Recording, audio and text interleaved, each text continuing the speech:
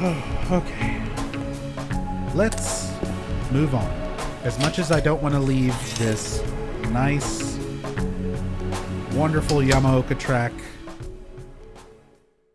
we got to move on. Although we're going to get another absolute banger in like a moment when we get to Heaven's Night. Did a little girl run out of here? Yeah, she was too fast for me. Aren't you gonna go after her? Uh-huh. She was quote-unquote too fast for Maria. Ever tried to leave this area? The game tries to stop you. Yeah, we've shown that on some playthroughs before, but Where are you going? we can show you this. This isn't the way that little girl went. Yep. You get a little extra Maria dialogue. She's like, what are you doing? This is not where we need to be.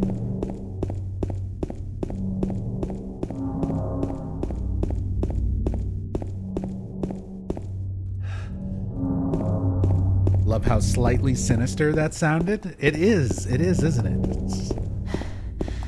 It's got just that little hint. Where are you going?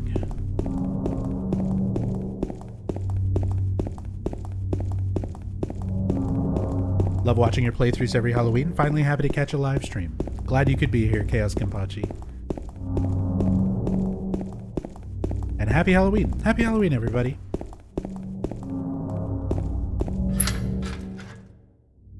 Thank you for hanging out, spending your Halloween here, watching me play Silent Hill 2 for like the millionth time and gushing over it. Seriously, thank you guys. She went through there. That looks like it would be too tight of a fit even for Laura. Is there any other way? Yeah, there is. I think you're lying. Right through there. Right through there. If you come back to this little area where she says Laura went and examine it again, you get some extra... you get an extra cutscene, a little dialogue here.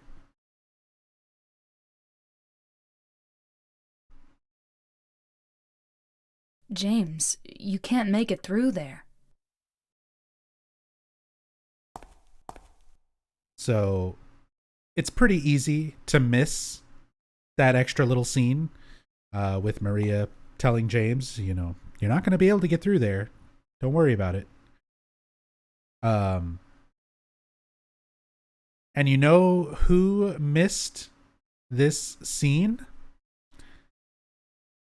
The people who made the Silent Hill HD collection. Every once in a while, I see people talking about the HD collection.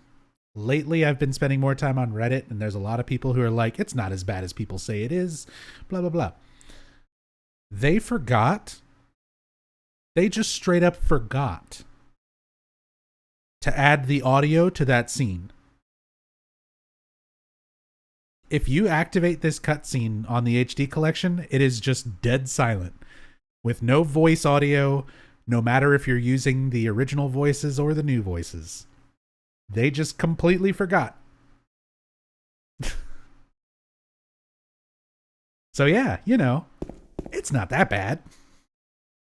There's just literal voice lines missing. Completely wrong sound effects. Completely wrong textures. Horrible redub. I don't know.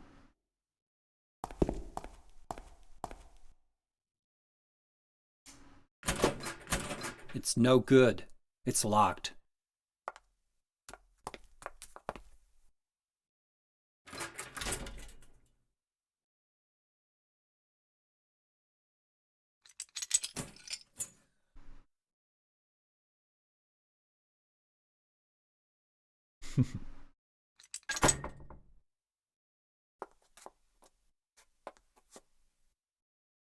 One of my favorite little pieces of trivia. In an interview, Geisy, he talks about doing the mocap and stuff for Silent Hill 2. And he mentions this scene in particular with Maria unlocking the door to Heaven's Night, and she pulls that key out from her shirt. And that motion of James kind of like poking his head up and trying to look around her shoulder as she turns away from him to take the key out of her shirt was apparently improv. That was Guy Seehee just sort of doing it. And the developers like Team Silent and Jeremy Blaustein were like, yeah, that's great. Yeah, that's great. Do that. It does. It adds a little bit to the scene, you know, with Maria turning around and getting that key and James like kind of trying to catch a peek.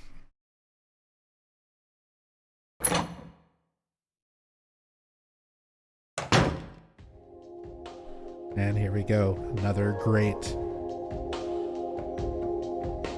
banger of a track. This is up there. This is definitely like top 10, maybe top 5 Akira Yamaoka tracks in the series.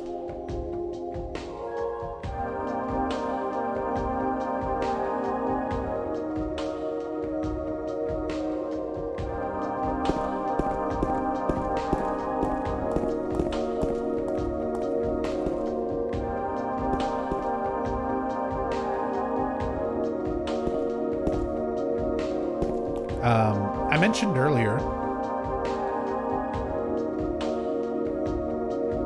mentioned earlier dialogue, text in the games. So Silent Hill 1 and Silent Hill 2 are pretty scarce with the things in the environment that you can examine that give you a lot of flavor text. Most of the time you don't get any sort of response, or you get a very generic like, I don't need that, you know,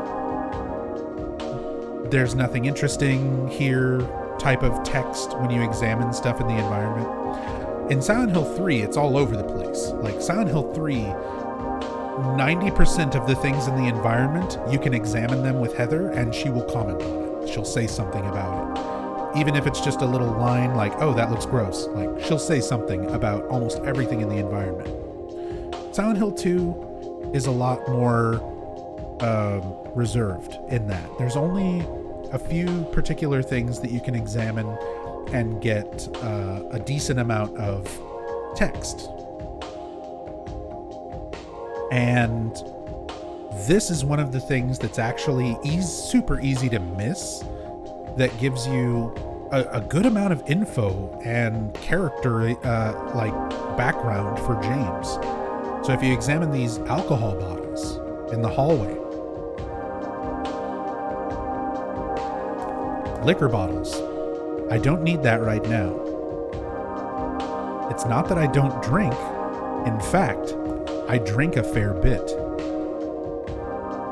to get away from the pain, the loneliness. But the drinking never changes anything. Anyway, I don't need it now. There's something that I have to do.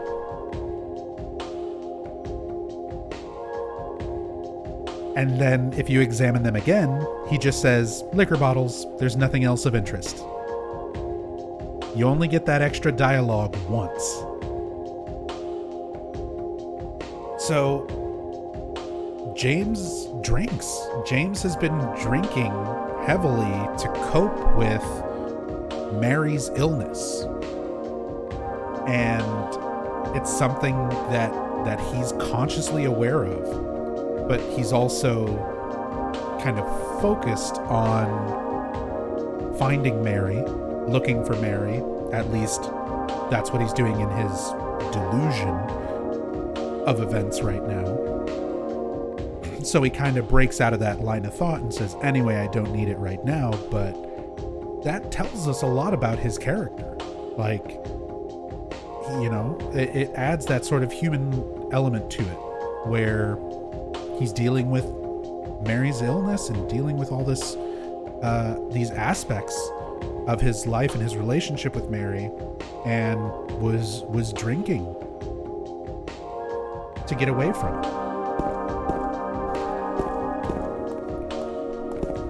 Definitely an interesting bit of kind of characterization. It adds a new layer to the character of James for just something that you can examine, you know, something that you could very easily miss on multiple playthroughs of this game.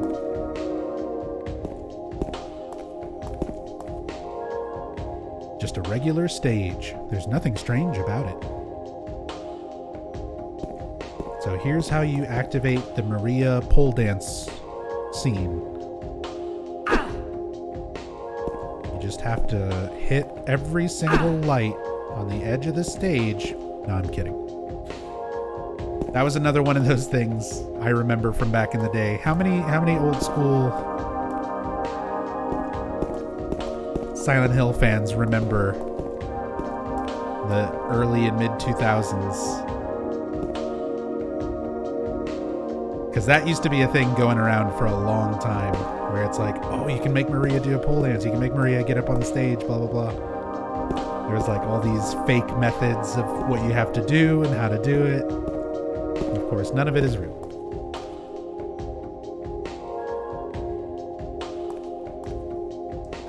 I love just the look of Heaven's Night. It's like dark, but you have these neon lights giving it this really like cool glow, and all the neon lights kind of give off a different color glow. It's not just like a generic color splash, you know. You get this really vibrant purpley pink with the Heaven's Night sign, a little brighter redder light over here with the Paradise sign. Some parallels here. So again, Maria is a manifestation. She's created by the town using a combination of Mary, James's memories of Mary, Mary's own experiences and memories herself, but also mixed with James's desires for what he wishes Mary was. That she was not sick, that she was sexier. And one of the things to sort of imply not being sick, being healthy, is Maria's weight. It's a little bit hard to notice. It's definitely easier with, enhanced edition or up-res graphics where you can see Maria's character model a lot more clearly. But Maria has like just a little bit of a stomach, a little bit of a belly. You can see a line where it makes that not like a full-on stomach fold, but there's like a line at the top of where her skirt is, showing that she's healthy. She's got like a little bit of a muffin top. And we can see in the Paradise neon sign, they kind of emphasize that little bit of a stomach as well. So some little parallels here with Maria and the Heaven's Night. And the another significant thing with that is in the Born from a Wish sub-scenario, Maria is born here. Like, she is created and begins her existence right in this room. We don't get in there in the main scenario, but in Born from a Wish, this is where, like, Maria is born. She becomes a conscious manifestation.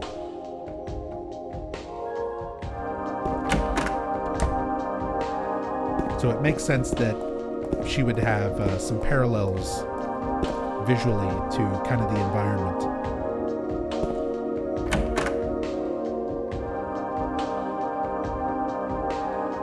Favorite false rumor that you and Dog talked about was how enemies would react if you wielded Pyramid Head's great knife. Yeah, that was one of the ones that, I mean, I was kind of disappointed that it wasn't real, because it would have been such a cool idea if it was a real thing. There used to be a false rumor, misinformation, that said if you had Pyramid Head's great knife and turn off your flashlight, that enemies would think that it's Pyramid Head and they would actively move away from you, run away from you. Over there!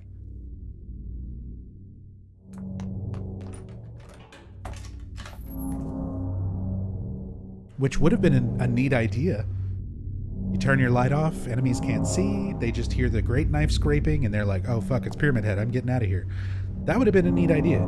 It's not real. It's not a thing.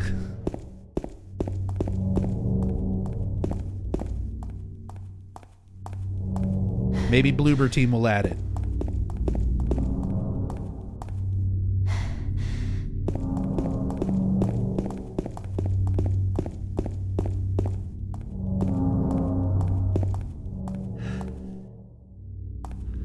Well, we're finally here. Brookhaven Hospital.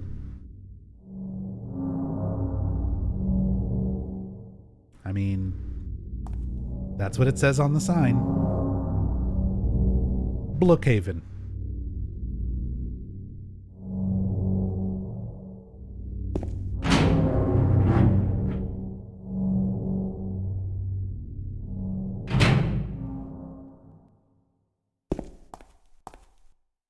Brookhaven Hospital. But don't worry, they spelled it right on the map. Brookhaven Hospital.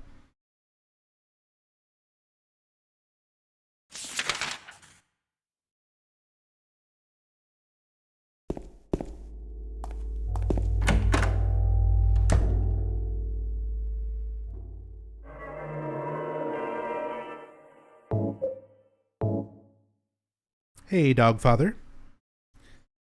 I'm late. Yeah, you missed the first 6.5 hours or so. We'll continue and watch from the start whenever it's uploaded. I mean, it'll be archived as soon as on Twitch as soon as the stream's over, and it'll be on YouTube probably tomorrow.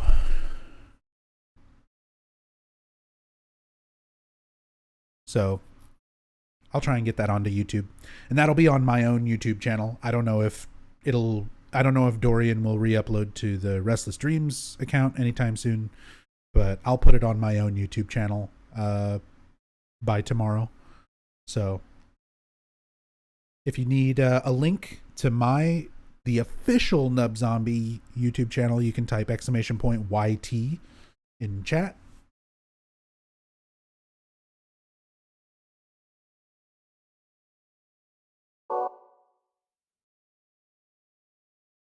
And that'll give you a link to my YouTube channel. Definitely check it out. Subscribe if you haven't already. I'm in the process of archiving about 700 to 800 hours worth of Silent Hill playthroughs and horror game playthroughs from the last 7 years. So I'm still in the process of putting all the archives up on the YouTube channel. And I'm also making some original videos and stuff that are specifically for YouTube. So, Nub finally with a YouTube? Yeah, I had a YouTube several years ago, and YouTube's policies at that time were really, really awful. But here recently, YouTube has gotten a lot better, and aspects of Twitch have started getting worse. So, I went ahead and revived the YouTube channel, but it is starting all over. So if you were previously subscribed, or if you were just subscribed to the Restless Dreams channel run by Dorian, There is a new channel that's just youtube.com/c/nubzombie. Definitely helps out if you check it out, subscribe, and yeah, like I said, it's gonna have pretty much everything archived, anything that I have on Twitch, which is seriously, it's like 800 hours. It's almost 500 hours of archived Silent Hill playthroughs, and then several hundred hours of everything else. Like there's 300 hours of Death Stranding, there's 100 something hours of like Bloodborne and Demon Souls and Resident Evil 2 and 3 Remake and all sorts of stuff. So everything's getting archived over on the YouTube channel. Plus I'm making some videos and stuff specifically for YouTube. I'm still kind of learning. I'm learning how to edit videos.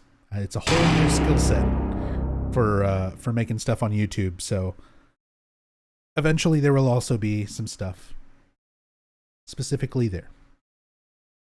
Just chillin'. Thank you so much for the 51 months.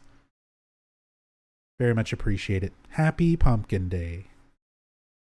Happy Pumpkin Day to you too. Thank you so much, Just Chillin'. Hope you're doing well. 51 months.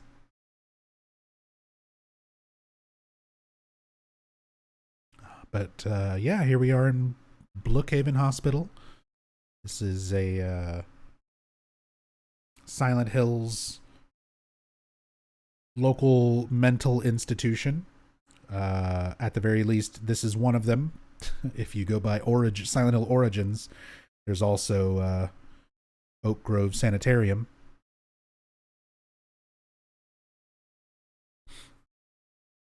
But we're going to learn about some patients. It seems to be about the patients hospitalized here.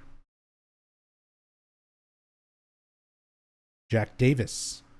He has attempted suicide 3 times in the past for reasons unknown. Although he's normally a model patient who follows doctors' and nurses' orders, he must be watched closely due to his past pattern of sudden and violent suicide attempts. Joseph Barkin. His illness seems to be rooted in the fact that he believes he's guilty of causing his daughter's death. His symptoms suggest a psychotic break and paranoid delusions, normally calm, but has a tendency towards violence when excited. Joshua Lewis. History of hospitalization as well as numerous assault, battery, and other violent offenses. He has a strong persecution complex and a tendency to solve things through violence. Extreme caution necessary. So our 3 patients here are parallels to our 3 main characters. James, Angela, and Eddie. So if we look at Jack Davis, has attempted suicide 3 times in the past for reasons unknown, normally a model patient who follows doctors' and nurses' orders, but has to be watched closely due to the past pattern of sudden and violent suicide attempts.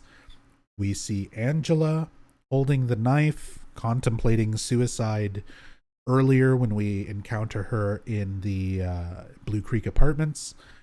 And given our conversation with Angela, the cutscene with the burning staircase in the hotel at the end, towards the end of Silent Hill 2, we understand like this is a parallel to Angela. Joseph Barkin, his illness seems to be rooted in the fact that he believes he's guilty of causing his daughter's death. Symptoms suggest a psychotic break and paranoid delusions, normally calm, but a tendency towards violence when excited. This is James. Usually calm, tendency towards violence when excited. You push him, you put him in a fucked up situation. You know, he's stuck in a closet and Pyramid Head's on the other side of the door. He busts out the gun. We go to violence. He's trying to talk calmly to Laura later on and, kind of explodes at her. James has his moments, but although he's in denial of it, he believes he's guilty. He is guilty of causing his wife's death, and his symptoms suggest a psychotic break and paranoid delusions. The psychotic break is what happens at the very start of the game. He has been living, trying to live with Mary and her illness for years.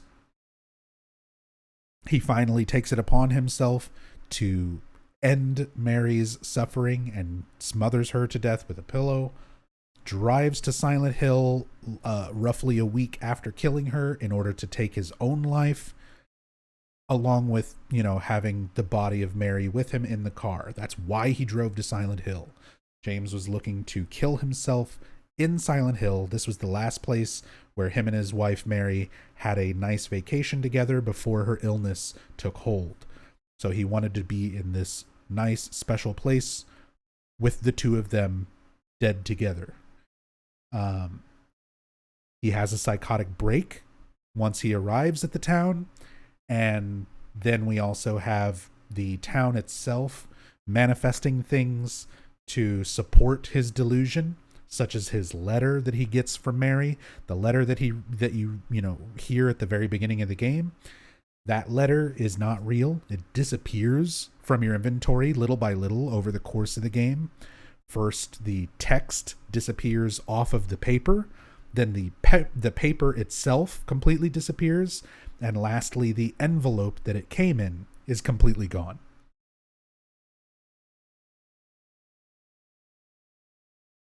So, that psychotic break, this is our parallel to James. And then Joshua Lewis, who is our parallel to Eddie. History of hospitalization, as well as numerous assault, battery, and other offenses, has a strong persecution complex and a tendency to solve things through violence.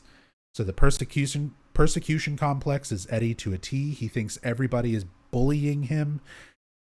He thinks that people are picking on him, making fun of him with their eyes. Like, he doesn't even people looking at him makes him think people are messing with him.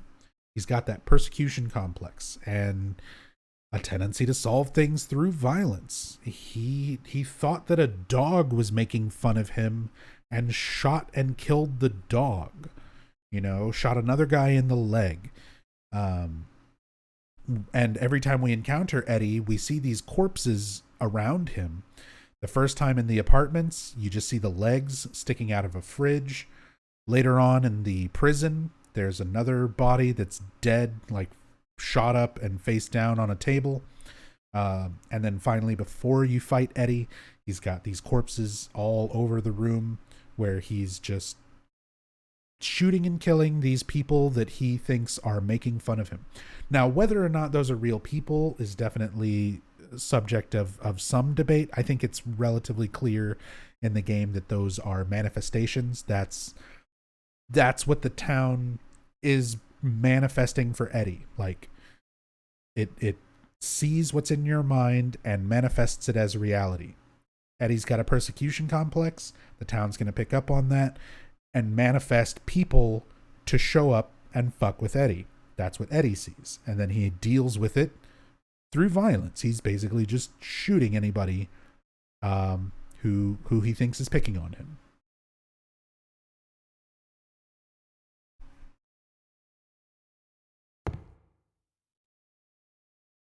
Different kinds of memos are hanging up, but there's nothing in particular interest. Is it true that Mary's body was in his backseat this whole time? Yes. That's been confirmed by multiple devs, as well as several of the actors, like Guy Seehey. We talked about it a lot more at the start of the stream, but yeah, that is true. Something is written on it.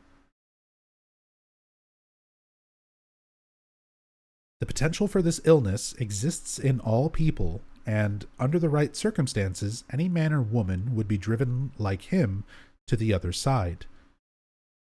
The other side perhaps may not be the best way to phrase it. After all, there is no wall between here and there. It lies on the borders where reality and unreality intersect. It is a place both close and distant. I love this description for the other world. That's essentially what's being described here. The other side, the other world. The This is your other world. And I love this description. There is no wall between here and there. It's not a separate reality. You're not going into a separate plane of existence. It lies on the borders where reality and unreality intersect. The other world is this weird place where some of it is real, some of it is reality, but much of it is not. Things are manifested, things are warped from what they should be in reality. The fact that so many fans look at the other world as just being this other dimension, you know, where it's like, oh, you've got your regular normal world dimension where all the people are living happily in Silent Hill, and then you have your foggy world, and then your dark world, your other world, and people think of it as being these distinct individual dimensions when it's never described that way, at least not in the Team Silent games. This is a much more accurate description of it. There's not a wall between these states of existence. It's not a separate, dimension. It's somewhere on the borders of reality and not reality. Perfect. Perfect explanation. Love this descriptor for the other world. Hey, Jet Ashton, good morning. Hope you're doing well. Hope you're recovering well. I basically slept all of Sunday, all of yesterday. After we did our Halloween party on Saturday.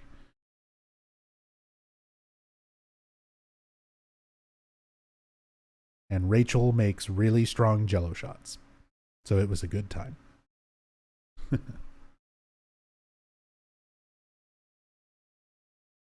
Anyway, some say it isn't even an illness. I cannot agree with them. I'm a doctor, not a philosopher, or even a psychiatrist. But sometimes I have to ask myself this question.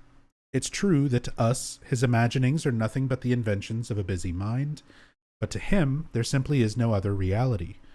Furthermore, he is happy there. So why, I ask myself, why in the name of healing him must we drag him painfully into the world of our own reality? It's an interesting moral question, dilemma. If somebody is convinced that they're living in this other world on the borders of reality and unreality, and they're happier there, instead of perceiving reality like quote unquote normal doctor here, it's like, is it really worth forcing them into what we perceive as reality?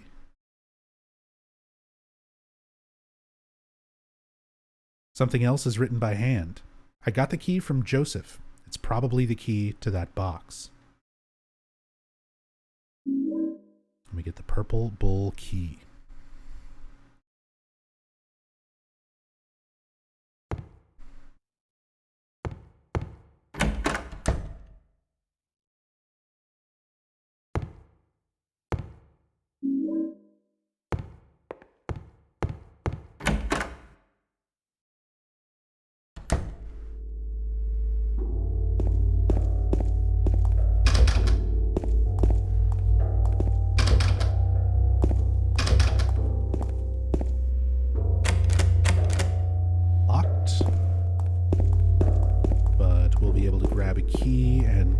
Here, everything else on this side is locked.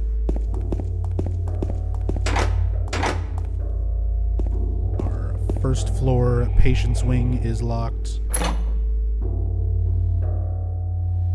Brookhaven always takes me a moment to adjust. I've played Silent Hill 2 and Silent Hill 3 for tens of thousands of hours each. Not exaggerating. Literally 10,000 plus hours. There's no way for me to really track how many hours I've put into a game in 21 years, but I've sank a shit ton of time into playing Silent Hill 2 and Silent Hill 3, and I still get fucked up being in Brookhaven, because the layout for Brookhaven in Silent Hill 2 and Silent Hill 3 is exactly the same. It's the same map, it's the same layout, everything. You even go into a lot of the same rooms between Silent Hill 2 and Silent Hill 3. Even though the stuff in those rooms is different, you go into the same actual like room locations, a lot of the same ones. So from my brain always mixes up Silent Hill 2 Brookhaven and Silent Hill 3 Brookhaven, because you're essentially doing the same thing but in reverse for each game. Silent Hill 2, we can use the stairwell, but we can't use the elevator. So we have to go from floor to floor using the stairs in order to get a key to unlock the elevator. Silent Hill 3 is the exact opposite. The stairwell door is locked and the elevator is working. So in Silent Hill 3, you're immediately going to the elevator to get from floor to floor in order to get a key to unlock the stairs.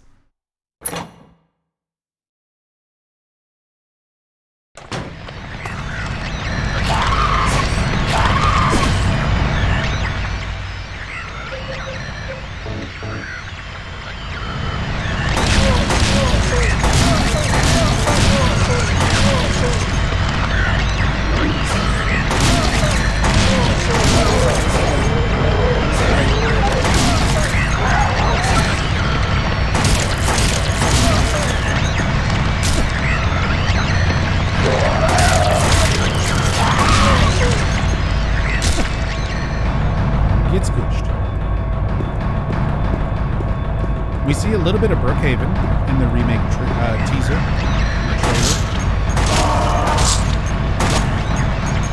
We see, I think, this hallway in the remake.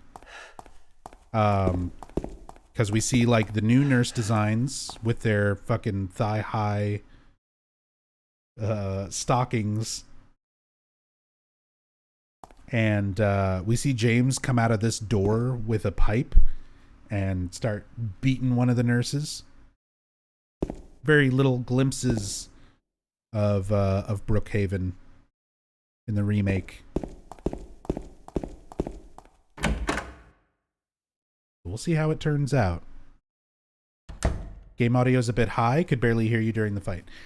So I mean, there's not a lot I can do about that, Sarenth, because either I keep the game audio where it's at, and cutscenes and dialogue are going to be very low compared to my voice. But then whenever there is fighting and radio going off, it's going to get louder. So the game audio balance is intentionally all over the place. Sometimes they're very quiet, sometimes they're very loud. I can't really adjust the audio for that. If I turn it down to make the fights quiet, you won't be able to hear dialogue and cutscenes as well. So, sorry. Let's get my shotgun. Doesn't look like there's anything useful here. There's two versions of this cutscene when you pick up this bent needle.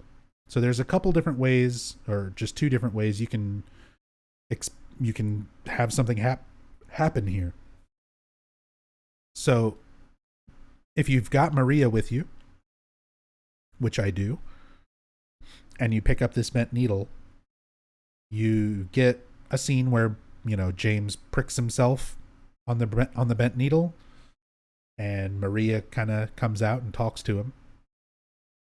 But if you go to the third floor and Maria basically stays in a room on a bed, and then you're exploring the hospital by yourself, if you wait and get the bent needle after Maria stays in that room, you can come back to this bent needle and pick it up, and it's just James picking it up.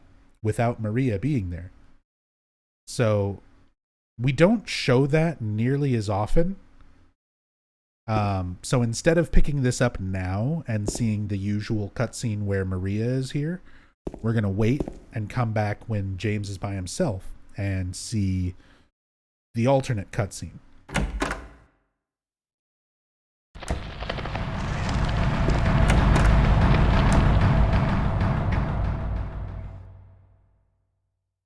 Look at this bikini girl poster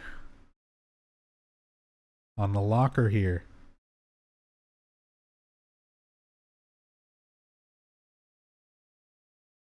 This is no time to be looking at a stupid poster.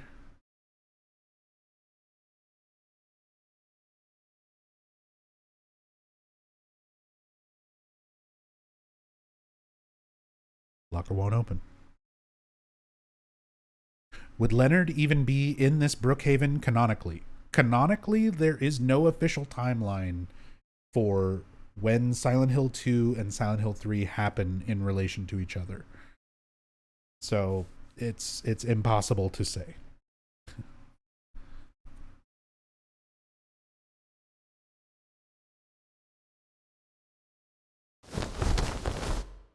There's something inside the pocket of the white lab jacket. Got the examination room key.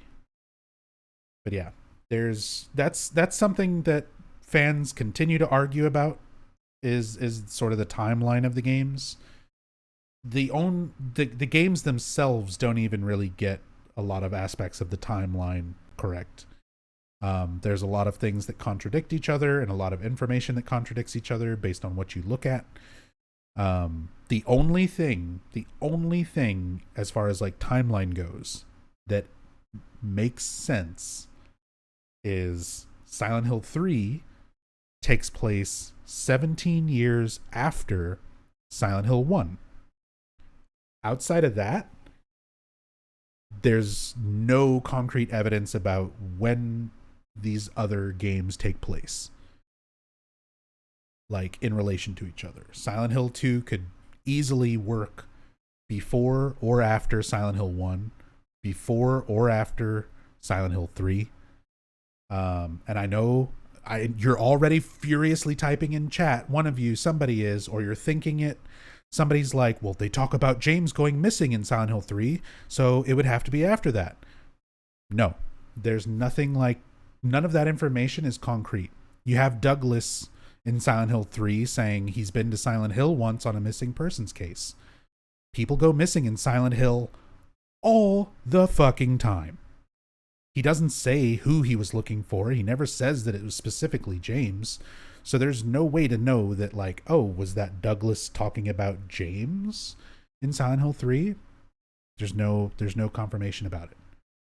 Silent Hill 4, you've got Frank Sunderland, James Sunderland's father. There's mention of James and his wife disappearing. So 4 must happen right after 2, at some time after 2, right? Well, we don't know what kind of relationship James had with his father, Frank Sunderland. Him and Mary could have left South Ashfield to go live their own lives, and he just broke contact with his father. Like, it might not have been them disappearing into Silent Hill or whatever, you know?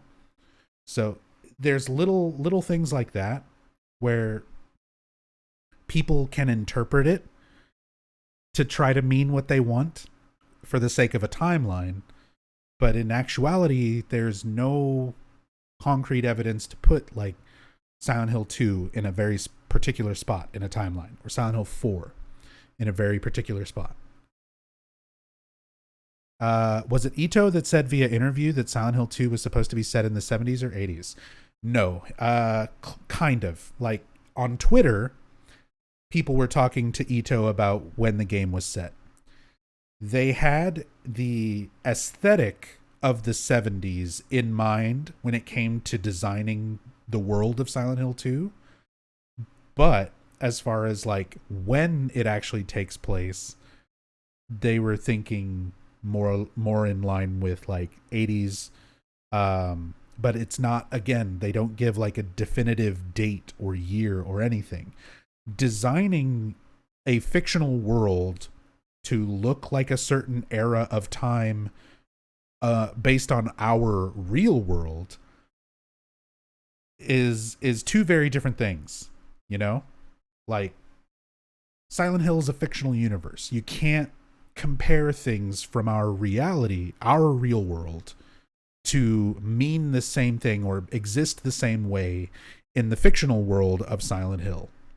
So there's a VCR, and a lot of people are like, VCR didn't exist until the 80s, you know, super late 70s, mostly known in the 80s. But people are like, okay, there's a VCR, there's a VHS tape, so that pinpoints a moment in time as far as technology goes. But we are using our reality, our knowledge of our world, our real world, for when that technology existed.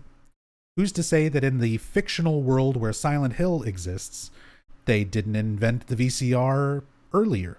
They could have invented VHS tapes in the 60s. It's a fictional world. It's not reality. Like, we can't look at technology and car models and things from our reality in the game as being clear markers of when that game is taking place. Like, to me, that is not fair. Because a lot of times the developers, and in the case of Ito talking about that on Twitter, like, they can base how things look. You know, we want to give it a look of like the 70s or the 80s, but it doesn't necessarily mean that it happens in the 70s or 80s.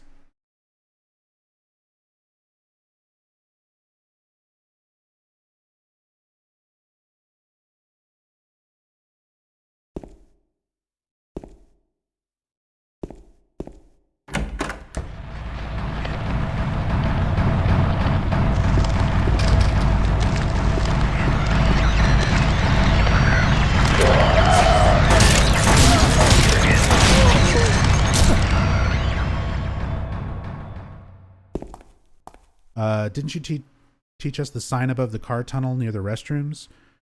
Changes the distance that Silent Hill is in, number of miles. Yeah, we talked about that at the very start of the stream, Blubby. Yeah, pretty much every version of Silent Hill 2 has different numbers.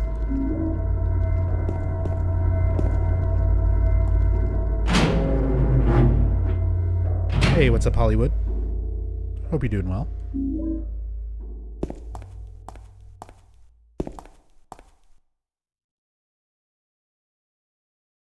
There's a typewriter here. Wait a minute, what's this? There's a sheet of carbon paper still stuck in the typewriter. I can still read the imprint left on it.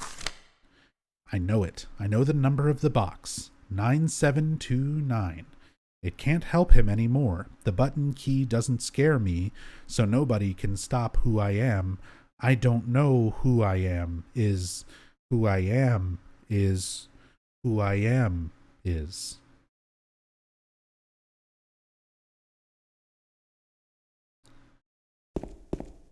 Mysterious note with our randomized 4-digit number, which will be used to open up Joseph Barkin's box.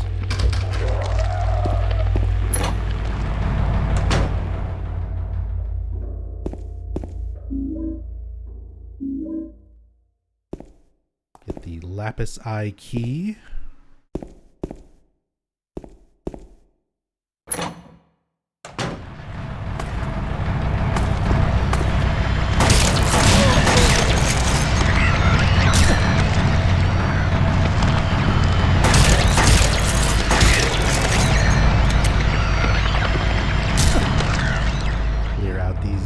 Nurses.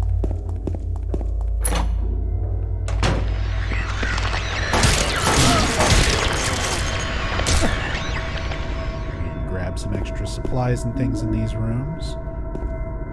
Shotgun shells. Health drink.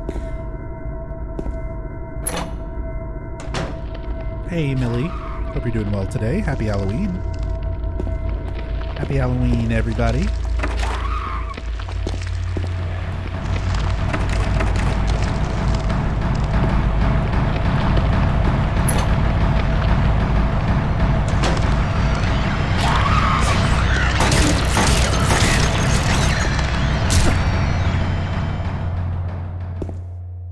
Got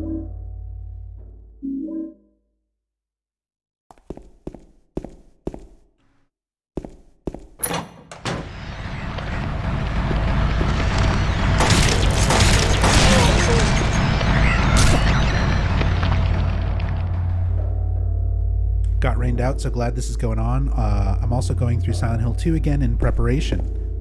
Really hope we get something decent. Yeah. It's definitely like it's different, you know, seeing the little bit of the Silent Hill 2 remake that we have just from the trailer and stuff so far. This is my first like really in-depth Silent Hill 2 playthrough in a while, and it is my first one since the announcement of the remake and the new games. So having that idea in my head as we go through the game of like, how's the remake gonna do this? How's the remake gonna do that? Is definitely kind of like interesting. We'll say interesting is the nicer word for it. But I'm noticing a lot more stuff than I had thought about initially, where I'm like, oh man, how's the remake gonna handle so many of these moments?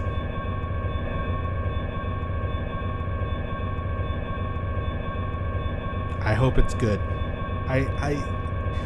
I would love nothing more than for every single one of these newly announced Silent Hill things, games, the movie, everything. You don't know how badly I want them all to just knock it out of the fucking park and be amazing. But I'm being realistic in my criticisms of Konami and Bloober Team. A lot of this stuff surrounding it, so it's like, I want it to be good. I want it all to be good. But I'm not gonna be surprised if it's not.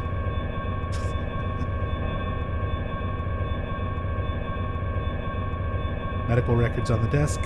Nothing particularly interesting. Jesus Christ, so pixelated. Oh my god, I'm sorry, Slick. It's impossible for my eyes to handle these pixels. Didn't think there was a setting lower than native. This is native. This is regular native PS2 resolution.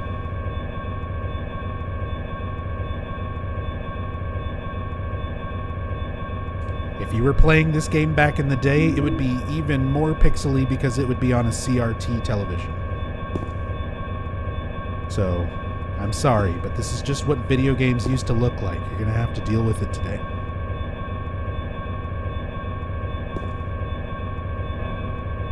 Third floor patient wing hall, 7335. CRTs made him look better. You know, that's actually true, Googie. Like, people have done really good comparisons of older games, how they look on modern flat screens versus how they look on CRTs. And these games and stuff that was developed during that time were made to be displayed on those CRT televisions and monitors. So the pixels on a flat screen display, on like a high def display, which is how I'm looking at the game, which is how most likely you're looking at the stream, it emphasizes every single little rough edge of every pixel. So you notice the pixels more. On a CRT, it blends and blurs those pixels together so that your mind sort of interprets it as a smoother image. Your eyes kind of piece it together as a smoother image.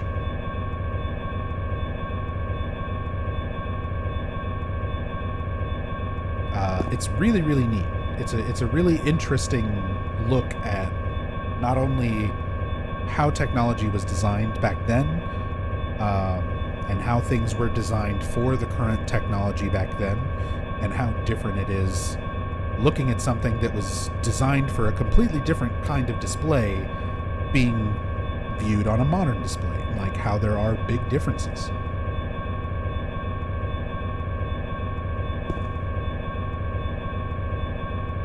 There's a memo hanging on the refrigerator. Food only, do not store drugs.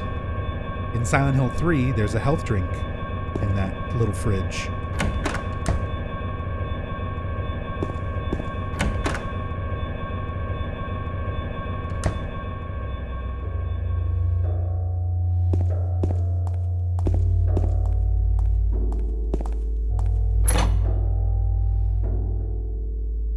Bring on Silent Hill 2 Remake, or Remaster, rather. They refer to it as a few different things. In the Silent Hill transmission alone, they call it a remake, and they call it a reboot.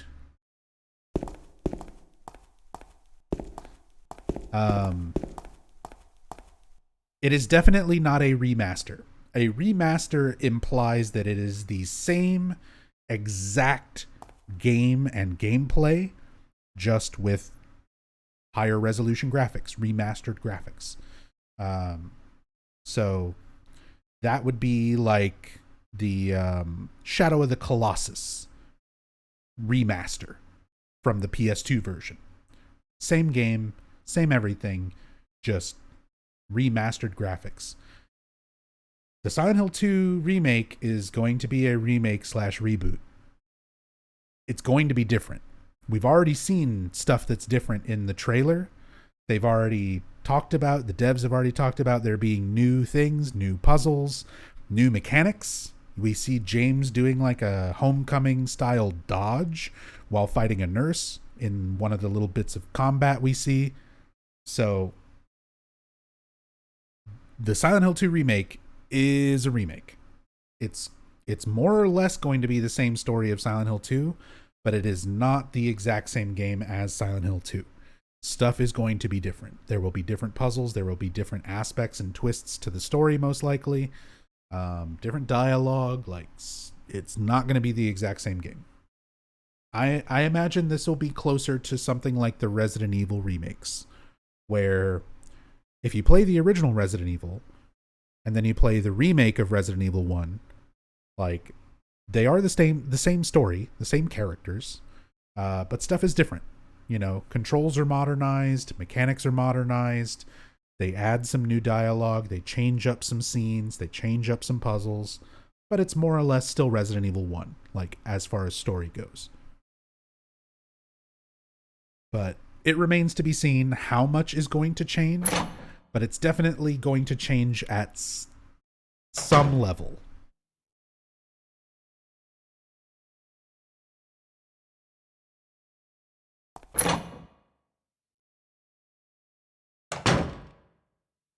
Enhanced Edition is a remaster. That's closer. Yeah, PC Enhanced Edition is a little bit closer to like a remaster, where it is the exact same game, just with, modern graphics and modern computer compatibility. Not even modern graphics, just higher resolution original graphics, some assets that have been redone and touched up. Like the menu icons and things like that.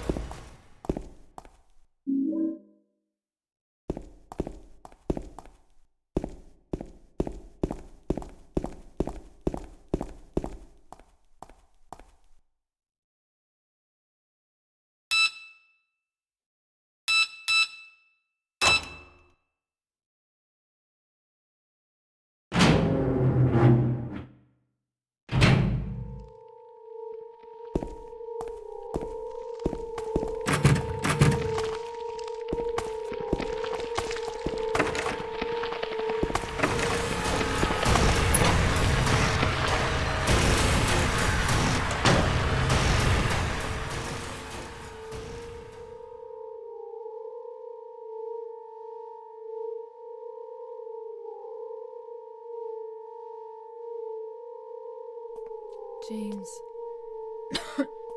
Wait a minute. I'm kind of tired.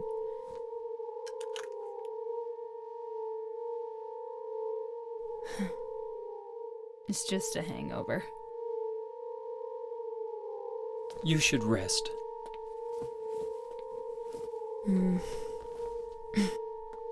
So comfy. I'm gonna go look for her. For Laura. I'll be back as soon as I can.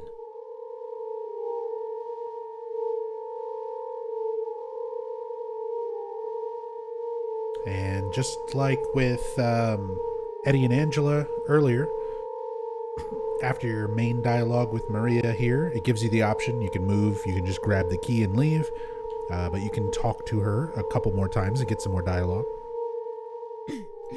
James, I want to ask you something. What if you can't find Mary? What will you do? What will you do? I haven't thought about that.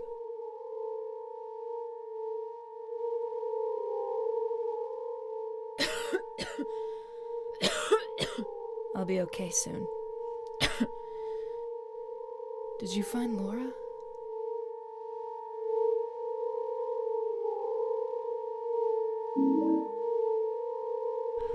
So now we've got Maria going from this sort of idealized version of Mary, now also becoming sick. Starting off with this cough. The same way we see Mary first showing signs of illness in the videotape that her and James made while they were in Silent Hill on vacation. And she starts coughing. So that's one of those first, initial signs of illness that Mary had, that Maria is now mimicking, copying.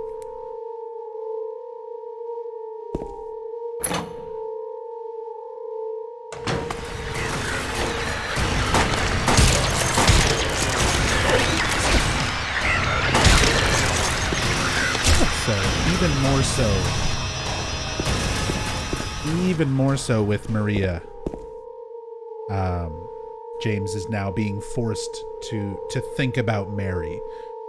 It was already happening more because of how similar she looks to Mary, but now she's also starting to become ill in a similar way. And she claims it's a hangover. You don't have like a sore throat, like you're not coughing from a hangover. She takes out medication. You're not going to take medication for a hangover. Not typically like that. So it's these elements of Maria's character sort of now parallel to much more parallel to Maria.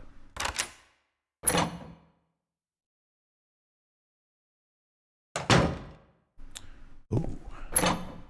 Before we go to the roof, now that Maria is laying down in there, we can go back to the second floor and pick up the bent needle. So normally, most people will pick this up their first time to the second floor when Maria is still with you. So if you come here on your own to get the bent needle, when Maria is not with you, you get a different cutscene. Ow!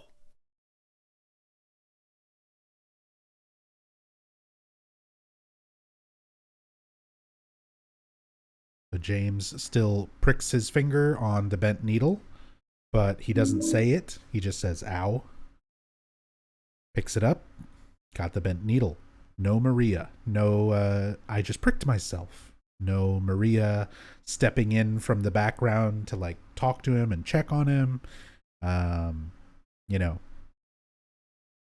That whole cutscene basically just gets condensed down to he grabs the needle, pricks himself, and then just takes the needle. No dialogue.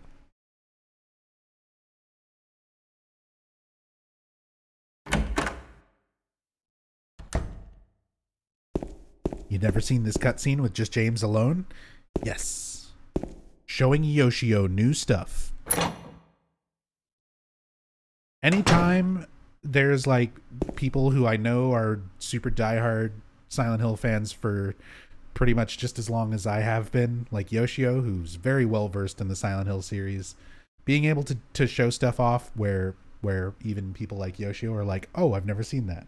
That's what makes me happy. That's why I love doing these in-depth story playthroughs, where hopefully even the most diehard of Silent Hill fans, I can, show you something you might not have seen. Breakfast. Thank you.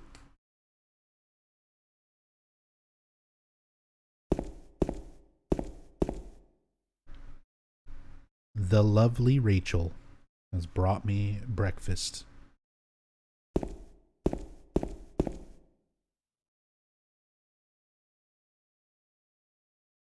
There's something on the floor. Is this a diary?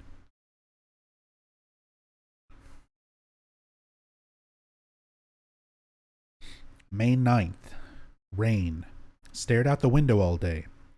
Peaceful here. Nothing to do. Still not allowed to go outside. I want to talk about this a little bit. So we see some clips in the Silent Hill 2 remake trailer that are most likely taking place here on the roof of Brookhaven. When you see Pyramid Head just sort of like walking towards the camera, it looks like that's supposed to be this scene that's coming up here on the roof of Brookhaven. Although in the remake, it's raining. That scene takes place and we see that it's raining. So the fact that this diary also mentions rain is kind of an interesting thing. Again, the remake is going to change stuff, and this is one of the scenes that we know is going to be different, because we see James on the roof of the hospital, or with Pyramid Head coming towards the camera in that rain. And they might even change around some of the puzzle order, because we also see James pulling down the noose in the rain in the Silent Hill 2 remake trailer, which normally that happens much later in the labyrinth, where there's no rain or anything of any kind. But the way they make it look in the remake trailer, it looks like the roof of Brookhaven. So it's like, did they move that puzzle to a different place? Is it a completely different scene altogether? But I think Silent Hill 2 Remake, this whole sequence here on the roof of Brookhaven, is going to take place in the rain, based on what we've seen so far.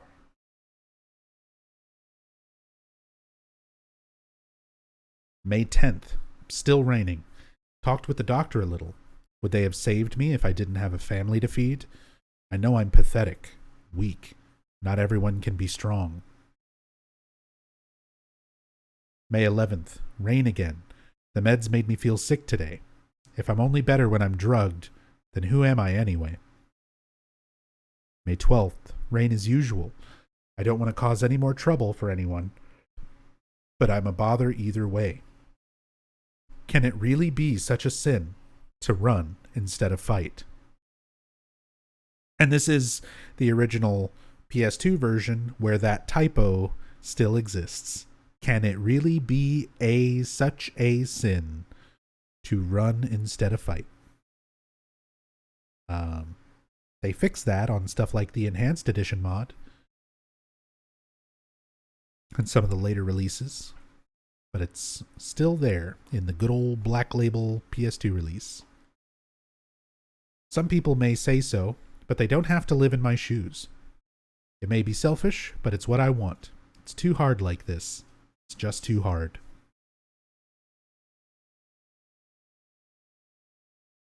May 13th. It's clear outside. The doctors told me I've been released, that I've got to go home. The diary ends here. There are no more entries. What was the diary doing up here? So based on the patient files that we find earlier, where it mentions a patient being prone to suicide and suicidal tendencies, Um, combined with the roof of Brookhaven having this metal gate completely surrounding everything, we can kind of infer that there's a lot of parallels there, with Mary sort of being overcome by her illness, feeling like, she shouldn't be saved, feeling like they should just let her die. And we get all that wonderful dialogue, great performance by Monica Horgan at the end of this game, or towards the end of this game, the long hallway before the final boss fight, with Mary sort of expressing all of those feelings that, they probably wouldn't let her live. She wouldn't be worth saving, but the hospital's making a profit off of her, and all these sort of feelings. Very, very much parallels the way the author of this diary seems to have been feeling. And it looks like they made their final diary entry here on the roof of Brookhaven, and then presumably jumped to their demise. Which would be why the gates all around the edge of the roof would be put up after the fact, so that other patients cannot also do this.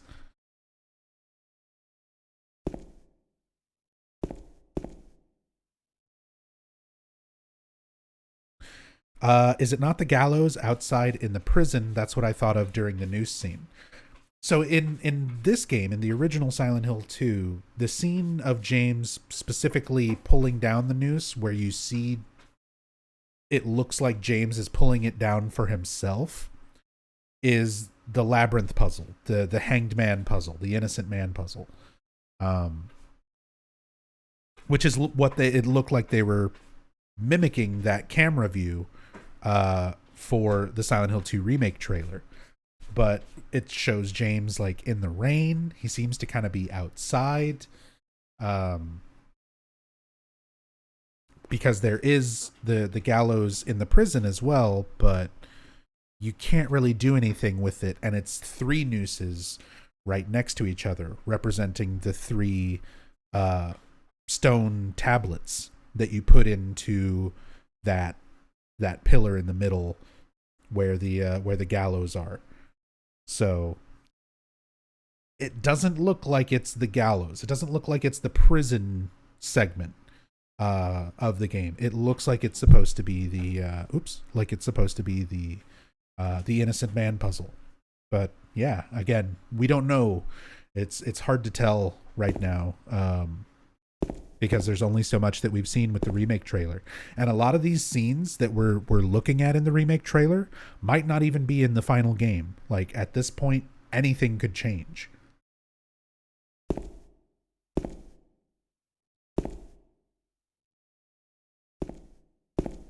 The metal net is rusty and falling apart. It looks like if I push hard, I could move it away.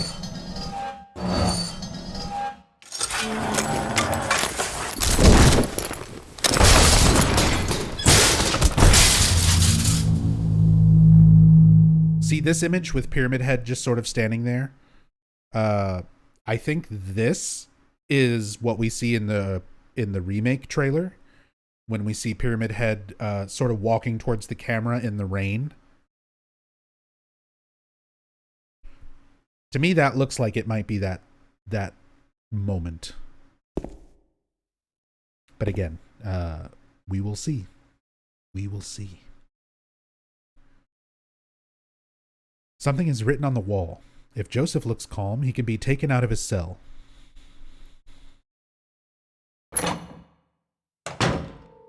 Yo, Nub, did you lose health there? Yes, you always lose health during that segment.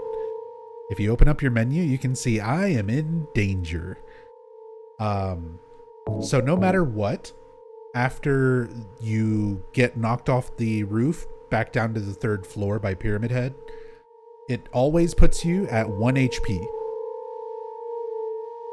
Always puts you at 1 HP. So you will die in 2 hits. So I have to explain the way health works in Silent Hill 2. You have a set value for your health. Let's say James has 100 HP. You don't die when you get to 0 HP. You die when you get hit on 0 HP. So, let's say James has 10 HP left, and an attack hits him that does 15 damage. James doesn't die. James goes down to 0 HP. You're still playing, you're still running around, but the next thing that hits you while you're at 0 will kill you. So, Pyramid Head knocking you down to floor 3 puts you at 1 HP. So the next attack that hits you is, no matter how much it does, is going to put you at 0. And then the next thing that hits you while you're on 0, if you don't heal, will kill you.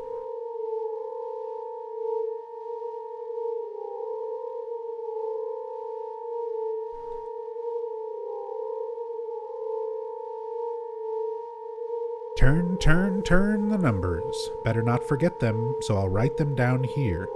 The other one, my secret name. So 3, 9, 6, 7. 3, 9, 6, 7. Little bit of a trivia fact for this puzzle. Looking at these numbers on the wall. So these numbers are like a separate set of textures. It's essentially a font that's in the game, because this number is randomized whenever you play the game. So what you get here could be any combination of 4 numbers.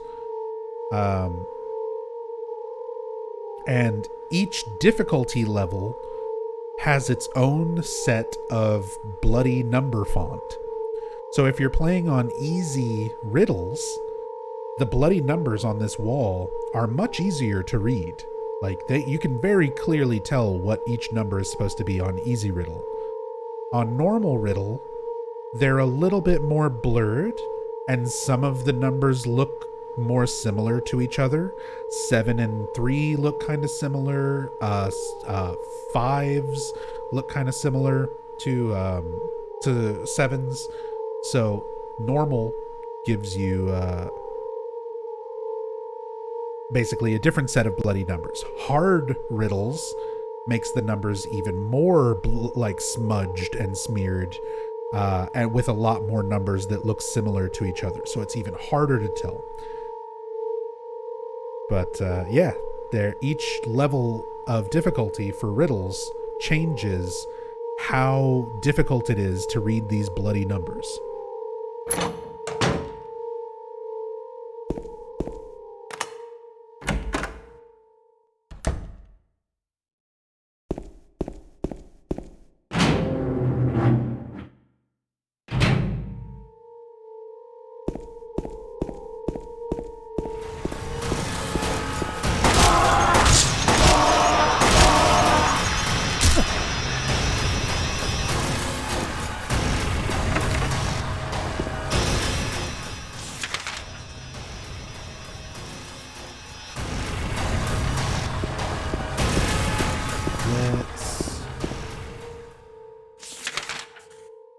Double check these doors.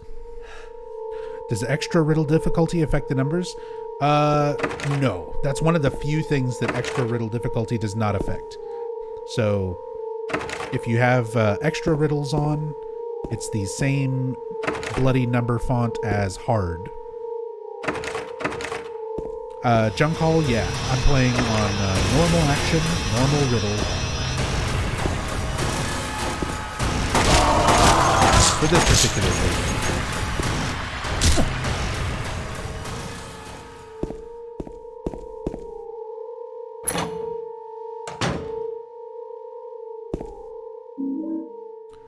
Health drink. An extra riddle difficulty playthrough could be cool to see at some point. I've done it. Of course I've done it. I've been streaming these games full time for 7 years, almost 8 years. Go on my YouTube channel or on my Twitch Silent Hill playlist here and take a look at my Great Knife only Silent Hill 2 playthrough. It's a full playthrough of Silent Hill 2 on the Enhanced Edition, using the Great Knife as my only weapon throughout the whole game. So you have a very slow movement while you have the Great Knife equipped, where you drag it behind you. So I'm using that very slow movement from start to finish. Only allowed to use the Great Knife to attack enemies. It's on hard action and extra riddle. So hardest difficulty, Great Knife only playthrough. Go check it out. It's on my YouTube. It's on my Twitch playlist, all that stuff. If you're curious about some more of the extra riddle differences, I talk all about it in that playthrough.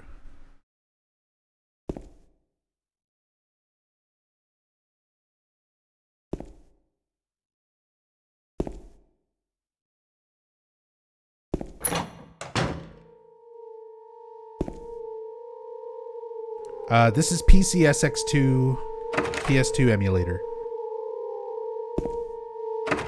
I have the original PS2 copy and everything, but I don't have good capture equipment for older consoles. My capture card basically only works well with HDMI inputs.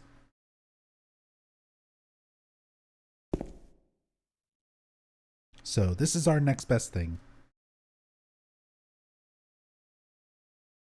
PCSX2 looks absolutely fine, and you can actually make this look much, much better.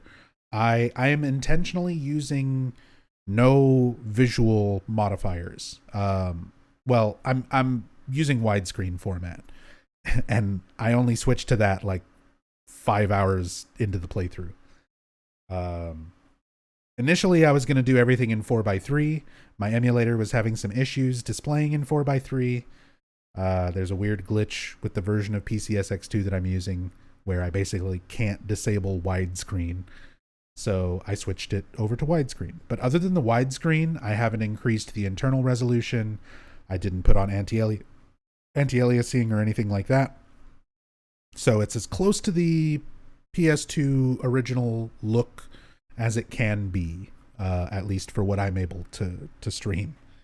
Eventually, I'll be able to get, spend $1,000 on a RetroTink or whatever the fuck to capture directly from my PS2 in decent quality, and then we'll just do some console version playthroughs. But for now, for this particular playthrough, we're using the emulator.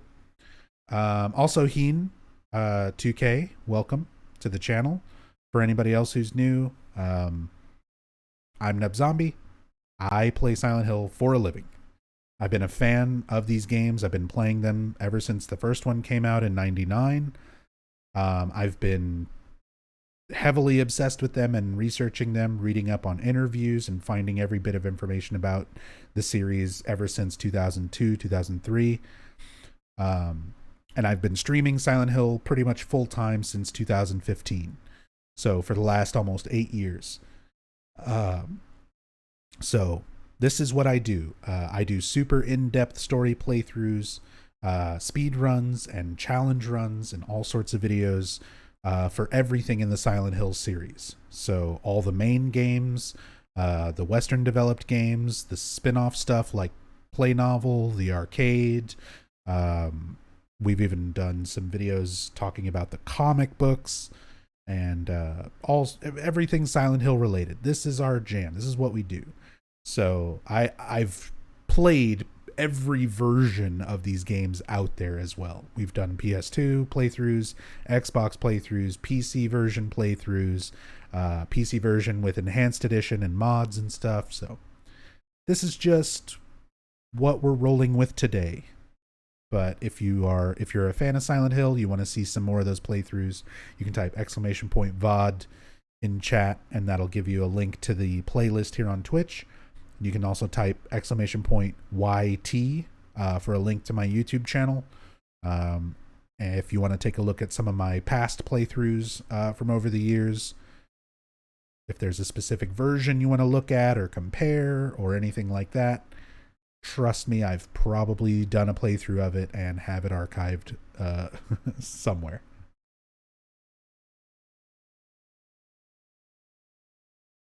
But yeah, welcome.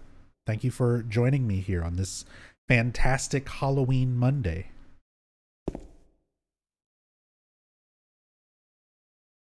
There's something written on the wall. Luis, I'll take care of you forever. It's my destiny.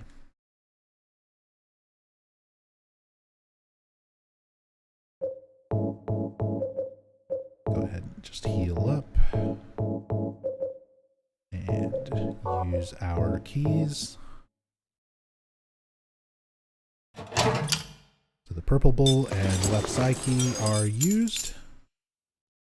And let's pull up our carbon paper. 9729. 9729 3967. 9729 396. 9729 396. 9729 396. 9729 396. And then the last digit doesn't matter because it's a rotational dial. You just spin it until you get to the number that works. There's nothing inside the box. No, I'm wrong. There are a few hairs inside. Got a piece of hair.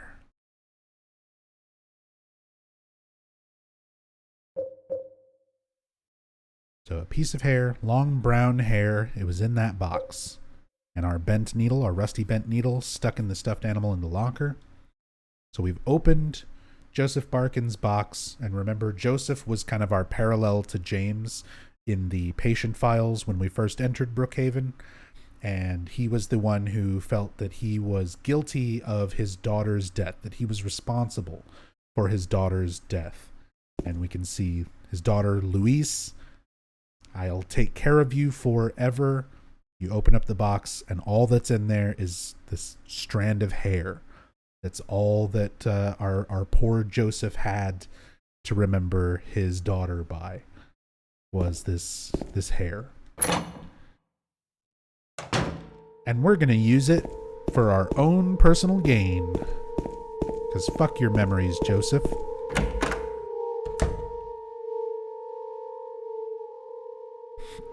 Here's that neon green slime, similar to the apartments when we picked up the clock key. You can see this green slime coming out of the hole in the wall and along the floor.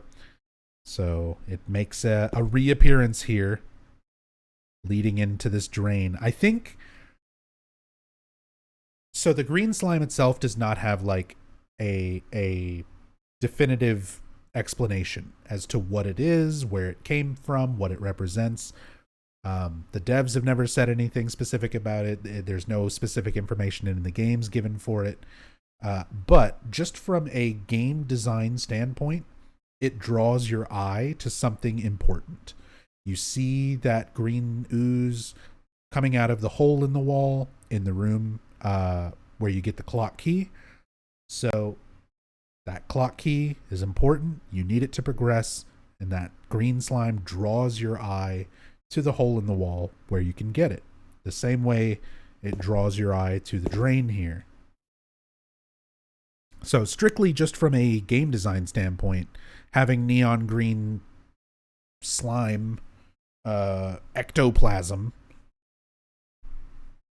definitely catches your eye against all of the dark, rusty backgrounds, just for the sake of pointing out something important to the player. There's something stuck in the drainage pipe. The hole is too small. I can't get my hand inside to reach it. That's a human ear. It's not a real one. It's like a keychain, but it is just an ear.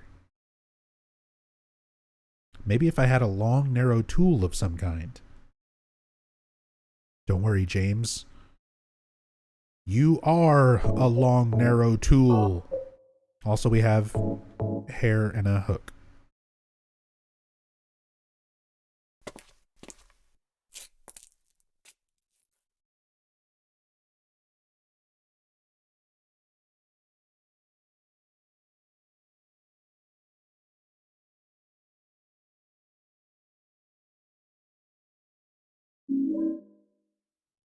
And we got the elevator key.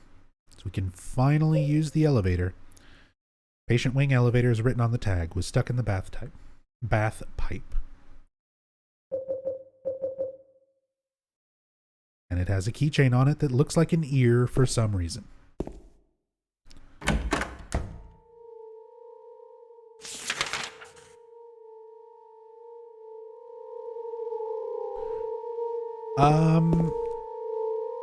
Yoshio, you said could be wrong, but in an early prototype version of Silent Hill 2, was this green ooze actually a red color?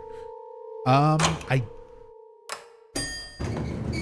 honestly don't know. I don't think so, but there may have been. It looks like something where it could have originally been a blood streak, and then they were like, the red blood is a little too obvious, cliche, so make it green. I could see that being a thing, but I don't know. I would have to actually go. I've got a couple of early versions of Silent Hill 2, like early demos and stuff like that that we could go through at some point and take a look at some of those differences. Same thing with Silent Hill 1. It's been a while since I've gone through the trade demo of Silent Hill 1, which it's called a trade demo, but it is the full game, but it's just a pre-retail release version of Silent Hill 1. So there was a lot of stuff that's in the trade demo of Silent Hill 1 that's not in the retail version of 1. Things that they changed last minute. So we'll have to make a stream out of that, playing some demos and early versions of the games. It's been a while since we've done that.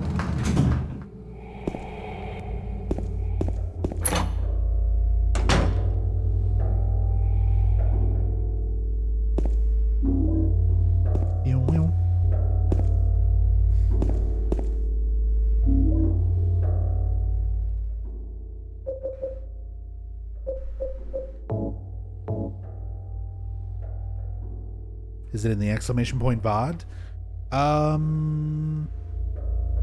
I think the trade demo playthrough is one of the ones that was lost to time. There was a time several years ago where Twitch servers messed up and a lot of past broadcasts and highlights and stuff just randomly deleted from a lot of people's channels. So a lot of my videos wound up just disappearing when that happened. And I think the trade demo playthrough of Silent Hill 1 was one of those.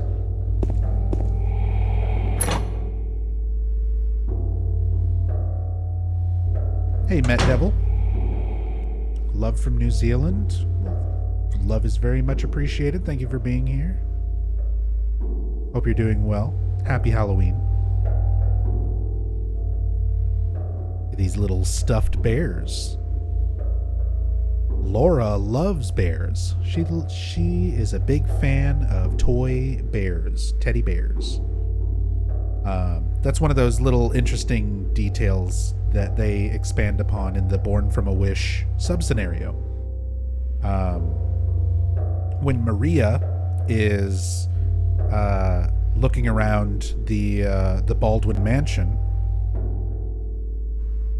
she finds a little girl's room where there is some teddy bears. And if you examine them, Maria starts saying like, "Oh, Laura used to love bears." And then she kind of realizes, like, what am I talking about? Who's Laura? Like, she doesn't even realize that it's Mary's memory, because Mary knew Laura. Like, Mary and Laura were super close.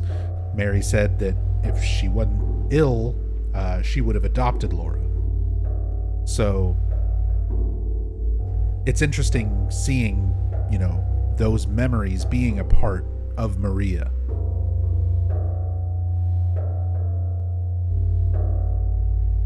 But that's why there's these little toy bears all over the place here. Laura has apparently found them and been playing with them. The bent needle you got from a teddy bear pricked you, and Laura likes them, which means she wants to hurt us. Yeah, you could definitely interpret it that way. Like, did Laura leave that bear there with that needle in it? It's the same way she left these around? Who knows? And how will the remake handle this?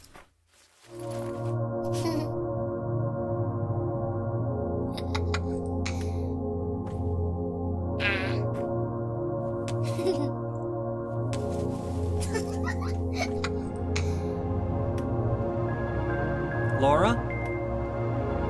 Huh? You know my name? Eddie told me. That big fat blabbermouth. How do you know about Mary? What's the big deal? Why can't you just tell me? You gonna yell at me if I don't? No, I won't.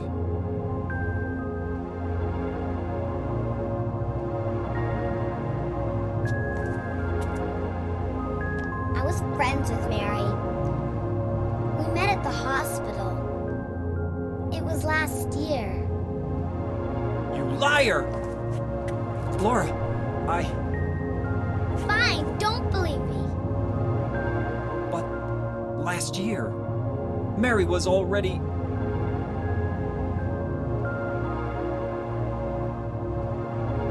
I'm sorry, Laura. Anyway, let's go.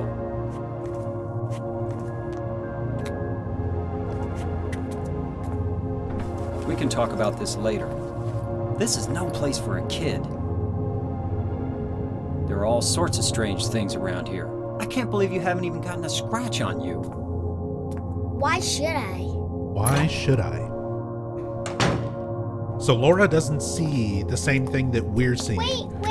There's something I gotta get. To her, the okay? town is just But it's empty. really important. What is it? A letter from Mary. Huh? I wanna go get it. Is that okay? It's not all fucked Yes, up the way yes. that we are seeing it through James's eyes. The monsters and things, she doesn't see them.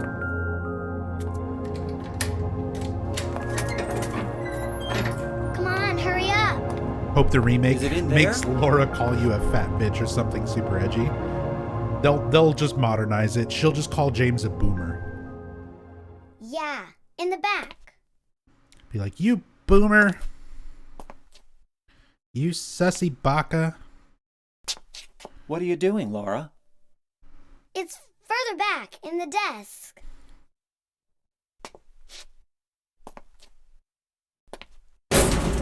Laura! What are you doing?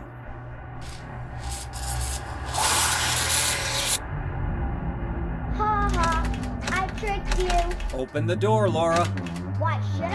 I'm a liar, right? Want me to open it? Huh? Do ya?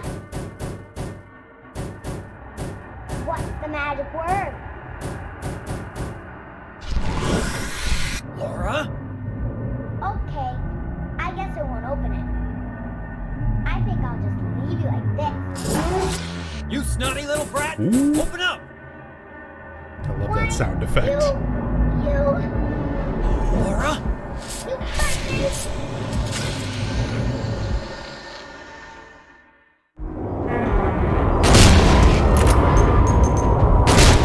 Fart face with a shotgun.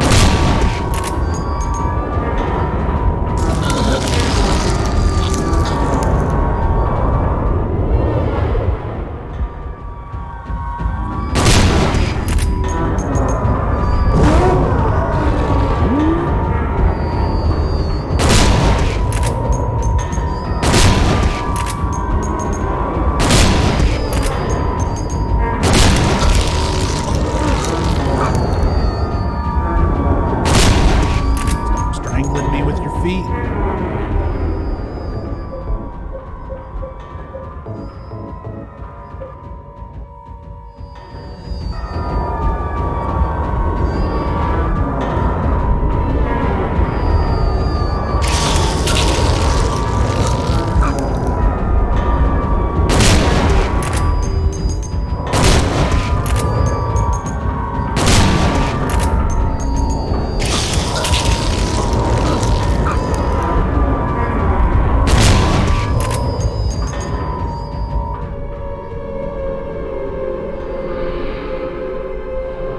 Jacob's Ladder reference here. We go POV, first person being wheeled on the hospital gurney through this hallway. James. While hearing Mary's voice. James. Very, very similar to James. some of the cinematography and things in Jacob's Ladder. Again, Jacob's Ladder, one of the more influential movies when it came to Team Silent, making Silent Hill 2 and 3 especially.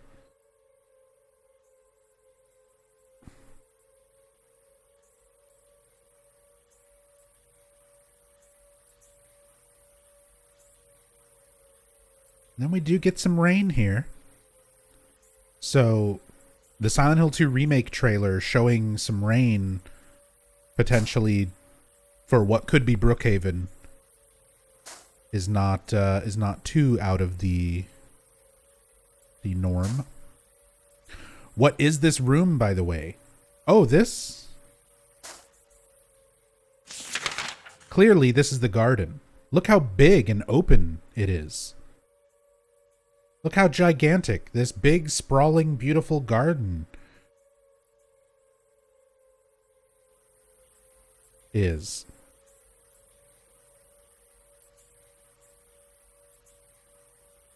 Yeah, plenty of indications throughout the game up to this point, but they give you this definitely to just sort of reinforce, like, reality is fucked. Things in reality are warping in ways that they should not exist.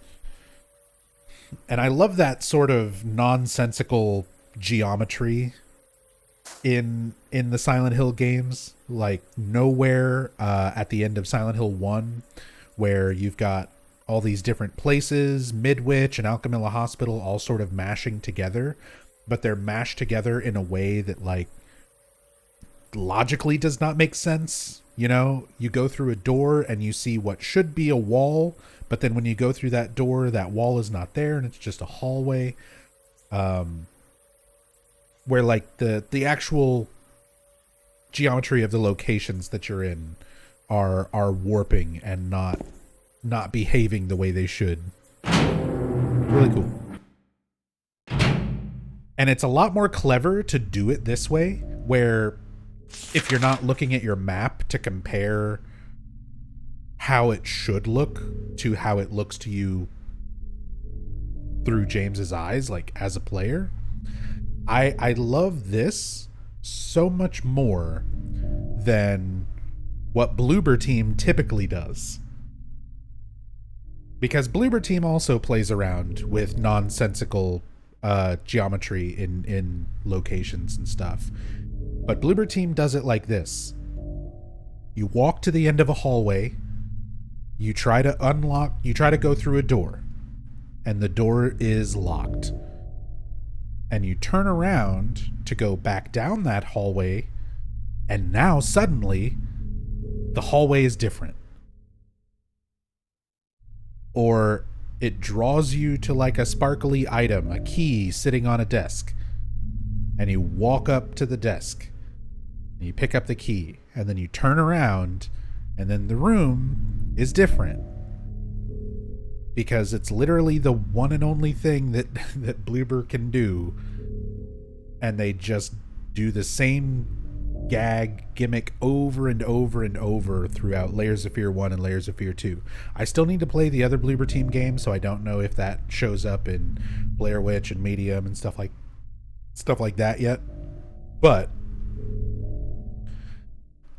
those are the kind of things that make me concerned. with the remake, with Bloober Team doing the remake, because we don't know how much creative control they're going to have over the project, or how much Konami and Akira Yamaoka and Masaru Ito are going to try to help direct things.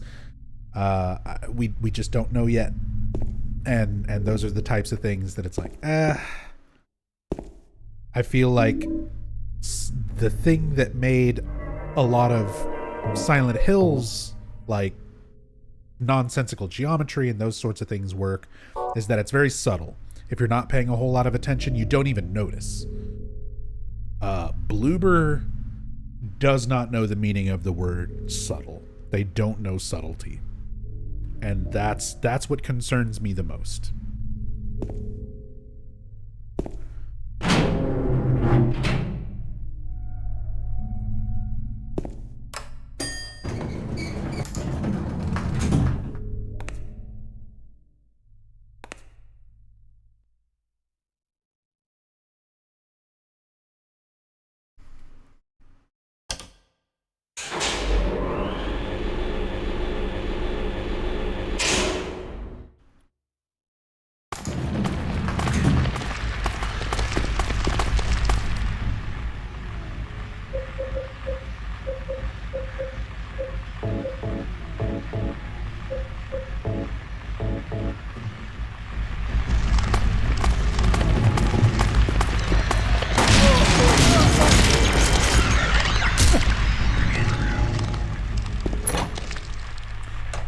Doggo Disappointer, thank you so much for the resub. Very, very much appreciated. Hope you're doing well today. Happy Halloween. Thank you so much for the support. Sonic the Hedgehog definitely got that lack of subtlety from James's facial expressions in the trailer. He's very overtly sad and depressed looking rather than just despondent and vacant like he is here. Yeah, I agree with that. I think it's important for James to be a little bit more vacant and distant, emotionally distant, throughout the majority of the game. It's important to James's character because it is supposed to sort of throw you off as a Silent Hill player. You know, if you play Silent Hill 1 and you're playing, you know, as Harry Mason, who's like Dad of the Year all years, and then you play Silent Hill 2, the way that James is depicted in the original, in this game, you're looking at it as a player expecting James to be the new Harry Mason. Harry Mason was Dad of the Year, looking for his daughter, doing everything he can, fighting demons and fucking kicking ass to get his daughter back because he's a good fucking guy. This game is supposed to kind of trick you as a player, where your expectation coming into this is like, oh, husband of the year, looking for his wife, gonna take down demons and find his wife and get her back. Only for it to reveal that James is the monster. He's the real problem. So the fact that Silent Hill 2 takes those expectations, especially if you played Silent Hill 1, and flips them upside down. Like, you need James to be sort of unreadable for that effect to work. And so far, everything that we've seen from the remake trailer shows that he is not that. He is immediately open-mouthed sobbing and screaming and fucking spitting all over the place when he's yelling, and like, it's like, oh, it's gonna be different, and it's gonna change stuff. This is why it's like, oh man, cautious optimism. I want it to be good. I want so bad for the remake to turn out well. But from the stuff I've seen already, there's a lot to already kind of be worried about.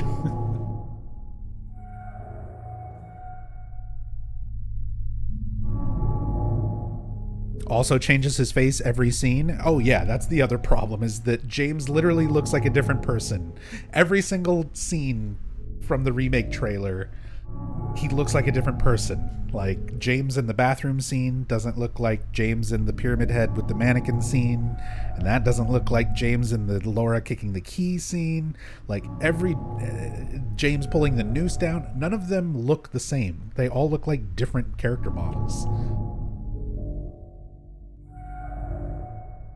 What are the most worrying things you fear in the new Silent Hill 2 remake? I think right now, the biggest thing I'm worried about is Angela. I think the way that they depict Angela and her abuse and trauma is not going to be handled well. And that's honestly one of the things I am most concerned about. Because a lot of the other stuff, the way that James looks, the way that he emotes, the stuff like that, we're looking at it out of context. It is entirely possible that all of those things could make sense in the context of the story, the way Bloober Team puts it out.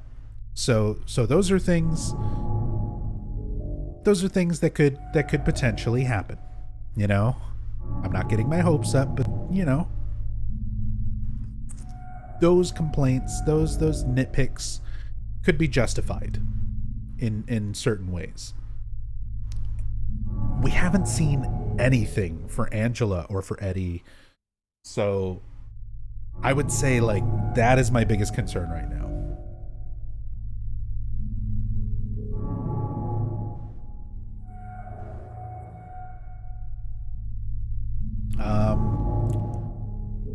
Oh, we've got a good note here. I was locked up inside the basement's basement. It was so small and dark, and I was so afraid. I dropped my precious ring, but I will never, ever go back there.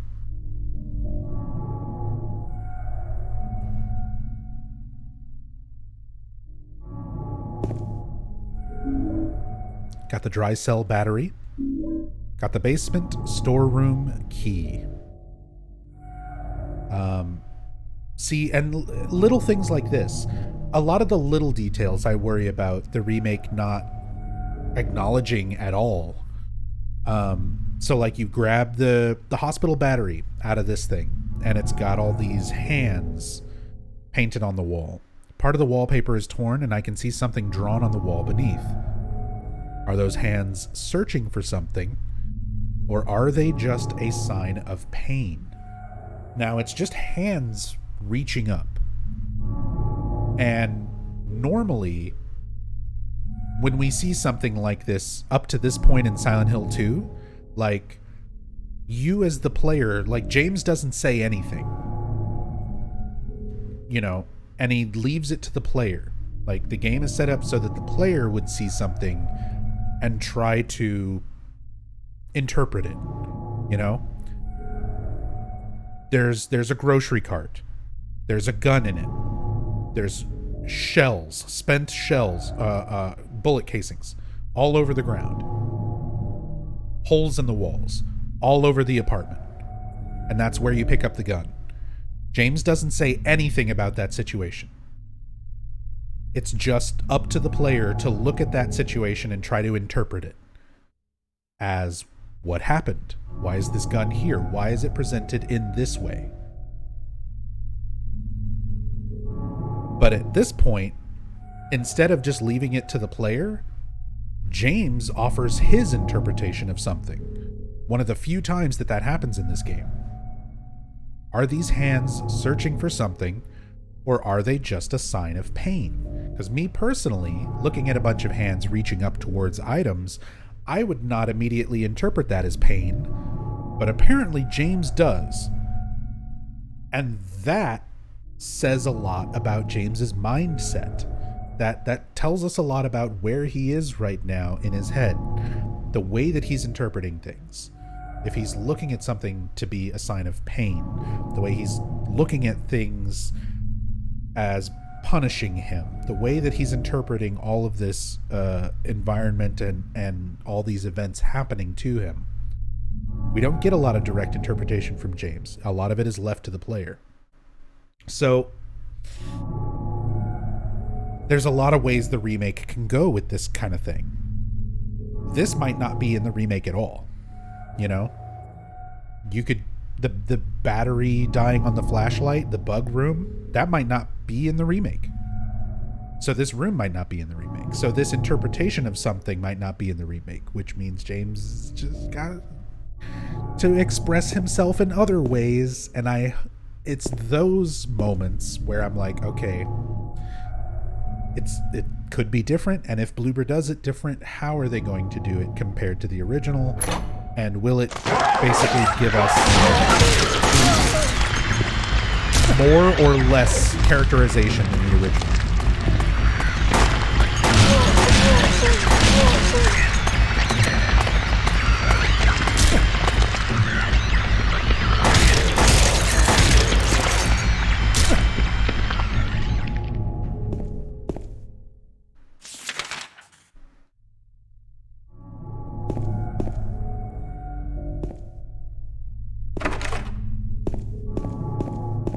James will express himself by screaming and swearing. Yeah,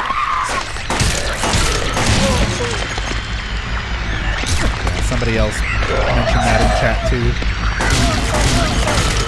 Where they're going to do it kind of like the Resident Evil remakes. Where you have Leon and Claire encountering, you know, horrible zombie bioweapon monsters. And yelling, shit, fuck. That's gonna, maybe it might happen. We've already seen from the trailer they might potentially be changing some lines of dialogue, and I don't know, but if we have James yelling shit, fuck, in the remake, I'm gonna be so distracted because it's just gonna make me think of Downpour. It's just gonna make me think of Downpour and how silly Murphy sounds running into a monster and going shit, trying to walk across a balance beam and screaming shit while the ground shakes around him. Because, like, we've already tried the edgy swear at everything. That was Downpour, and it just came off as kind of stupid. And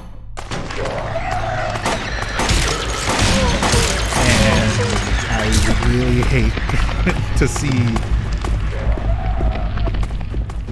James taking a page out of Murphy Pendleton's book when it comes to expressing himself.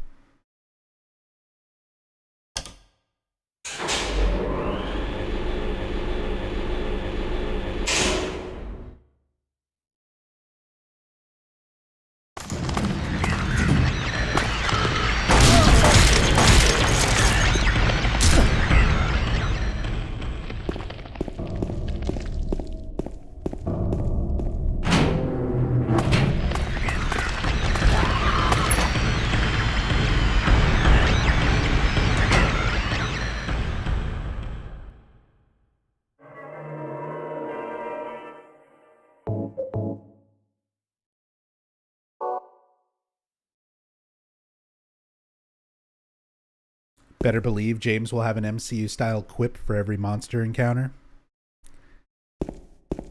People are just going to draw that similarity between him and Leon Kennedy even more.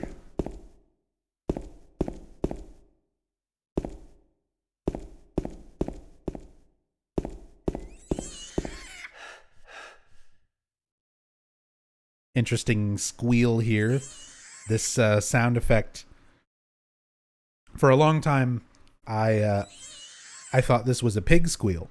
It sounds a lot like a pig squeal.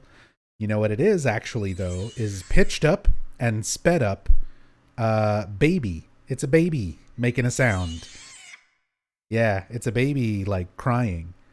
that's been pitched up and sped up. But if you take the audio and you slow it way down, you can hear it's a baby. Creepy baby noises.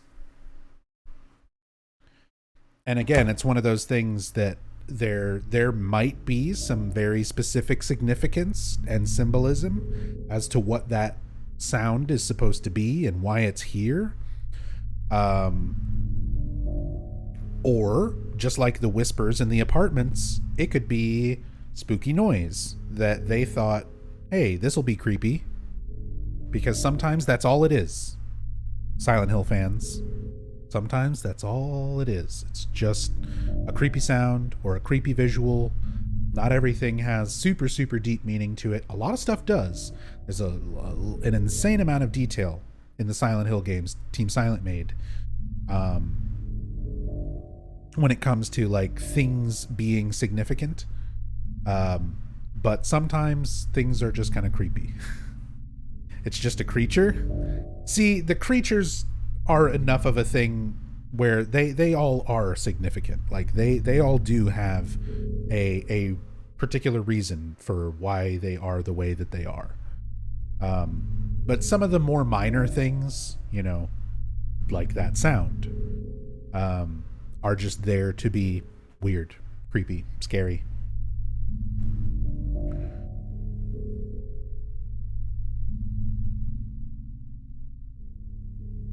Yeah.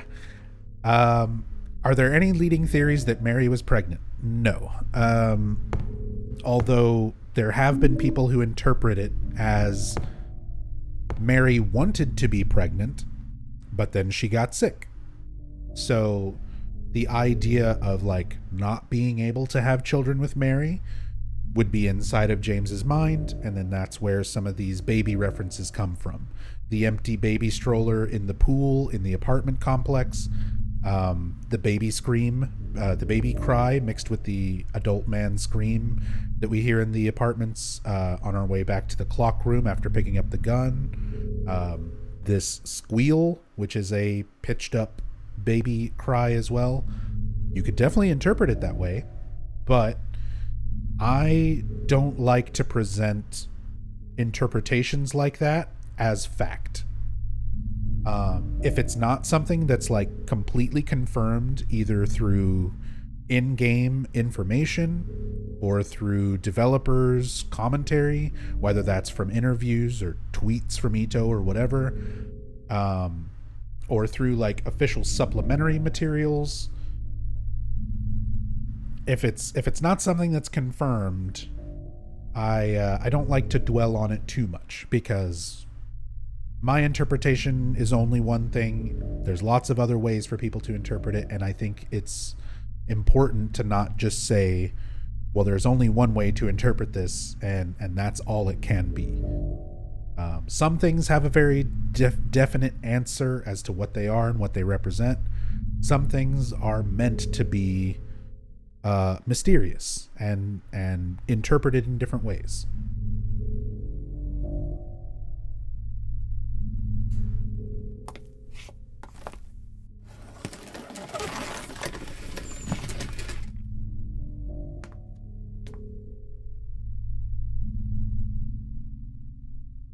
Would it be fair to say Silent Hill 2 has a sadder story story arc compared to Silent Hill 1? Oh, absolutely.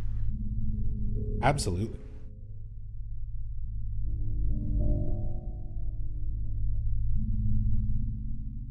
James!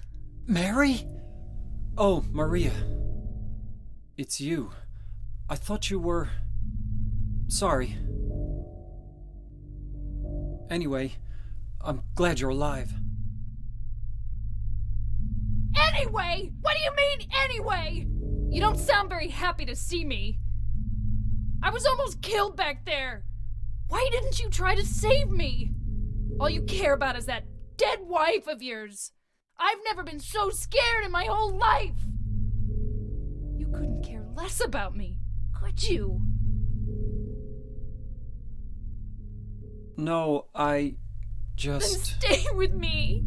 Don't ever leave me alone. You're supposed to take care of me. So, what about Laura? Did you find her?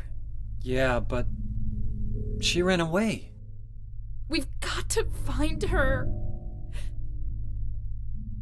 You really seem to care about her. Do you know her? I've never met her before. I just feel sorry for her. She's all alone. And for some reason, I feel like it's up to me to protect her.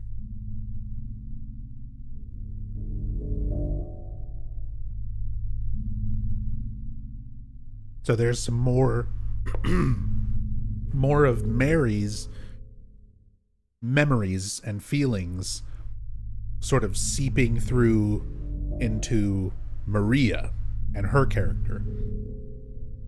She feels drawn to protect Laura because of Mary's connection to Laura. So she starts reacting that way. You know, we've got to find her. We've got to take care of her. That's Mary, you know, how much she cared for Laura coming through Maria's character.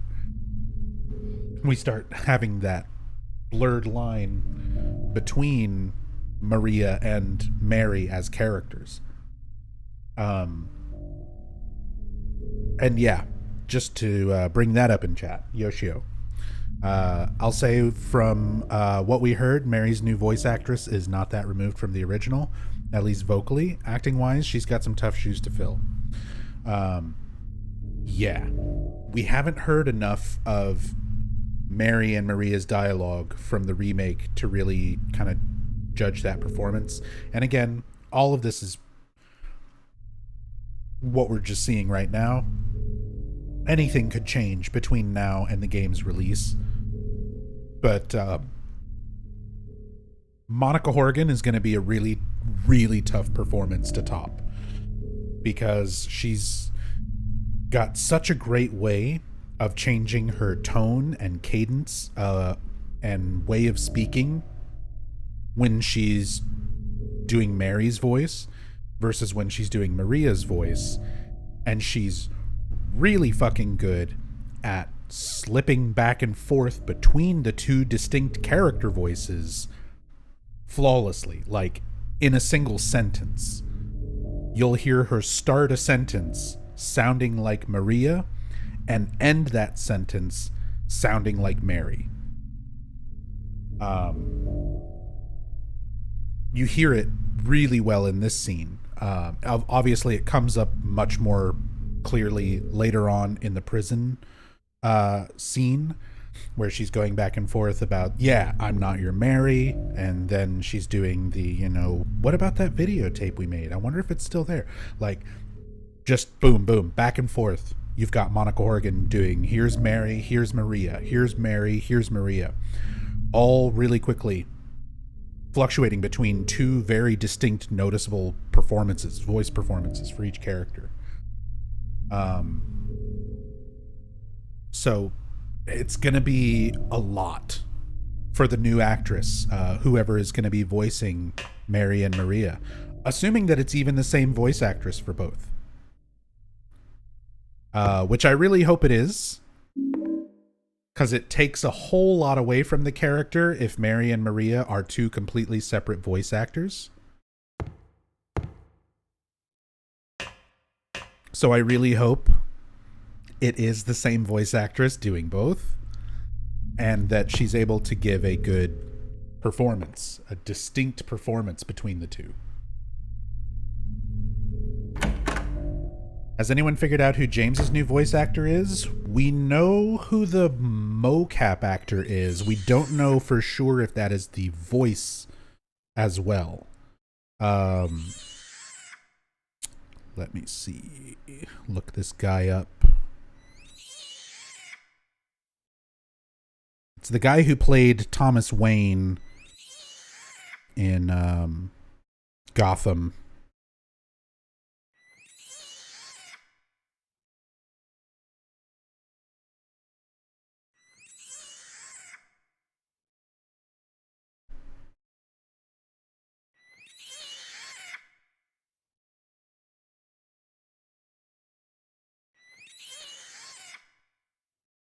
Wasn't it? No, that's Grayson McCouch. Wasn't it Luke something? Hold on. We're just going to listen to this baby squeal over and over.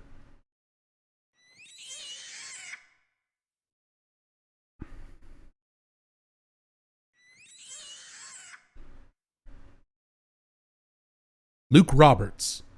Luke Roberts. So we know that Luke Roberts is at the very least doing the motion capture. And he's like a well enough known actor. Most likely it will also be him doing the voice. But we don't know any of the other cast for the remake yet.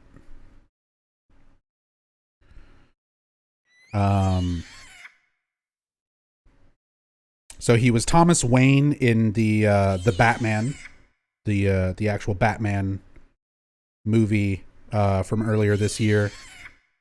He was in Guillermo del Toro's Cabinet of Curiosities. He was on an episode of Game of Thrones, Arthur Dane.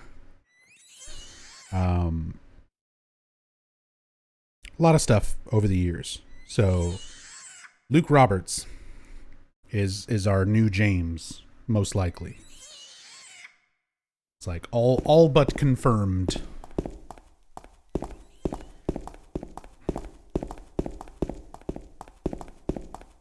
Hey, Freeman. Good morning.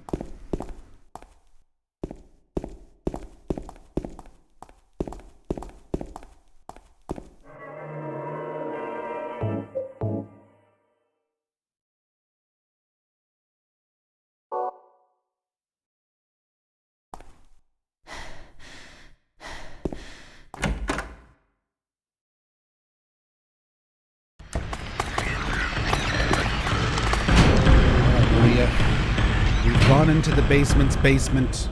We've gotten the ring that we needed.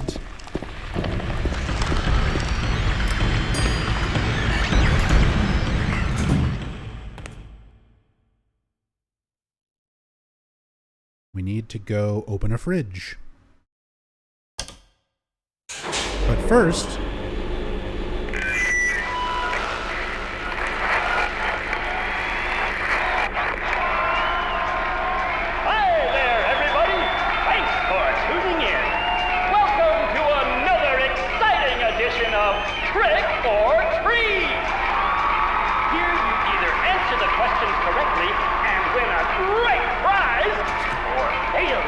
correctly and receive the punishment. It all depends on you. And our lucky, or should I say unlucky challenger today is James.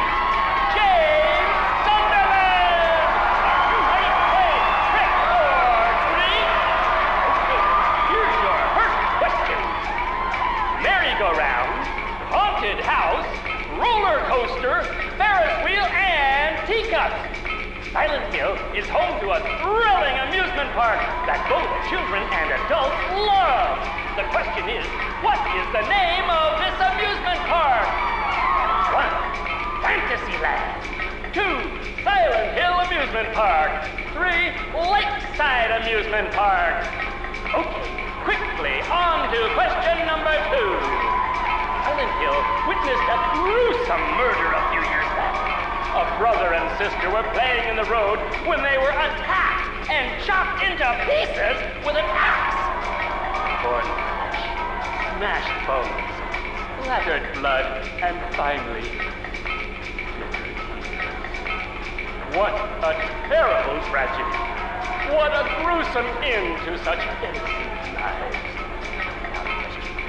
What was the name of the murderer who committed this vile act? 1. Walter Sullivan. 2. Scott Fairbanks. 3. Eric Gaines. Now for our third and final question.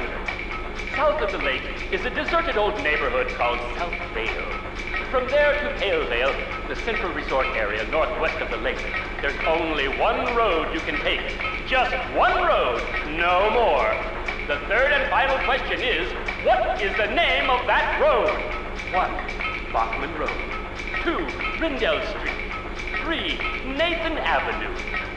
Well, that's the last of our questions. Have you got it all figured out? When you know the answers, head to the storeroom on the 3rd floor to collect your prizes. But be careful if you're wrong. Well then, everybody, thanks for tuning in. See you again sometime. Bye-bye.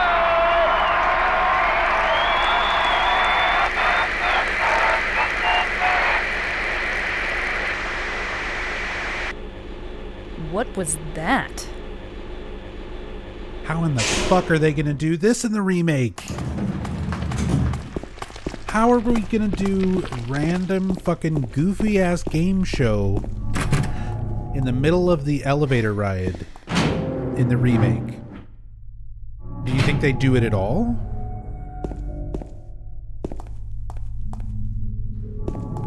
Aggressively too dark and serious. I feel like from what we've seen, they're going for a much more dark, serious tone.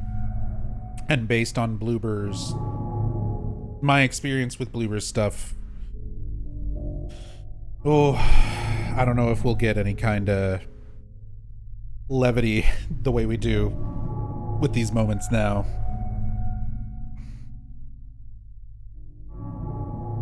There's something that looks like a refrigerator. Will you open it? You can't open it? Yeah, Maria, give me a hand here. Come on. You're supposed to be the big man around here.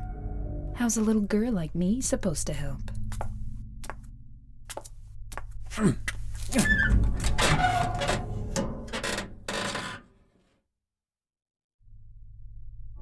What's this? Not very cute, is it?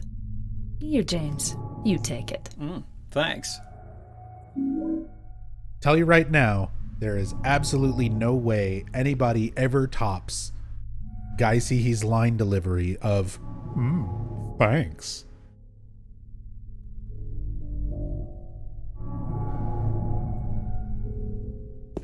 I fucking love that line delivery. And there's no way, even if they do this scene shot for shot in the remake, I'm sorry, Luke Roberts, but there's no way you pull off a better thanks.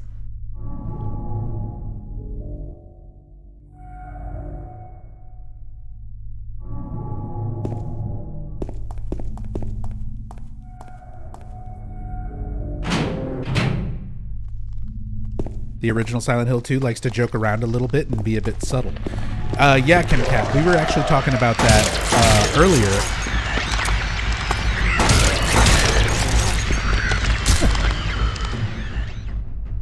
We were talking about that earlier because it was when I got to Pete's Bolorama.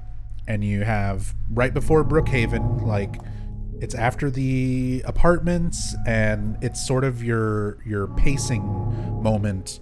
In horror games, like, pacing is super important. You don't want it to just be all scary atmosphere all the time. You kind of want to give your players time to recoup a little bit and breathe a little bit before you throw them right back into a scary situation. So the pacing of Silent Hill 2 is a big part of what makes it as good as it is. It has these sort of random little lighthearted moments so that you kind of get a moment to breathe, and then they fucking slam you with something horrible and horrifying right afterwards. Whereas if it was just horrible, horrifying all the entire time from start to finish, you get desensitized to it. So things are scary at first, but then very quickly it just gets old and predictable, and it loses its effect. So you kind of need those moments. You need those moments to breathe. And that's what the elevator is. That's what your little stop in Pete's Bolorama is. And how can you sit there and eat pizza? Yeah, that kind of stuff. Those are your moments of levity to kind of take you out of the horror for a moment, so that it's a lot more effective once they throw you right the fuck back in.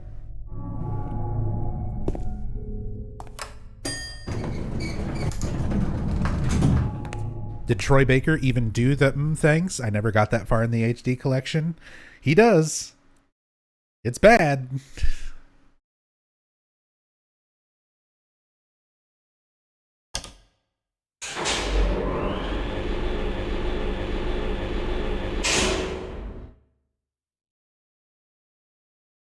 It's definitely not Guy Seegee levels of thanks.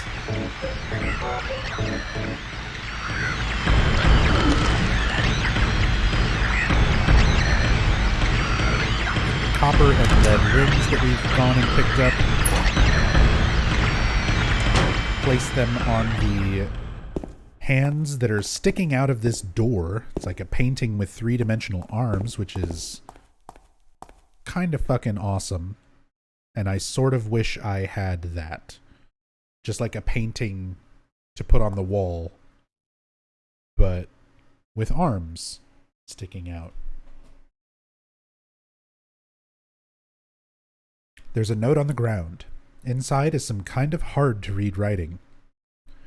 I took the director's key, the one to the museum. I hid it behind the praying woman when I went out for the day trip. I picked it up, but I did not steal it. I'm not a criminal. Written by Ed Boon.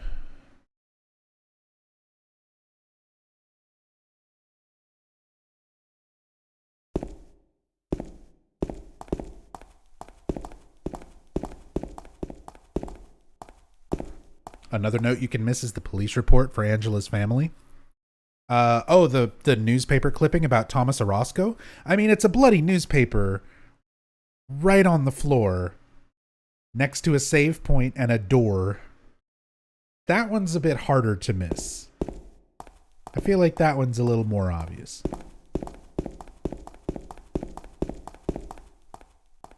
But I definitely have, like, early on when I played this game, I don't think I read this note in the stairwell originally. Because by this point, you're just like, get me the fuck out of this hospital.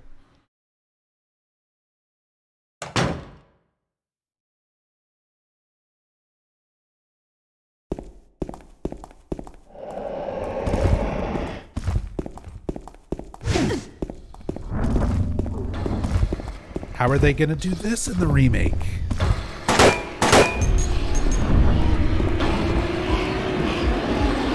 I mean, we've already seen little clips of the elevator scene, like this part.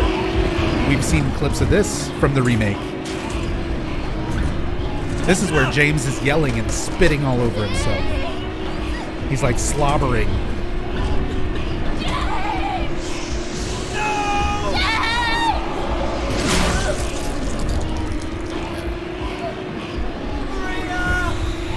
Here we barely even see his fucking face.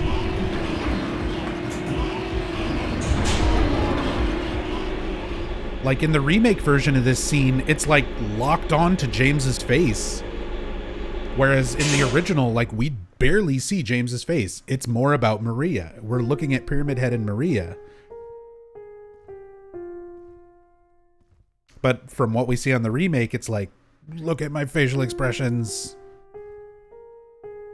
Look at the shiny, detailed globs of spit flying out of James's mouth while he screams.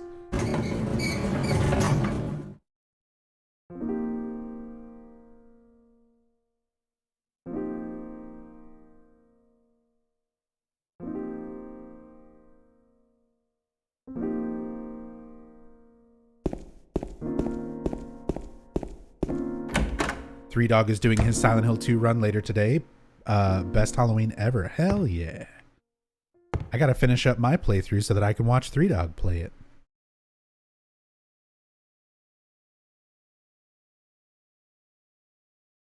We stand Three Dog here. Books about medicine, the town, and the region are lined up here.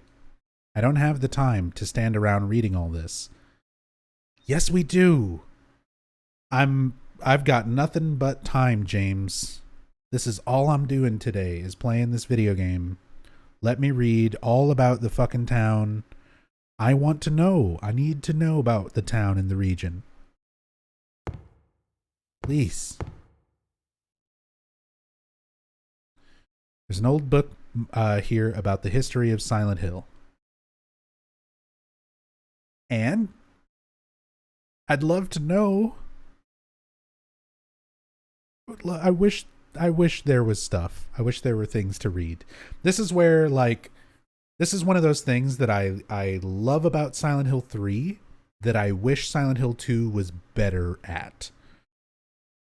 Silent Hill 3, like, every little fucking thing you examine, Heather has stuff to say about it. Silent Hill 2, it's very particular what James will look at and investigate closer. And there's a lot of these things where it's like, come on, at least give me something. Give me a sentence or two about the history of the town or the region or something.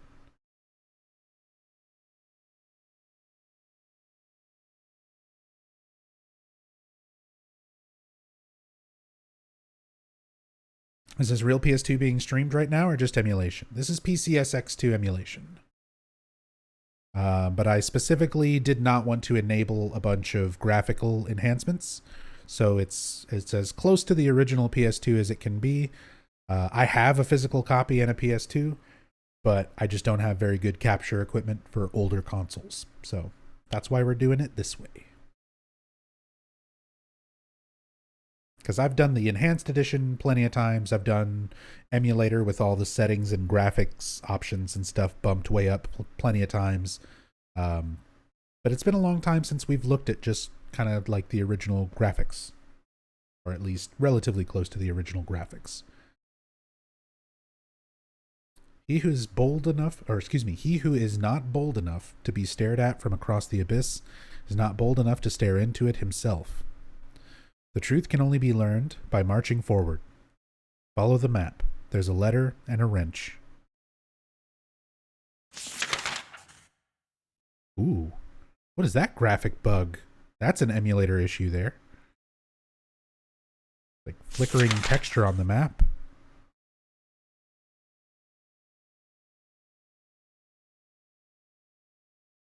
For the most part, PCSX2 emulates pretty well. There are a few of these little graphic glitches, and I think a lot of that might come down to the version of PCSX2 I'm using. It's a little outdated, which I think is also what gave me the widescreen problem at the start. And a few little graphic bugs like that. I think if you're using the newest dev build of PCSX2, those problems are fixed. So I need to get that set up.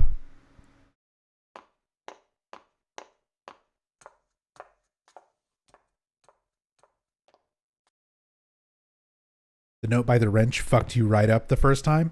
Yeah, Sonic. That's one of those things where everything up until this point in the game has been relatively subtle with like what's going on. And then from this point forward, you start seeing messages from whoever, the town, or however you want to interpret it. You start seeing messages directed specifically at James, calling him out by name. So you kind of start getting that heavier implication of things at this point in the game. It's a great moment.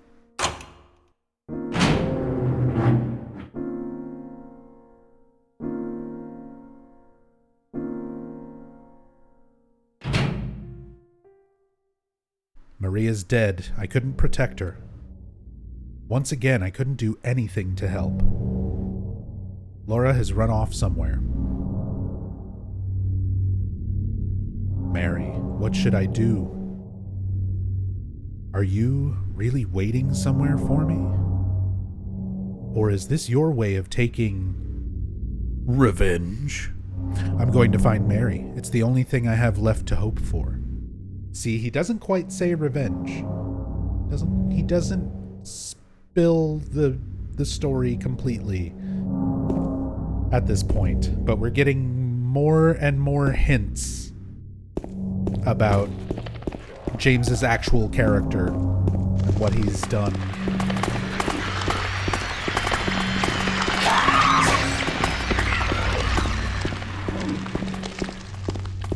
No idea how the remake will handle these introspective scenes. Yeah, a lot of this stuff where it is just sort of like text, it's not like a full-on cutscene. It's just James standing there with kind of his internal monologue represented through the text. Is the remake still going to have text, you know, for thoughts inside James's mind, things that he's not saying out loud? Or are they going to make James bluntly say all of his internal monologue outside? No way they're adding text? Yeah, probably not. Probably not. Modern gamers don't read, so I think reading is probably going to be kept to a minimum. It'll be voiceover. It'll be the echoey effect, that echoey voiceover, so that you know it's internal monologue, but it'll just be the voice actor going, "Mary, is this your way of taking revenge?" With that like echo filter on it, while you look at James making sad faces with squinty eyes.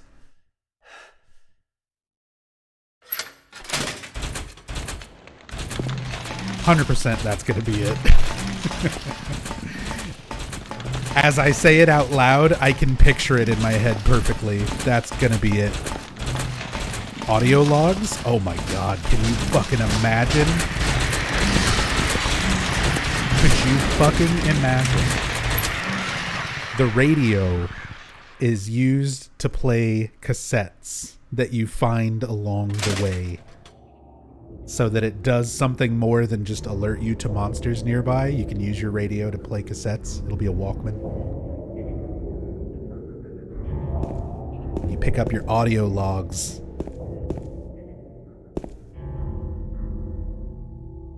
Gotta pick up your audio log from the doctor at Brookhaven talking about the patients instead of reading the 3 clipboards about the patients.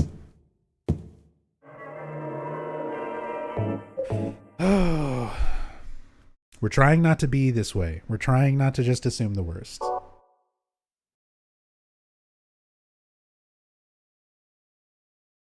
But sometimes these thoughts creep in and I'm like, ah, shit, that might be what happens.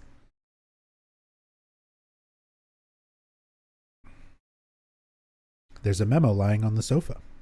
I'll wait at Bar Neely's.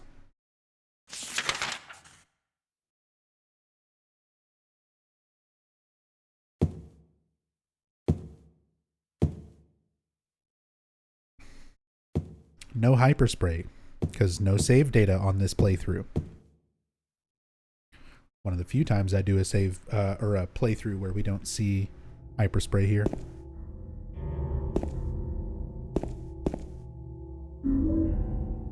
Nothing will top Monica Taylor Horgan's reading Mary's letter. Yeah, that's definitely going to be a performance. That is the ultimate performance to beat when it comes to Silent Hill 2. Like,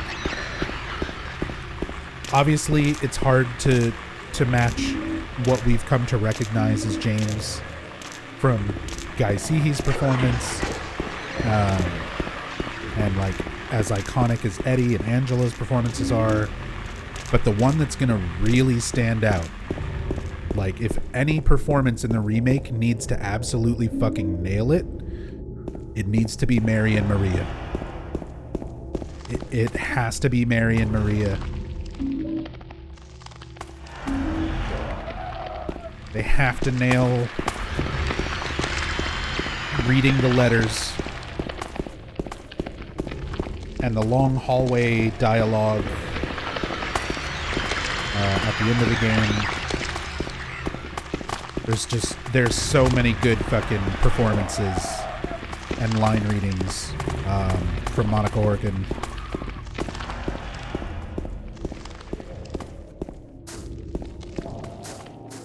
That's gonna be tough. That's gonna be really tough.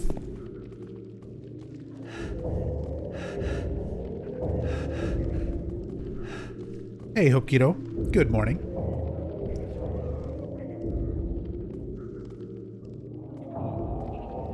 Love that you are doing this again. Well, I hope everyone enjoys it, because it's going to take me like 3 days to recover from staying up and doing this playthrough.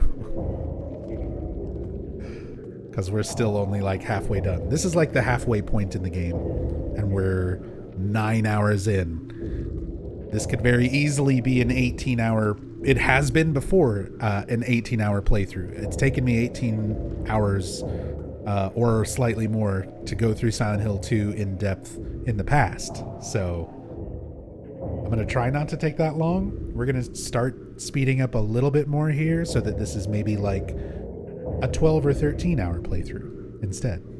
Still, I used to do these long streams all the time, and now I'm almost 35, and yeah, being awake, being alive for more than 7 hours causes me pain. All right. Will you continue watching Three Dog stream later? I'll probably have it on while I'm falling asleep. I'll watch it for as long as I can, but I'll probably fall asleep. Three Dog is some primo fall asleep to stream though. That's why, like, I know some streamers who, if you told them that you sleep while their streams are on, they would be offended. I take it as a huge compliment, because the best streams to me are the ones that I can sit and watch and be fully engaged in, or fall asleep and be comfortable with it being background noise. Like, it can be either way. And Three Dog streams are like perfect for that. Kev Thulu, thank you so much for the resub. Very much appreciated. Thank you. Happy Halloween. The King of Silent Hill story playthroughs. Good to see you live again, Chief. Good to see you again too, Kev. Thank you again so much for the support. Hey, Space Gemma, welcome. Welcome to the stream. Rachel, they'll put a monster in the lake for an insta-kill if you're too slow. Oh, for like the boat? For the rowing segment? That would be amazing. That would actually be... The rowing the boat scene is going to be like an action sequence. It's going to be like fucking... what's it called? Delago? In Resident Evil 4, the big fish monster.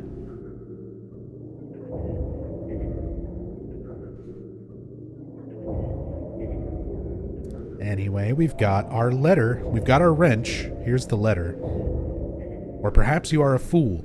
The truth usually betrays people. A part of that abyss is in the old society. The key to the society is in the park. At the foot of the praying woman, inside of the ground, inside of a box. To open it, I need a wrench. Because we thoroughly explored Rosewater Park earlier, we know exactly what they are talking about in this note. The praying woman inside, the praying woman in Rosewater Park is Jennifer Carroll, the member of the Order who was persecuted by the Christians.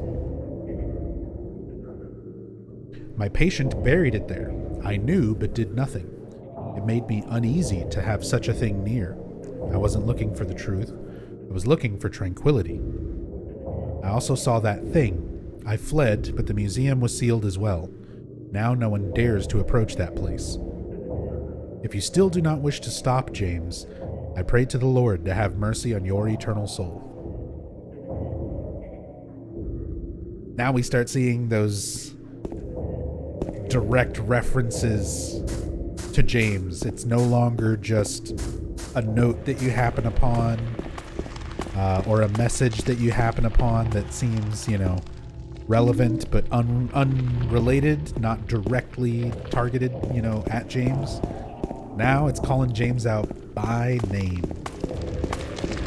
And that is definitely a really, unique moment in the story. Because the whole first half of the game is sort of building up like, oh, James is this good guy looking for his wife. It's just like Harry Mason, but he's, instead of best dad in the world, he's best husband in the world. The second half of the game is all about breaking down James's actual character and not sort of how he comes off initially.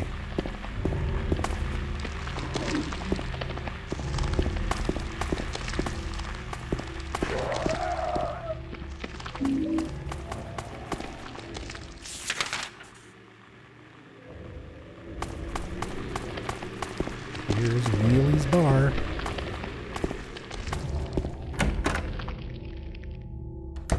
Bar Neely's.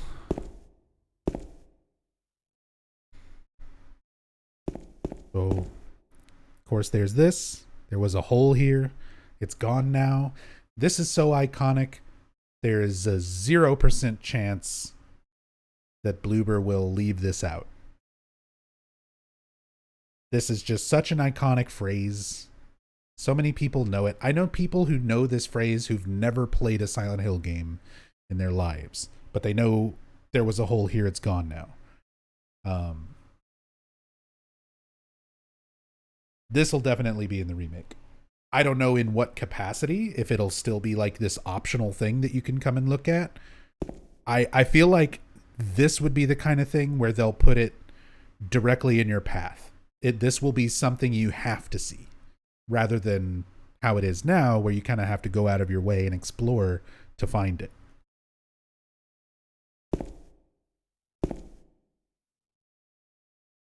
If you really want to see Mary, you should just die.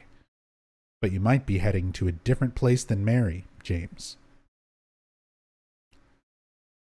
Again, just like that letter next to the wrench. Things are being directly targeted at James now.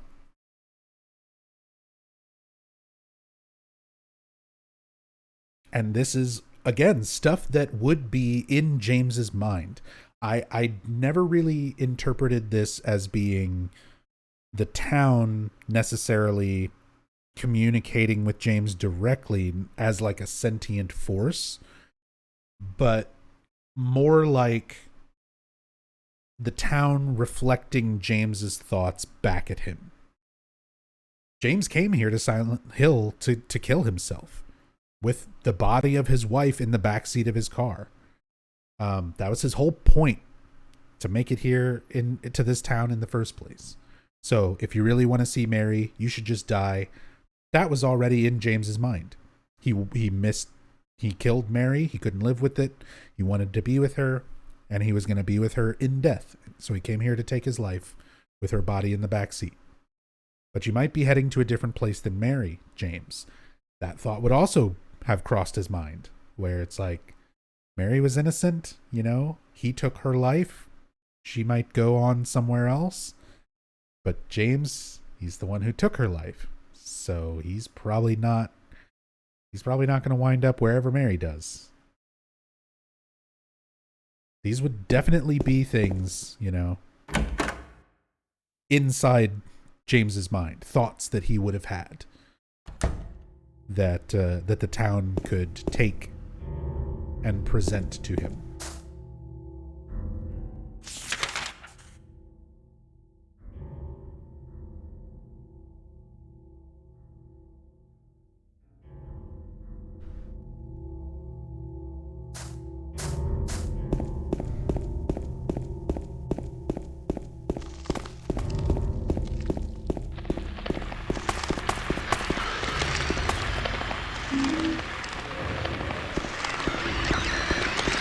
So you know everything about Silent Hill? Oh, no. I know a lot. I've been playing these games since the first one came out in '99. And I've been dedicating a lot of time to playing them and researching them since 2002 or so. But I still learn new things about these games, believe it or not.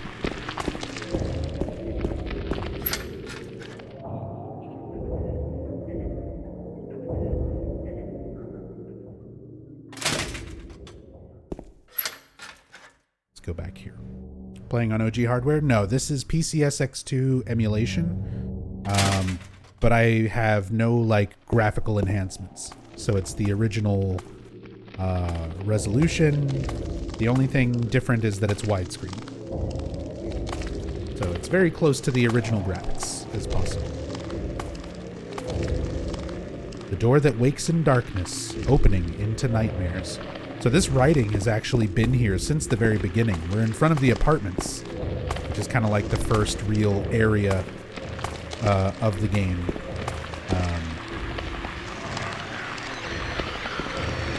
And you can notice this writing next to this door.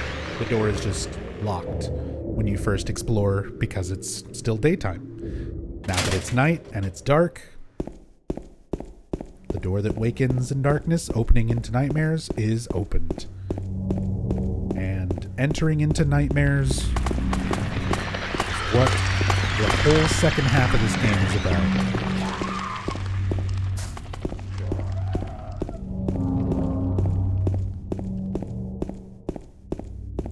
Is there any kind of context for the "there was a hole here, it's gone now" message? Nope. It's creepy, it's weird, and there's lots of ways to interpret it. Just like many things in Silent Hill. In the Silent Hill games. But there's not any one definitive answer to the meaning of that message, either in-game or from developers.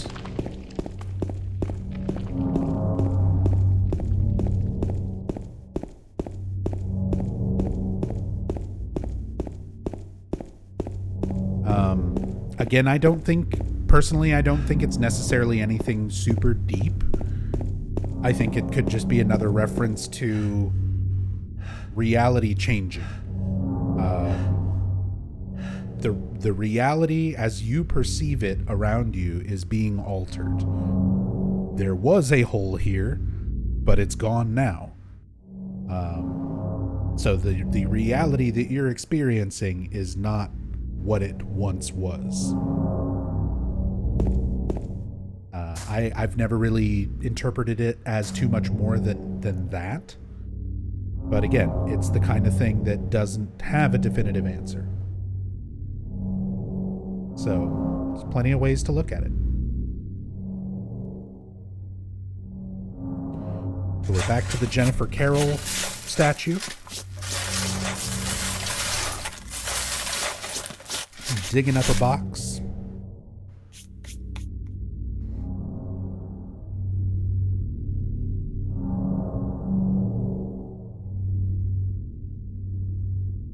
The small metal box is fastened by bolts. I can't open the lid.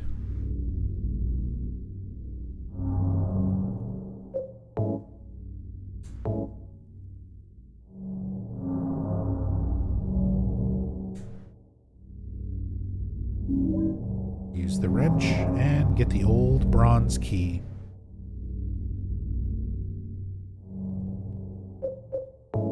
Antique-looking bronze key was hidden behind one of the statues lined up in the park. This is our key to the Silent Hill Historical Society building.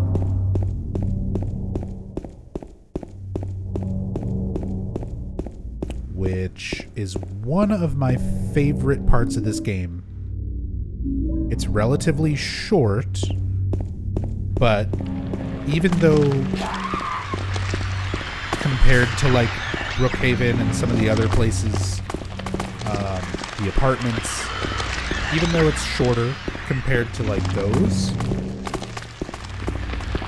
those areas, I feel it's one of the most like intense, kind of scary areas of the game. Going through the prison, going through the Historical Society, and having it become the old prison, the old 1800s prison. That prison is so appropriately oppressive in its atmosphere. Everything is really narrow. You have all these really high camera shots while you're going through. Everything is designed to make you feel super trapped and claustrophobic. It's a prison. That's what it's meant to do. So it does that very effectively.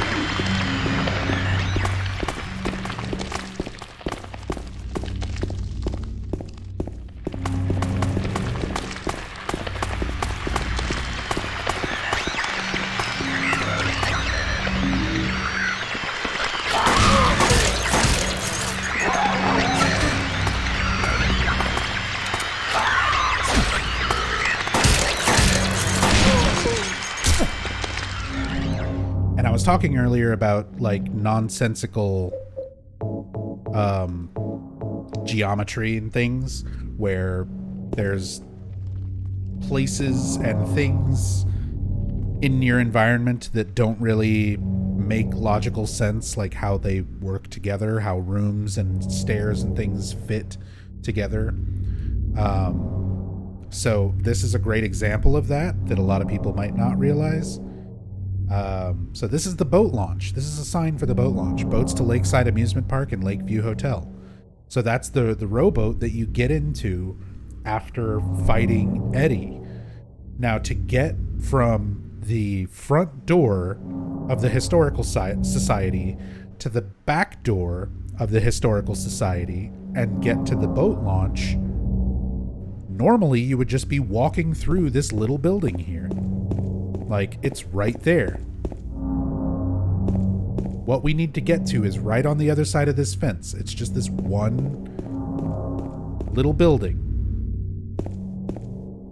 that we would need to walk through. And instead, you walk through and you descend down a super long staircase. And you jump down a super dark, seemingly bottomless pit. You jump down like 5 more seemingly bottomless pits. You get in an elevator. You take an elevator down that takes like 2 minutes. Just constantly going further and further down into what does not make sense anymore for the area that you're in. And then after all of that, you jump into a grave, you go down some more stairs, you go to the end of a long hallway, you confront and fight Eddie, you exit out the back, and then you are like 10 feet from where you are right now. Like, this spot where I am right now, if James could move, maybe not 10 feet, but like 20 feet over this fence and past these bushes, the boat launch is right there.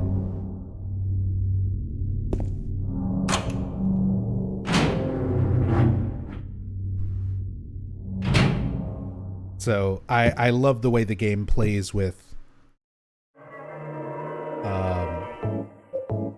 non-logical locations, places, and getting from place to place, not making sort of logical sense. The way that it gives you that real impression that like, oh, the world is all fucked up and warping around me. It's not the same reality, just with a shade of rust on it. Like, everything is supremely fucked up and not making logical sense anymore. Little bit of foreshadowing here. You can see it's a picture of a bed surrounded by several windows. This is actually where you fight the final boss. And it's, again, just a little bit of foreshadowing to the final boss fight. You see your final boss arena, essentially. Here is this.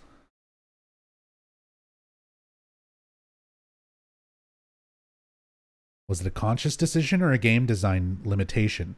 Conscious decision, and we'll talk about that conscious decision in a moment in more detail. But thank you for bringing that up, Cache Override.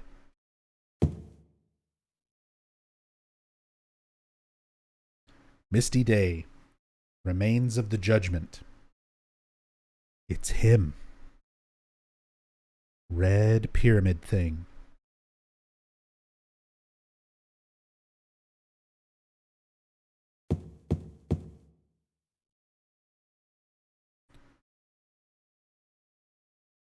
and we will be visiting this room where we see Pyramid Head in this painting. This is where we pick up the great knife in the labyrinth. A photo is hanging here. The Wilts coal mine. This is one of those things that I've talked about in the past because of the Silent Hill movie. We got to talk about it at least a little bit. The Silent Hill movie, not the games, the movie, the first one, first Christoph Gans Silent Hill movie, is what started the whole, there's a coal mine fire under the town and it's raining down ash and everything, all that stuff being based on Centralia. That was all from Roger Avery, who wrote this, co-wrote the script and screenplay for the first Silent Hill movie with Christoph Gans. Roger Avery grew up near Centralia. He knew about Centralia, so he wanted to incorporate that into his version and Christoph Gans's version of Silent Hill. But it's not a part of the games. In the first Silent Hill game, it is not raining ash. It's snow. It's out of season snow. It's weird that it's snowing, but it is just snow. So Centralia was never an inspiration to Team Silent when it came to the original games. That was all stuff that started from the movie. It is worth pointing out that there are coal mines mentioned in the original games, such as this one, the Wilts coal mine. But the whole point of the coal mines was not that they caught on fire, it's that they were completely mined out. The town was originally a coal mining town, but once the mines were all empty, they had to do something else for the town's economy to survive. So tourism was their answer. And that's when Silent Hill became a tourist town. It was the necessity of moving away from being a successful coal town after all the coal mines were emptied. So, like, the coal mines do play a part in the history of Silent Hill in the games. They're just not on fire, making it rain ashes down.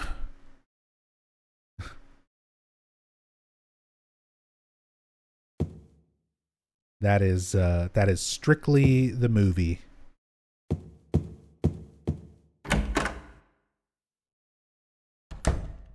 And Silent Hill Homecoming, because Silent Hill Homecoming was very heavily influenced by the movie.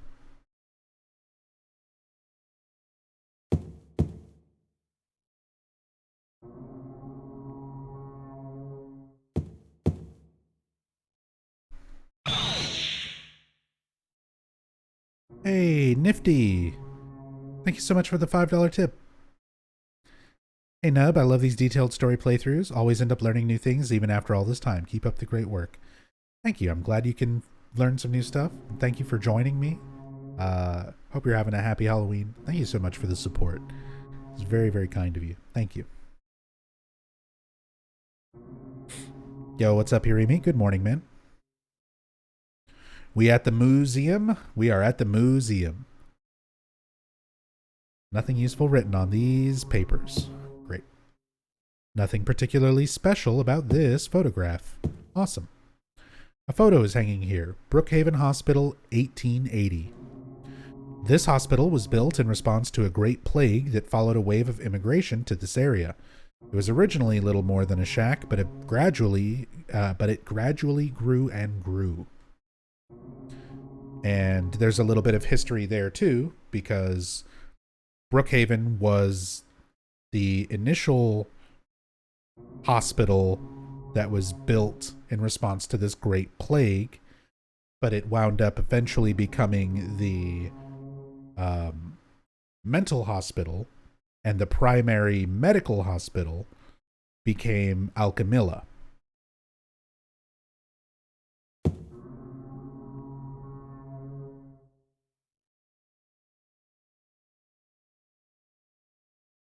A photo of the director of the old Brookhaven Hospital.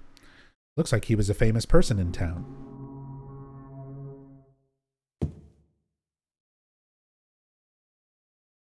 Not going to tell us his name? Oh well. There's a photo of a deep, deep hole. What could this be? That is a hole that we are going to go drop down into. The first of many. right after we go down this extremely long staircase. And going back to Cache Override, your comment earlier about all of this abstract geometry, all of these places not lining up correctly, not logically fitting together. This building doesn't fit with this location of the stairs and the prison and everything else that we're about to encounter. It is 100% intentional and not like a game design limitation thing. And this stairwell here is one of the best ways to show how intentional it was, because there's a lot of games that do this sort of gag where it's a stairwell that seems infinite. Most of the time, pretty much all the time, when you see this in a game, it's an optical illusion. Your character is essentially moving in place while the environment moves around them in a loop. So it gives you the impression that something is going on for much longer than it actually is. But for those of you, and again, !YT for a link to my YouTube channel. If you go to the YouTube channel and watch the playthrough of hacking Silent Hill 2 with Neko Run, during this segment with Neko Run, Neko Run cam hacks and puts the camera outside of the stairs and zooms it out so that we can see the entire staircase. This entire staircase is rendered. All of it, from top to bottom. It's not an optical illusion. It's not looping textures while James walks in place. It is literally a super fucking massive long ass staircase from top to bottom. No trickery. That took extra effort. Same thing with the elevator. Later on, when you get on the super long elevator ride going even further down, that entire elevator shaft is all rendered all at once. It's not just a looping texture effect to make it appear as though you're moving. Is that a foghorn or something in the background? It's a boat whistle. It's a boat whistle. Because we're heading to the boat launch. We're heading to the docks where the boats launch out onto Toluca Lake. And there is some history there. There's a boat that mysteriously sank in Lake Toluca, killing all of its crew and passengers, called the Little Baroness. And if you've ever played the Silent Hill arcade game, or if you've ever seen any of my story playthroughs of the Silent Hill arcade game, the Silent Hill arcade game plot, yes, it has plot, revolves around the disappearance of that boat, the Little Baroness. So we will actually learn a little bit more about that later on in the prison. There's a note that we find talking about it, and then the arcade game kind of expands on it. Some kind of documents lying here. September 11th, 1820. Prisoner number C221. I can't read the rest. What is this?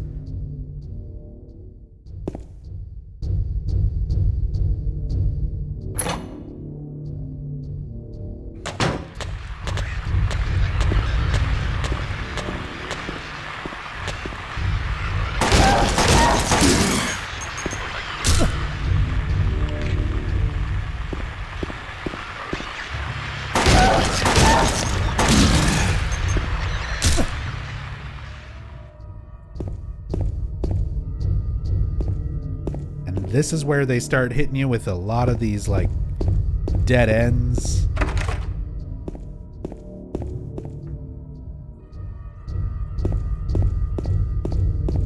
It's like, what is this little hallway? It leads nowhere. It's got nothing but this like grated window over more concrete. So again, this like nonsensical building structure.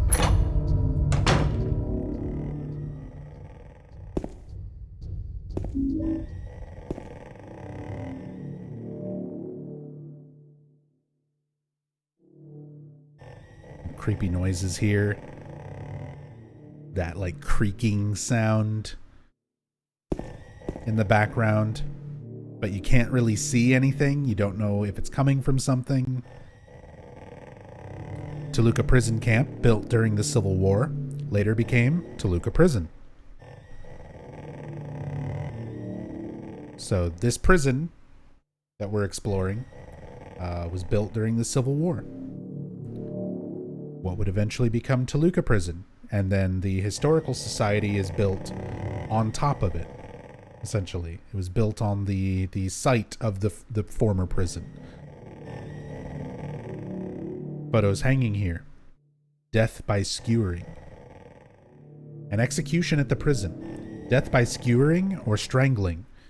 To choose his death is the prisoner's last taste of freedom. So we get some interesting parallels here. Skewering and strangling.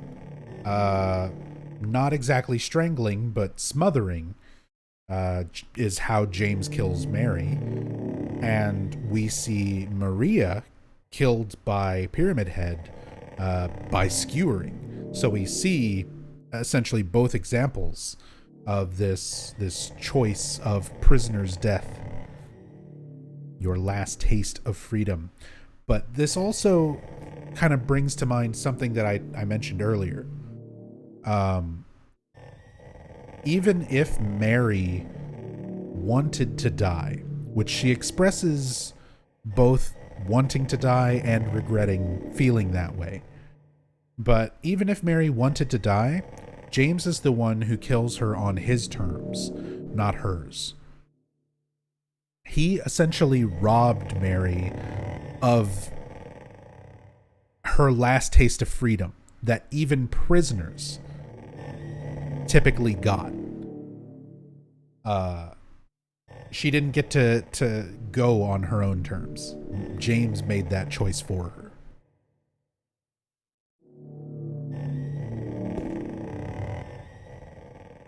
A painting is hanging here. Crimson and white banquet for the gods. So the crimson and white are references to some of the cult rituals involved with rebirth. And essentially that's what you do in New Game Plus for the rebirth ending, is you're collecting ritual items. The crimson tome, the white chrism, the obsidian goblet. All these items are being collected. And you're also finding books about the rituals. So James understands the rituals, understands what the items are for, and that's essentially what gives you the rebirth ending, is James learning about the cult history, acquiring the items necessary to try and perform a ritual, and whether he's successful or not is left up to interpretation. We just see him being creepy, rowing out towards the island in Toluca Lake, with his rebirth ritual stuff ready to go, and Mary's corpse in the boat with him. But the crimson and white banquet here, a little bit of a reference to that ritual.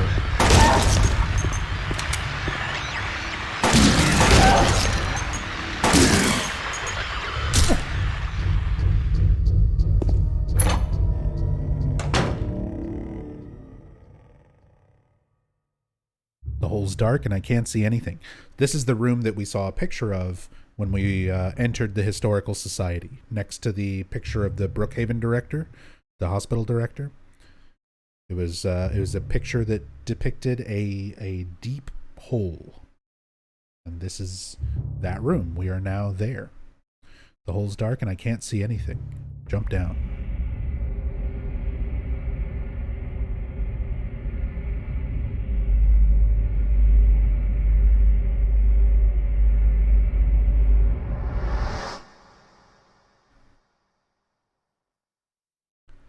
I wonder if it worked, what the heck Mary would say to James when she came back to life. Well, here's the thing. We've seen rebirth rituals in other Silent Hill games. We see it in Silent Hill 4 with Walter Sullivan trying to wake up his mom. We've seen it with the rebirth of God in like Silent Hill 3. So most likely, even if James was successful, I don't think it would be Mary who came back. I think it would be something else entirely. It's just a wall. It would be impossible to climb this. Just a wall, impossible to climb. Just wall. Nothing but wall.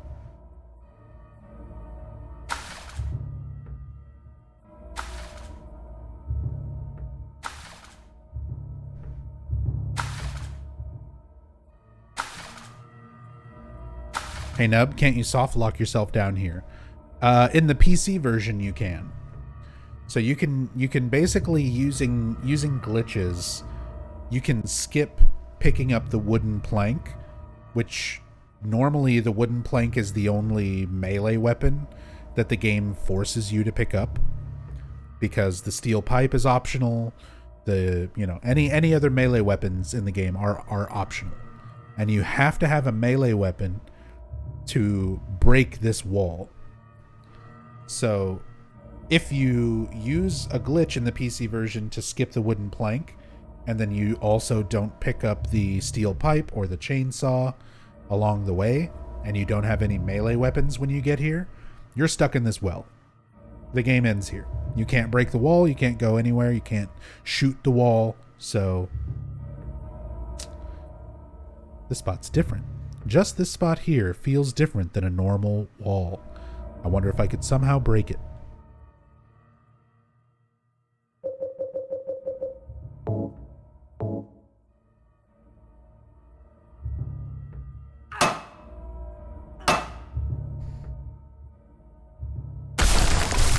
Hey, Megmain.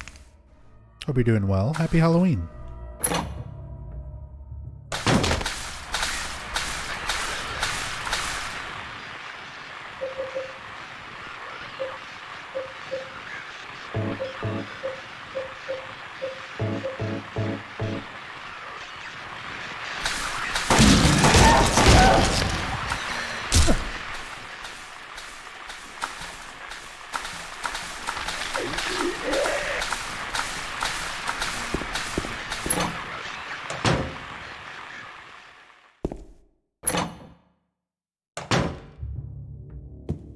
Hang on. Before we do the bug room,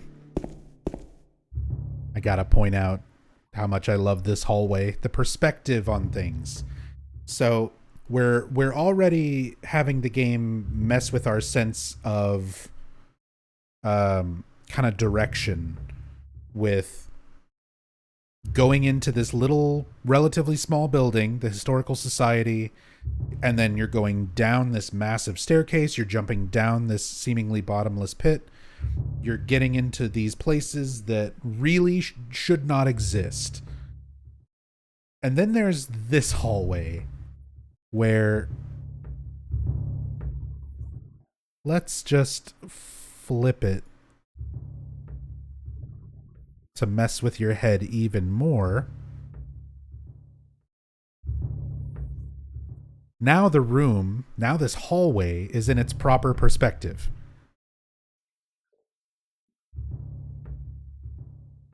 The lights overhead, the floor at the bottom where the doors are. James is not standing on a floor. James is standing sideways on a gate that's going further down the hallway.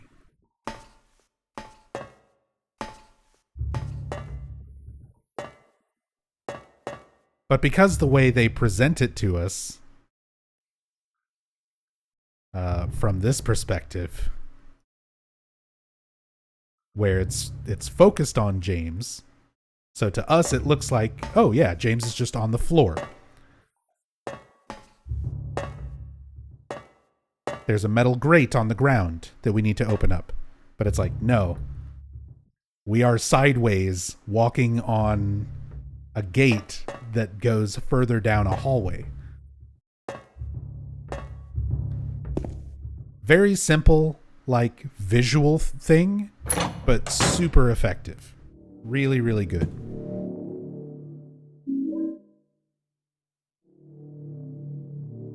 So we pick up the spiral writing key, and now our flashlight has stopped working. I press the switch, but nothing happens.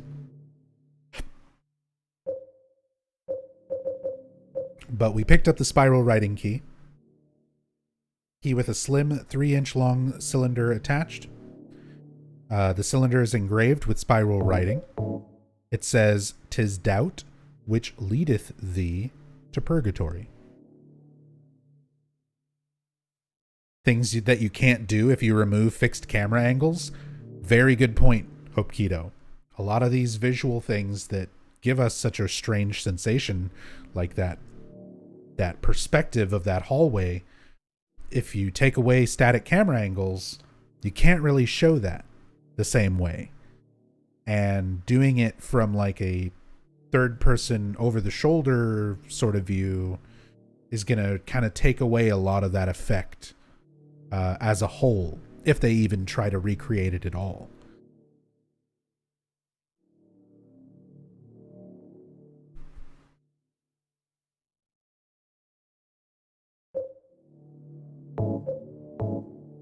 We've got our battery that we picked up back in Brookhaven. Looks like it's the same type of battery as the flashlight.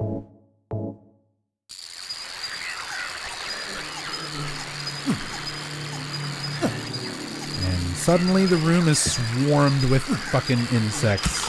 Look at these little wiggly textures. Bug models going back and forth.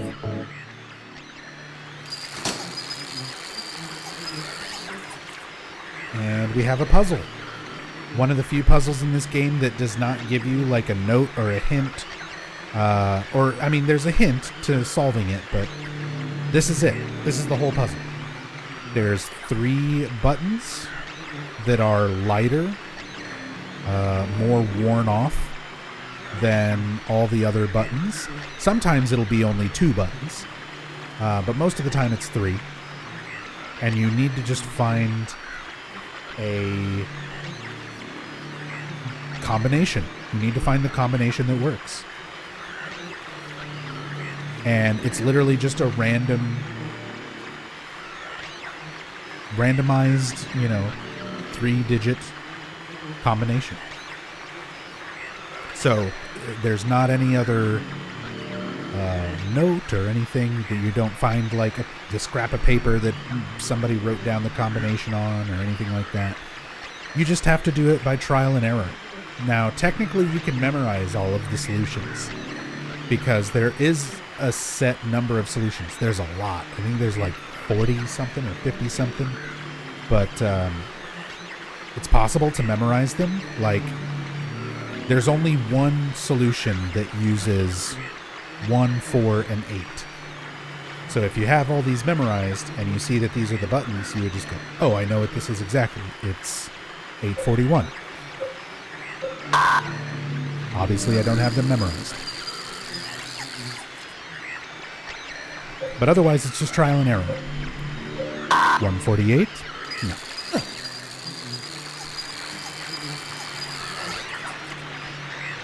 481.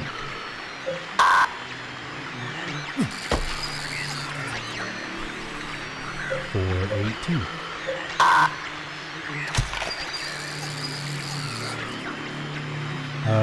What have I not tried? 184.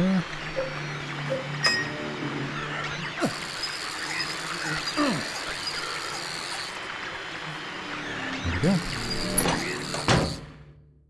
Hey, what's up, Techie? Good morning, man. Hey, Zappa. Happy Halloween. Hope you're doing good, my friend.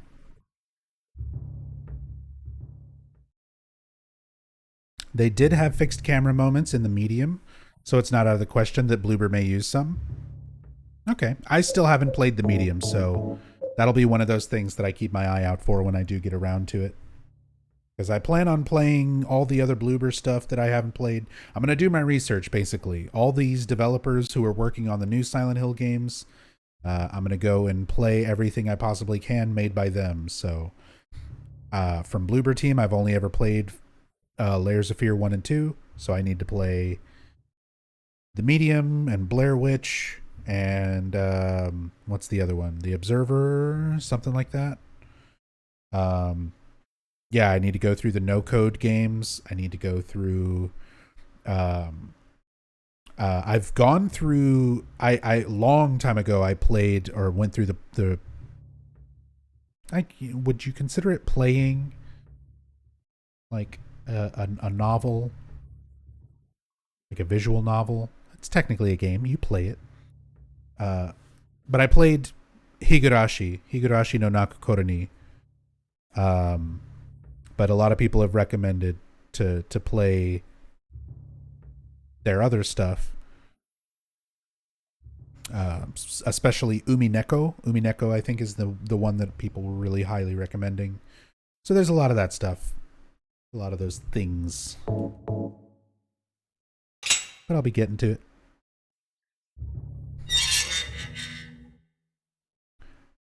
It's pitch black beyond the door. I can't tell how far the blackness stretches. Bloober's making Silent Hill 2 Remake? Yeah, Fox the Ghost. Some other devs as well. It's predominantly Bloober Team, but they are... they do have Akira Yamaoka and Masahiro Ito working with them. But then there's also like 3 other Silent Hill things coming out and a new Silent Hill movie by Christoph Gans, the director of the first Silent Hill movie. Eddie. Killing a person ain't no big deal. Just put the gun to their head. Pow. You killed him? But it wasn't my fault. He made me do it. Calm down, Eddie. Tell me what happened. That guy, he had it coming. I didn't do anything. He just came after me. Besides, he was making fun of me with his eyes, like that other one. Just for that, you killed him? What do you mean, just for that? Eddie, you can't just kill someone because of the way they looked at you. Oh yeah? Why not? Till now I always let people walk all over me. Just like that stupid dog. He had it coming too. Eddie? I was just joking, James. He was dead when I got here, honest. Anyway, I gotta run. You're going out there alone? Yeah. Eddie? Eddie. See, again, Dave Shoffley's performance for Eddie. It's really good. I think it's better than a lot of people give it credit for. Again, out of everybody's performances in this game, in the original, I feel like Monica Taylor Horgan's performance as Mary and Maria is going to be the hardest to top. But every performance in this game, I think, is pretty damn good. And just from what we've seen with the HD collection, like, a lot of the new voices in the HD collection are, whether you think they're good or bad, they're very noticeably different from the original voices. Troy Baker does not sound like Guy Seehey, and he's not trying to. But for Eddie, like, between HD collection and original, Eddie's voice is probably the one that tries to be the closest to the original, and even just being slightly off completely changes the impact of these character moments. With Eddie losing his mind, Dave Shoffley gives a performance where you get the picture. Eddie has lost his fucking mind, and he's slipping more and more into this insanity. When you hear Eddie's performance, or Eddie's voice lines in the HD collection with the new voices, he just sounds stoned. killing a person ain't no big deal. Like, he sounds like the turtle from Finding Nemo. And it's enough of a difference, like, where it just, the character's completely different just from that performance. So we haven't seen anything about these characters as far as the remake is concerned yet. So I'm very worried. Very worried about how Eddie's going to be in the remake. I'm very worried about how Angela's going to be in the remake. I'm very worried about Laura. Is it going to be a child actress? Is it going to be an adult doing a I'm a kid anime voice? What's it going to be? How will these things occur? I guess we'll find out. We just gotta wait and see.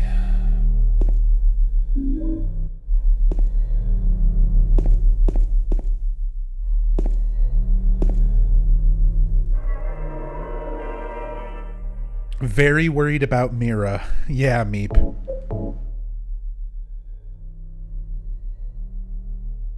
Will they even do, like, supposedly the dog ending is in the game. Who in the hell was that? Alucard, thank you so much for the 500 bits. Silent Hill 2 in my Book of Mondays. Fuck Book of Mondays, it's Halloween. We're playing Silent Hill 2. We're playing a good Silent Hill this Monday. It's a special Monday. It's Halloween. Book of Mondays will be back next week. But thank you so much for the 500 bits.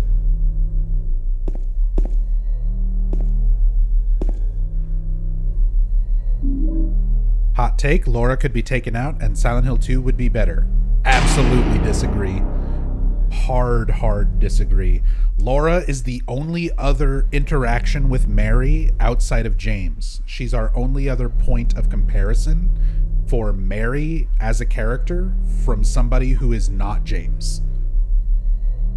Laura is absolutely essential. Firelord Vaughn, thank you so much for the 9 months. Happy Halloween. Very much appreciate the support. Thank you. Welcome back.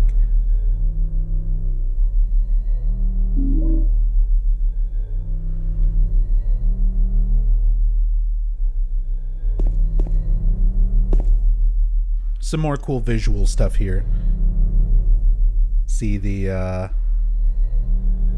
painting on the wall here.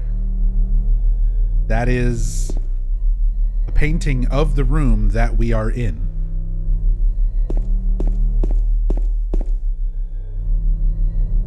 Back here, there is a corpse. The body is marked with bullet holes.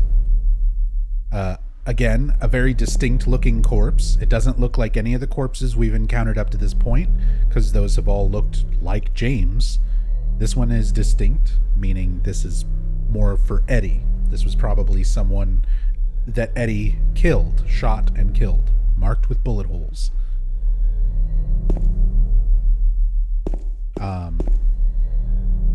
But even the body is in the painting on the wall. If you look in the table on the bottom right, I know it's difficult to tell with the original graphics. Things are more pixely. It's not as easy to see as it is in like the enhanced edition and stuff where all these are cleaned up. But it's a painting of this room with that body on that table. Great.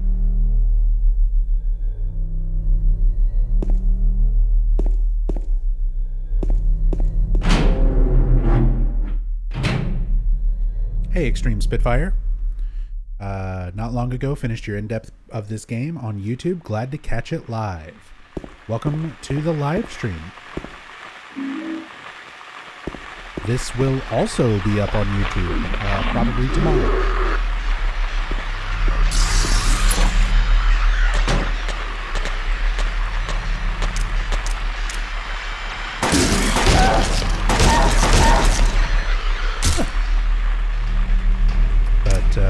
Happy Halloween. Thank you for being here. So our main thing right now, we're going around collecting these tablets. Heal this guy so we can look at this in a bit more detail. We've got the tablet of the seductress and the tablet of the gluttonous pig. So the gluttonous pig we picked up in the dining room where we first ran into Eddie. And that is a pig two-fisting some dick kebabs. What is that food supposed to be? Meat on a bone?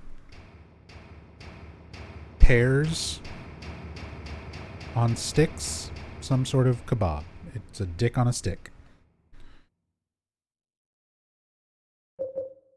It's a pig eating food. So guess who that represents? Between our main characters. The tablet of the seductress. Metal tablet with seductress drawn on one side, found in the shower room. This one, I'm still not entirely sure about. I've gone back and forth with my thoughts on the tablet of the seductress. So the other one is the tablet of the oppressor, which is clearly James. That one has to represent James. Gluttonous pig, very clearly representing Eddie. Seductress is the interesting one, because initially, when you think seductress, my brain, when I originally played this game, is like, oh, that's Maria. The more I played the game and understood it, and understood Maria is not real, she's a manifestation, she's created by the town, and this is supposed to be representing our three real characters, aside from Laura, who doesn't experience anything in the town. It's just empty. But for our three main characters, James, Angela, and Eddie, it's like, oh, that's got to be Angela as the seductress, which adds another level to the way that her sexual abuse is interpreted, because her mother would tell her that she deserves what happens, and we don't really know what to infer from that information. We know that Angela was physically and sexually abused by her father, by her brother. We know that her mother psychologically abused her and told her that she deserved what her father and brother did to her. So the seductress, given the way the other two tablets line up with our other two characters, would be interpreted as Angela. But yeah, that is a very gross, disturbing sort of way to interpret it, which I think is the intention. But yeah, it's one of those things that I went back and forth on that tablet a lot over the years. But ultimately, I think it makes the most sense for it to correspond to Angela. There's also this unique background noise. It sounds like machinery running.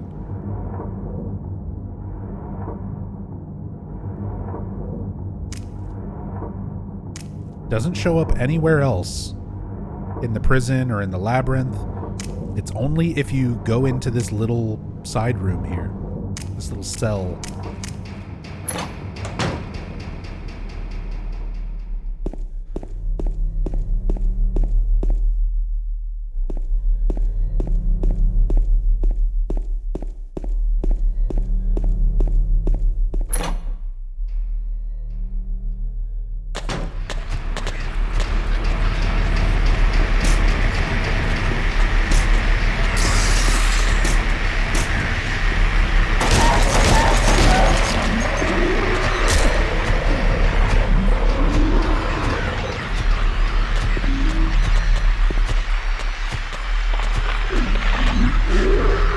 Examine anything else in here.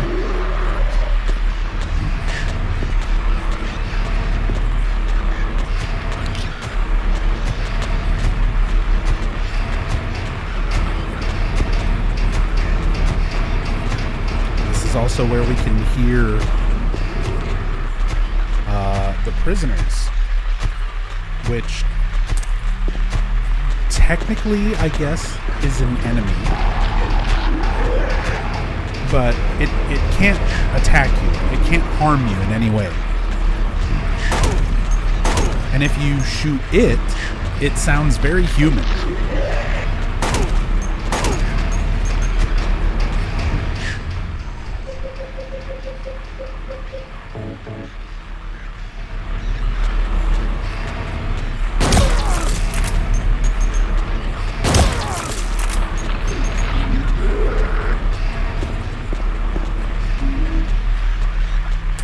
Got a wax doll.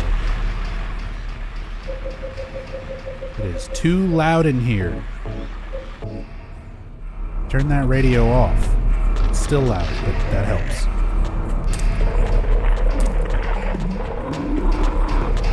Let's just kill these. Y'all are making it too noisy. You have to die.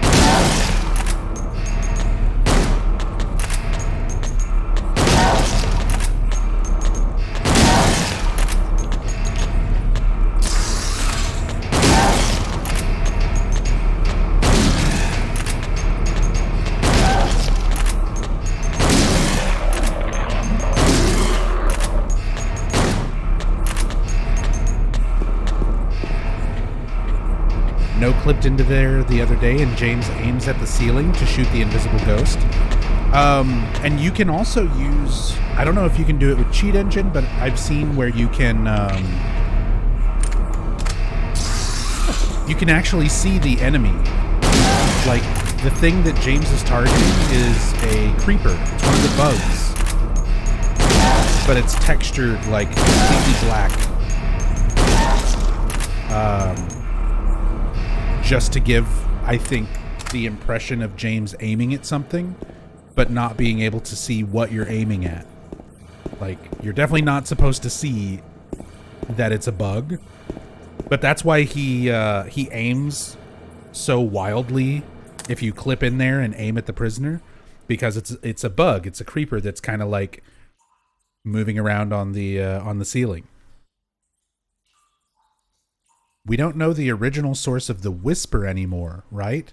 The whisper that you hear in the apartments, we do know the exact source of that. It's a sound effect CD from the early 2000s. They literally just took a stock sound effect off of a CD and put it in the game. And that's what the whisper is.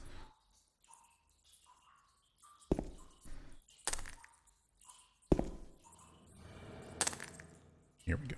Now it's a little bit quieter, mostly because I wanted to look at the things in this cell. So there was a very important statue that we looked at twice now in Rosewater Park. That was for Jennifer Carroll. Jennifer Carroll was a member of the order, a member of the cult, who was persecuted by the Christians, according to what we see on her statue. And it's very likely that this was Jennifer Carroll's cell. She was persecuted by the Christians, locked into Toluca prison, and inside of her cell, it is full of occult artifacts and drawings and books. So you can see a lot of this here: On Sacrifice and the Art of Demon Summoning, Tome of the Seer, The Feast of the Succubi, The Fallen Angels of Mercy and Favor. I guess I shouldn't worry about these too much. There's more over here. Black Magic from the Abyss, Resurrection of the Dead. These are books that are littered throughout the cell. The Chronicle of Agrippa, Manuscript of the Iron Rings. You can see early variations of cult symbols. This very, very like similar to the Halo of the Sun, but with 4 inner circles rather than 3. Another circular kind of cult symbol on the opposite wall. So you get, this is all just background, you know, this is all, none of this is super relevant to James and Mary and like what they're doing, but this is great, like, lore for the town. The idea that, you know,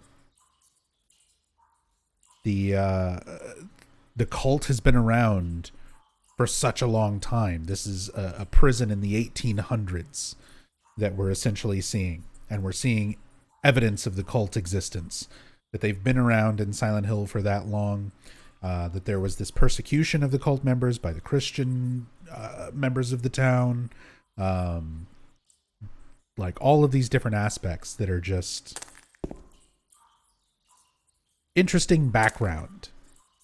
Like the cult plays basically no role in this game, very, very little, but we still get some interesting information about them just for looking at this kind of stuff.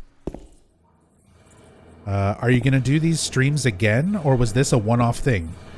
Hot Crimson, I've been doing in-depth story playthroughs for all the games in the series for almost 8 years. This is nowhere near the first time I've done this, and it will definitely not be the last.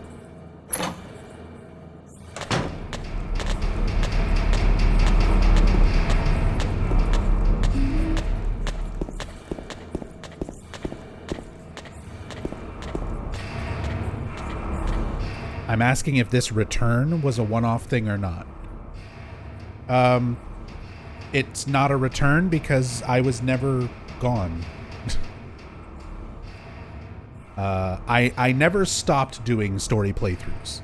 I've started doing them less because it's been 10 hours and being awake and alive right now is kind of miserable.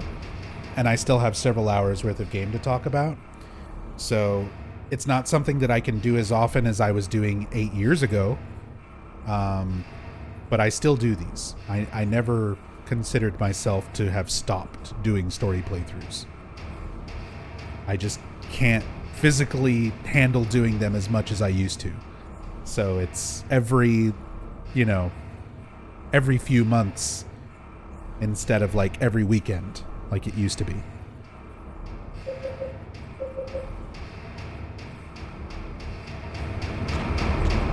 Don't call it a comeback. I've been here for years. It's not a one-off. It's not a return.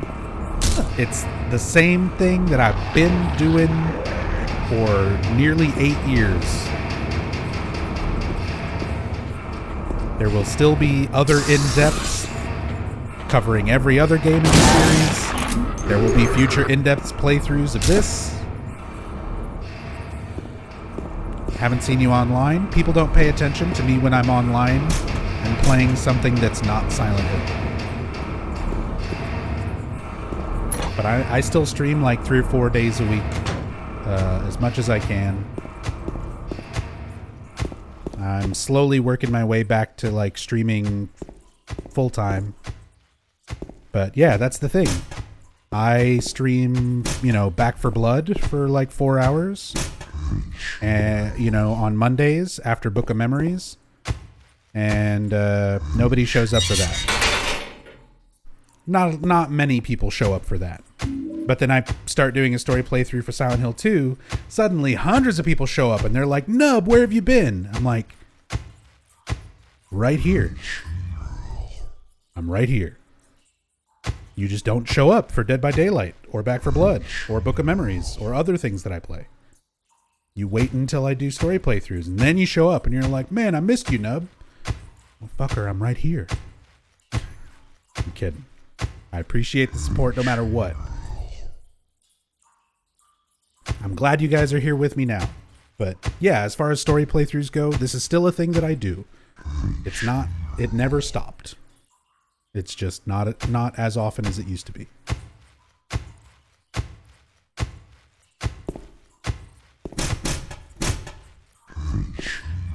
I'm trapped. I'm trapped in the cell. Such a good moment. Good little scare moment. They force you in there, force you to pick up the, you have to go in to pick up the tablet of the oppressor.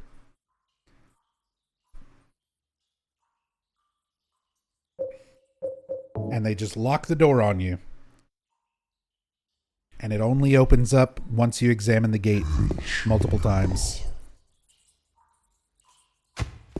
Just enough to give you that panic moment of like, oh shit, am I stuck in here? Am I going to have to reload a save? Did I forget to pick up a key? Am I soft locked? And then you just examine it enough times and it lets you out.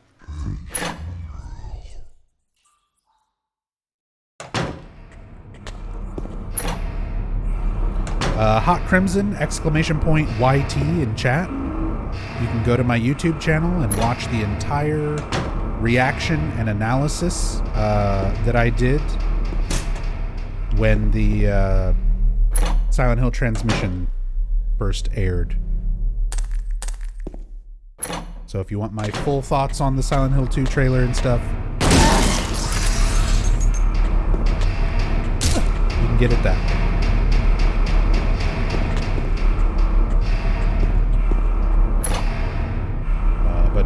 But for like the short version,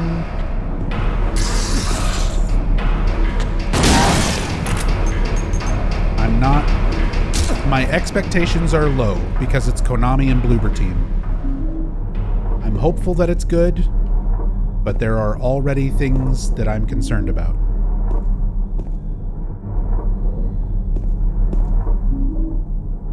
But yeah, if you want kind of a more detailed idea of my thoughts on the new Silent Hill stuff that got announced, I've got a whole video on it here on Twitch if you prefer watching on Twitch, or on my YouTube channel if you prefer that.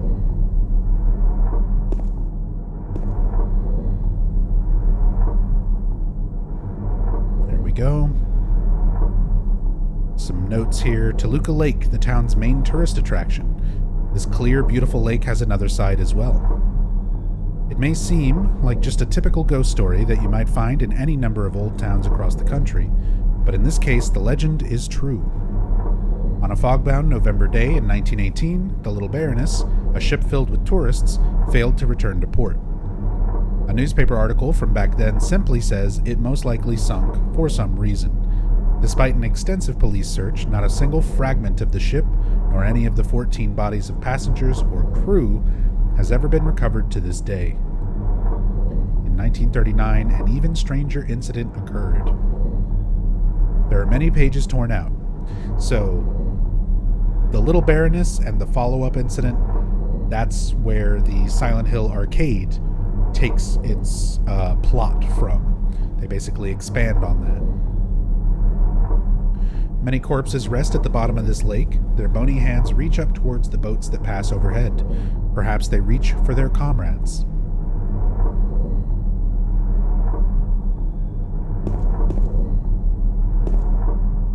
And there's a diary here. This is one of those notes that's very easy to miss, because you kind of have to be at a specific angle here facing this bookshelf so that you don't interact with the book about the Little Baroness on the desk. Prisoners do not feel remorse. In fact, they do not feel themselves to be villains at all. Even the most uneducated brute will use what little words he knows to justify himself. And such trifling dreams they have, flourishing even in the darkness. Prisoners, too, are no exception. No matter how foul nor loathsome one's own life and existence may be, human nature is abiding.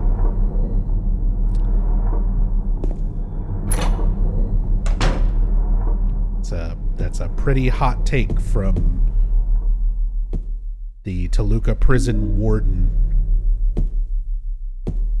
talking about his prisoners, their flourishing ideas. You're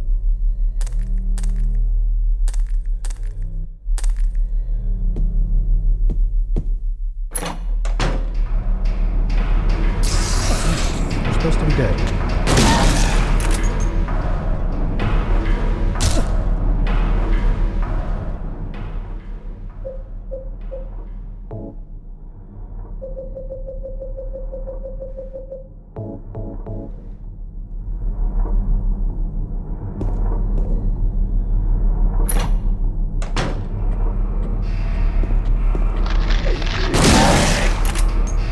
Are too hard on it. Hot Crimson, given Konami's track record and Bloober Team's track record, I think people being cautious and hypercritical is very understandable.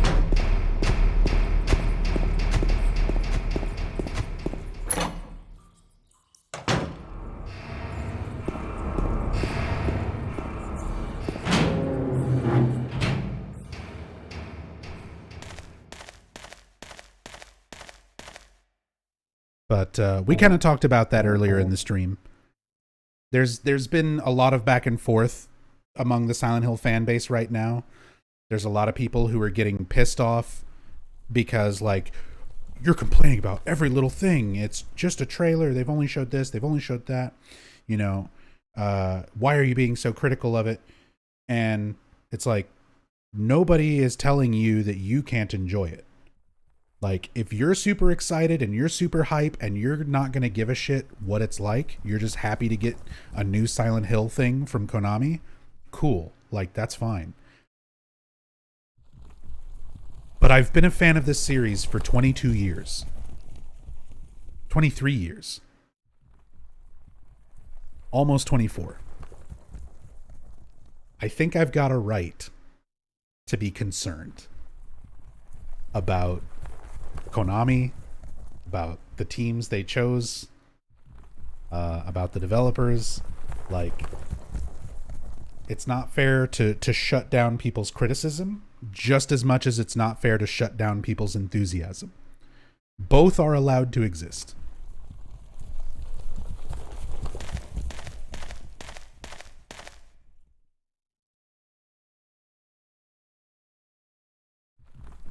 The game is way too far into development to get canceled.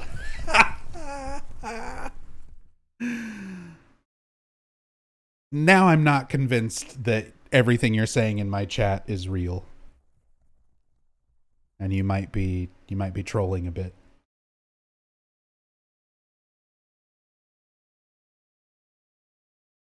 There are games that have been fully fucking completed, ready to release, that have been canceled. There's plenty of examples of that.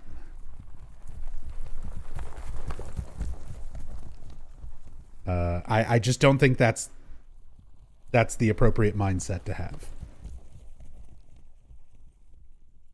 Nothing is a guarantee.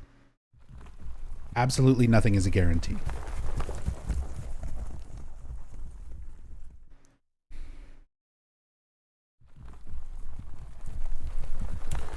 I give you blood to atone for the 3 sins, is written on top of the painting. Beneath the painting are 3 square depressions. I've been following you since 2015, but okay. That's cool. That doesn't mean all of your opinions are going to mesh with mine and be any more or less valid.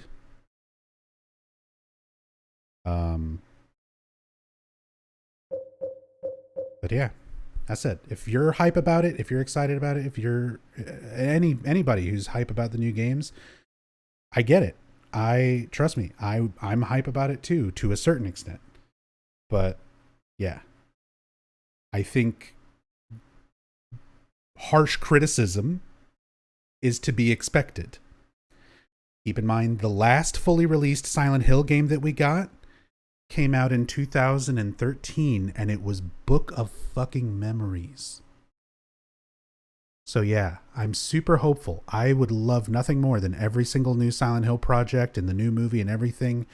I would love it if it was all so good. It's basically like the Silent Hill Renaissance. Like, damn, you thought the original Team Silent games were good? Maybe the remake's even better. Maybe Silent Hill F is even better. Maybe Townfall's even better. Maybe it's what I've been hoping for all this time. But again, I've been a fan of Konami for longer than Silent Hill even. I know their track record. So saying that like people are being too hard on Konami and stuff for the new games, I think that harsh criticism is warranted.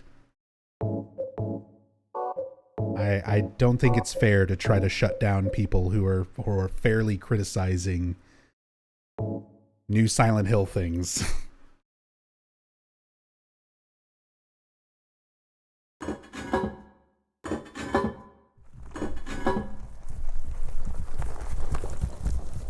Hey, Viking Nordland. Thanks for these awesome in-depth playthroughs. I use them to fall asleep. Well, hopefully you sleep well and don't have nightmares. But thank you for being here.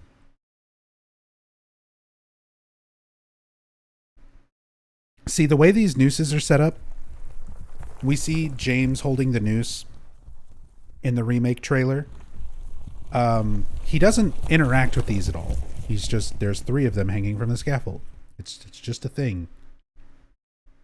It's just a thing that you can kind of come up and look at.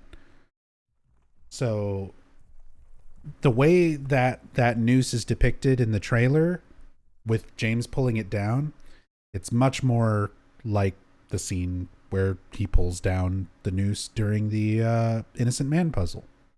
The hanging corpse puzzle. Wasn't the noose in the trailer the puzzle one? Yeah, that's what I mentioned earlier. We're bringing up a conversation that we were having on the roof of Brookhaven like 6 hours ago. So I apologize. I know not everybody is here for all of these conversations. If you ever hear me, I get a lot of flack. I've had a lot of comments and a lot of people making fun of me because I use the phrase "as said" way too often during my streams. But there's a reason why I always say "as said," because everything that I say during these playthroughs, I've said. That's the nature of streaming. I'm repeating myself to a lot of different people who show up at different times. So hours ago, we were talking about the scene with James pulling down the noose. Somebody had mentioned that they thought it was this moment in the prison with these nooses up on the gallows. But because of the way it's framed in the Silent Hill 2 remake trailer, it looks much more like the hanging corpse puzzle to me. Although the setting for it is raining and it looks to be outside. And we see a similar raining setting for Pyramid Head walking towards the camera in the Silent Hill 2 remake trailer that looks like it's on the roof of Brookhaven. That's why we talked about this hours ago while I was going through Brookhaven. So, yeah, it's interesting. I'm trying to speculate on all these aspects of the remake trailer that we've seen so far.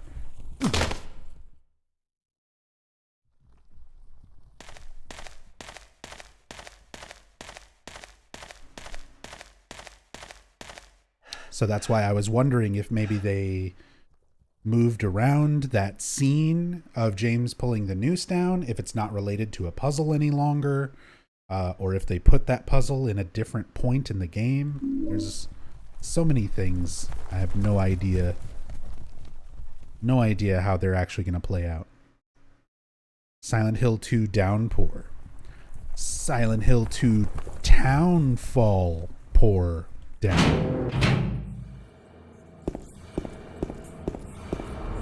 I can't wait to play Silent Hill Townpour Fall Down.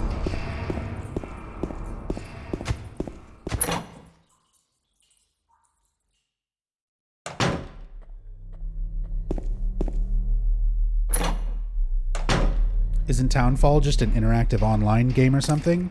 You're thinking of Ascension. Ascension is supposed to be like, nobody really knows what the fuck Ascension is supposed to be yet.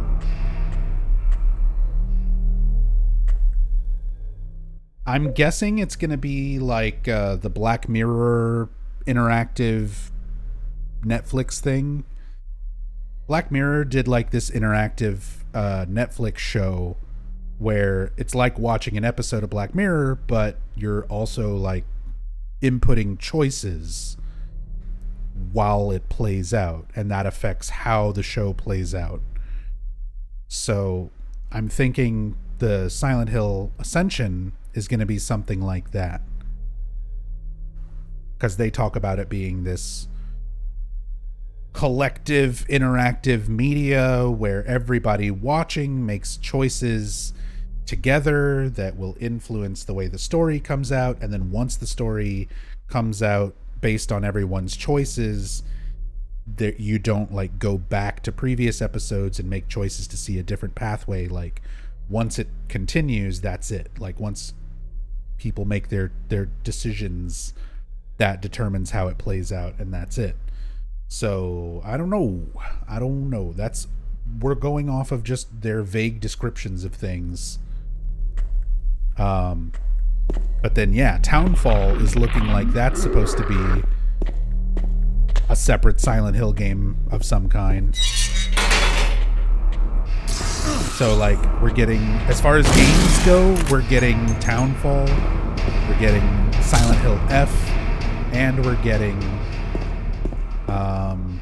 the Silent Hill 2 remake. Then we're getting whatever the fuck Ascension is.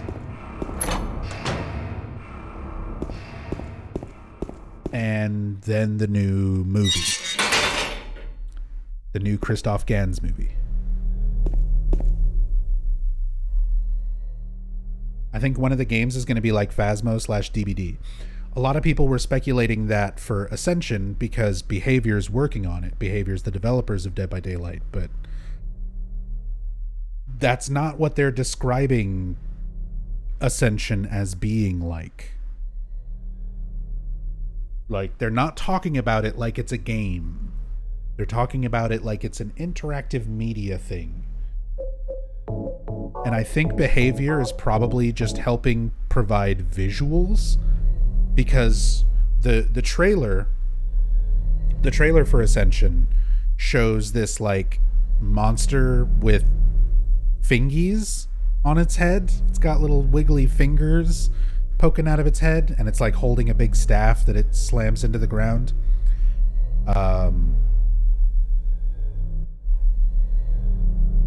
To me, the way it looked, the way the creature looked, the way the graphics looked for that little segment that they showed, it looked like a Dead by Daylight killer trailer, like when they release a new killer. So I think Behavior might just be helping on like the visual side of things for Ascension. They're not making like an asymmetrical game. But it's just speculation. Like, we don't fucking know. That when the developers talk about the games, like, they barely give any information. The presentations for the new games are so scarce when it comes to like direct information. Like, tell us what is going to be this new Silent Hill project. This is going to be Silent Hill like you've never seen before. A widely interactive media where the choices that you make decide canon. And there's no reset button. Okay? What the fuck does that mean? Is it a game? Is it a show?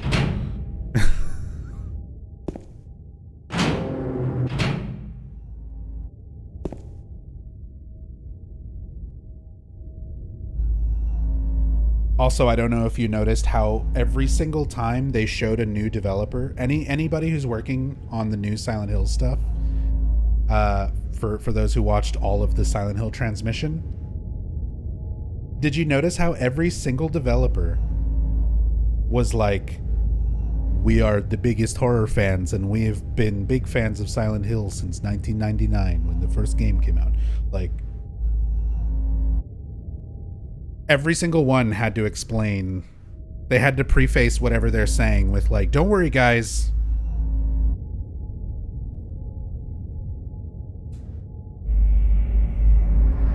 We have nothing but the utmost respect for the Silent Hill series. We've been... yeah, Christoph Gans is a real gamer.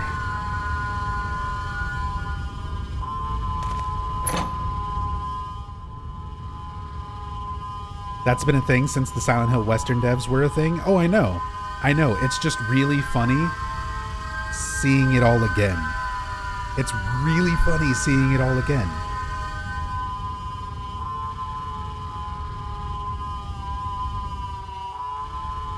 I think people liked my movie because they resonated with me as a gamer and they saw me as one of their own.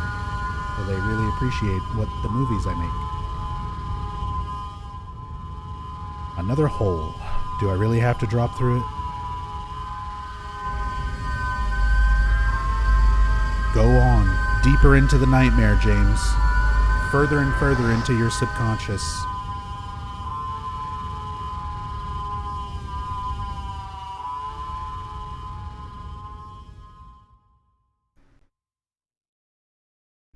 Why did Masahiro give away his creations to Bloober?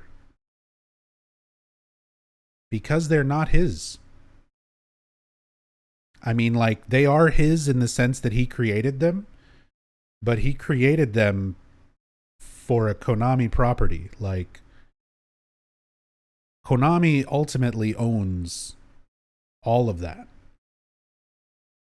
Like, you think Bloober? You think Bloober is the line where it's like, oh, why would Ito give his creations to Bloober? As opposed to, like, Pyramid Head all over the fucking Pachi slot?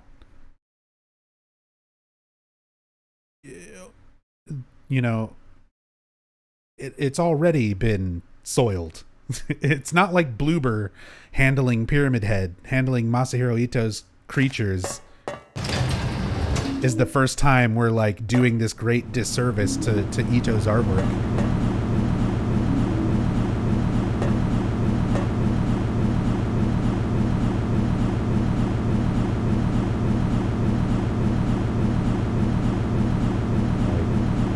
They're Konami's creatures. They've already fucking done them a great disservice. Have you seen Book of Memories? Have you seen Pyramid Head in Book of Memories? Along with the lying figure and flesh lips, and all these other things. Like all of Ito's creations, they're all in piece of shit Book of Memories. Like, I don't have a whole lot of faith in Bloober, but just from what I've seen from the trailer so far, Bloober's already done a better, more respectful service to Ito's creatures than they've been, you know, they've gotten more respect from the little bit we've seen than they have in like 15 years.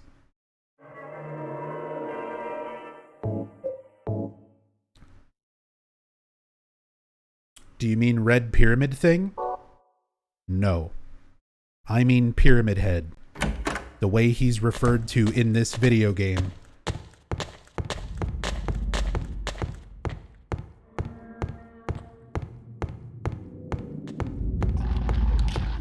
That time I was actually trolling? Yeah, because weren't we talking about that earlier? Weren't you here when we were talking about that earlier?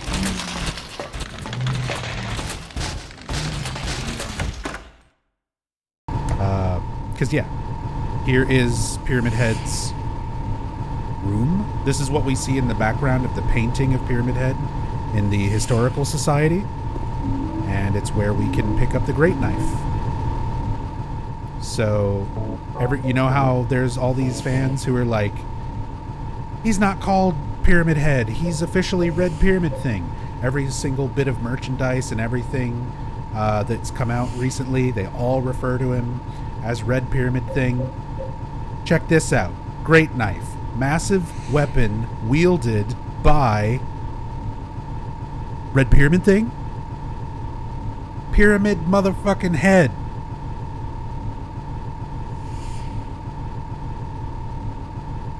Hard to use but lethal.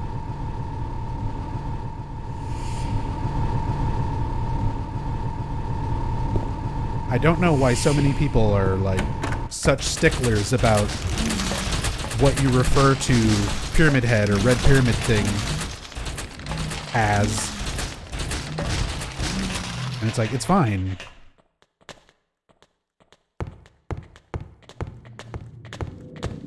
They use both. Don't get Red Pyramid Thing. Maybe that's a direct translation from Japanese. I mean, it is more of a direct translation from the Japanese script, but even in Japanese, a lot of people refer to him as Sankaku Atama, which is just triangle head.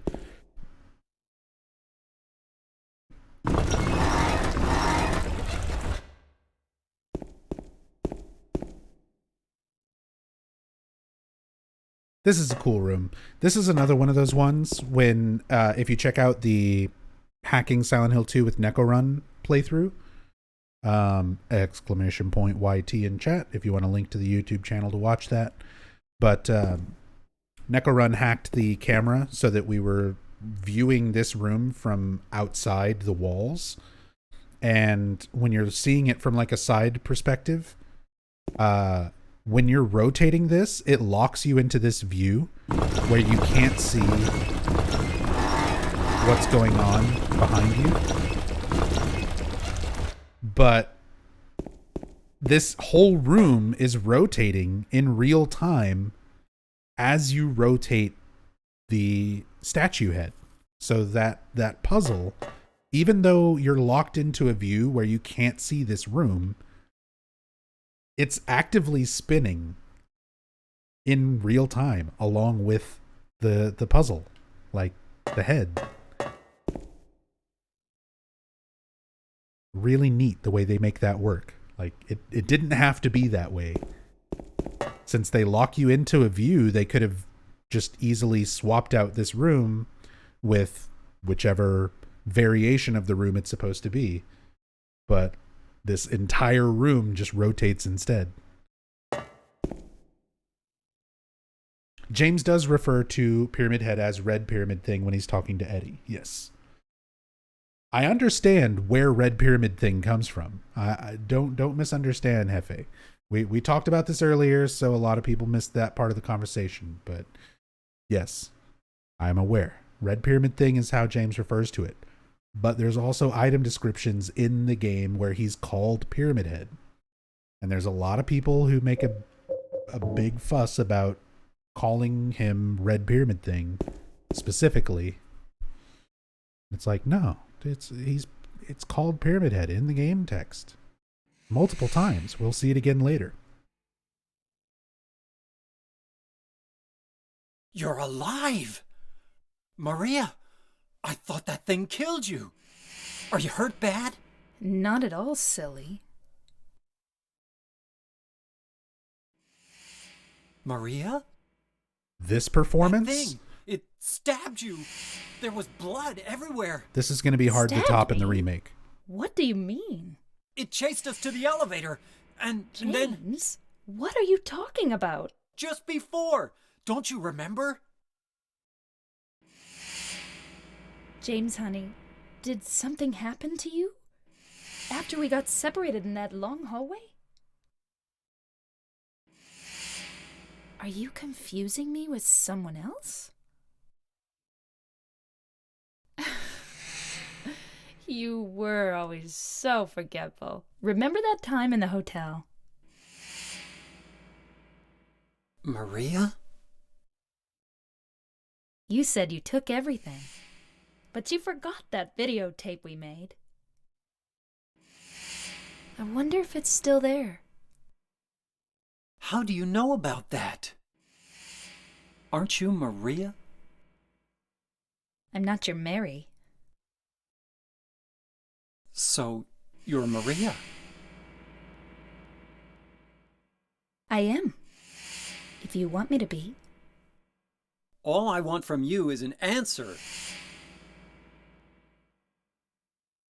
It doesn't matter who I am. I'm here for you, James. See? I'm real. Don't you want to touch me? I don't know. Come and get me. I can't do anything through these bars. Okay. Stay right there. I'll be there soon.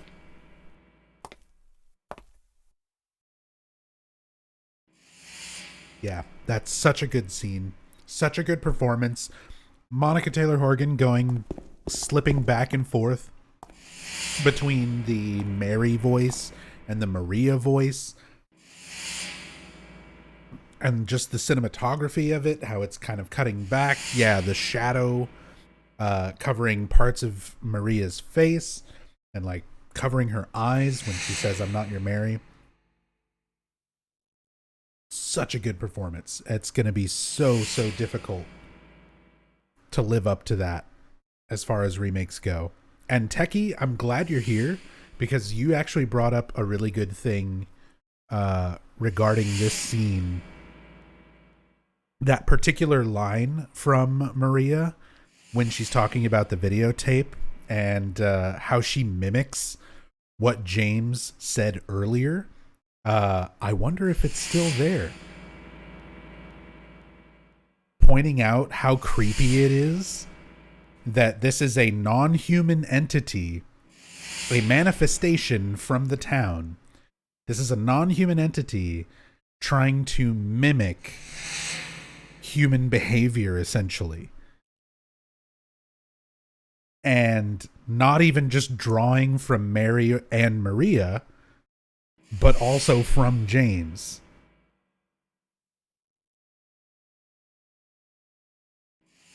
I love that you pointed that out. I think you mentioned that on Twitter. I don't remember if that was on your main account or on the Silent Hill, the Dank Silent Hill account, but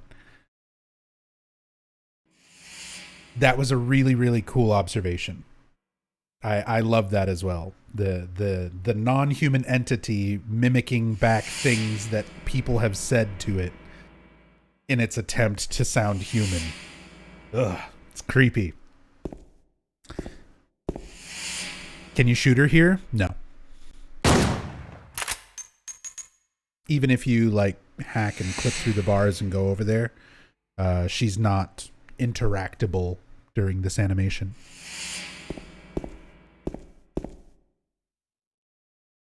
So Maria's a flesh gate. Got it.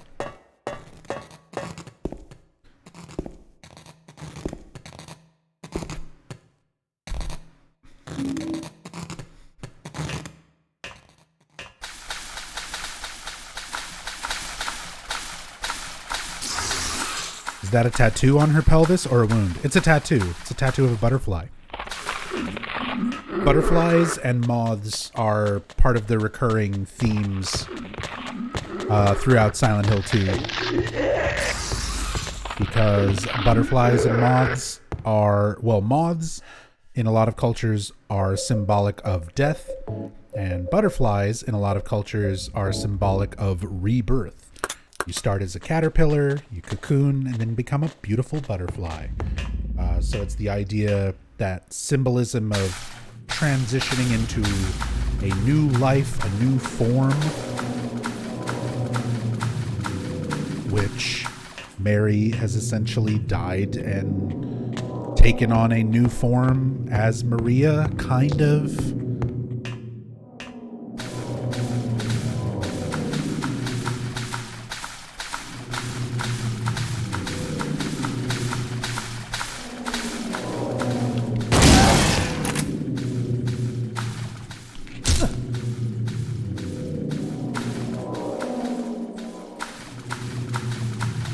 I think they should make the game less scary and more accessible in the remake. Often get too frightened while playing or just get lost. I mean, who knows how they might change things. Although, funny enough, like, as much as I love Silent Hill 2, I would say it's one of the least scary, like, overtly scary Silent Hill games. It definitely has its scary moments, but overall, like, even just out of the Team Silent games, I would say 1, 3, and 4 are overall scarier games. 2 is just overall a better written, more interesting story. It's very tragic.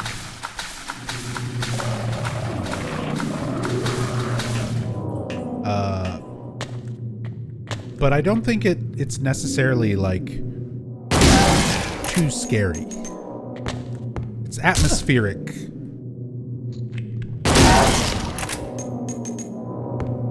But that's one of those things, like, fear is super subjective. The things that are really, really scary to one person might not affect another person at all. Horror is a really difficult thing to tackle because it is such a subjective thing.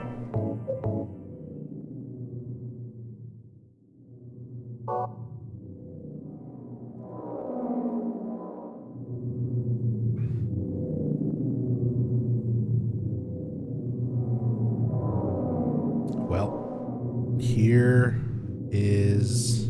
Oh, I need to open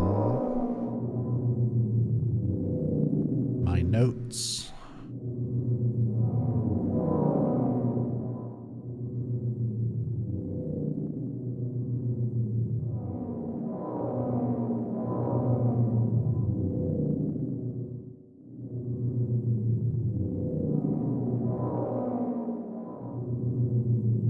There we go. So this is where we start putting together Angela's story. We've already gotten some inclination as to like why Angela's here. She has this bloody knife that she was holding when we see her in the apartments that we wind up taking from her. She has that really, strong reaction to James reaching towards her, where she screams no. She says she's been bad. She sets the knife down and walks away. She says that she's looking for her mama in the very beginning in the graveyard, and that her father and brother should also be here. So we've got all these little bits and pieces of kind of hints at Angela's story, but this is where we get the most disturbing chunk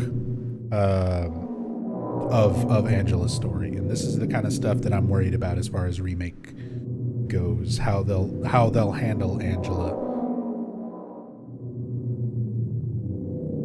There's a newspaper on the ground. It's stained with something that looks like blood and is partially illegible. So this is another one of those situations where there's no way to unblock this text unless you go into the game files and pull these text files. So I'll be reading these notes as they are unblocked, essentially. The body of a man, later identified as Thomas Orozco, lumberjack, age 39, was discovered in the middle of his room, lying face up. So, Thomas Orozco, the father of Angela Orozco. The probable cause of death was multiple stab wounds to the front of the neck and the left side of the torso by a sharp-edged weapon. The estimated time of death was somewhere between 11 p.m. and 12:30 midnight. Due to signs of struggle in the room and the lack of a murder weapon, police are considering this a homicide and have opened a murder investigation. Furthermore, given the fact that the cash in the room was untouched and Mr. Orozco had a history of drunkenness and violence, the police suspect the motive was not robbery, but some sort of crime of passion.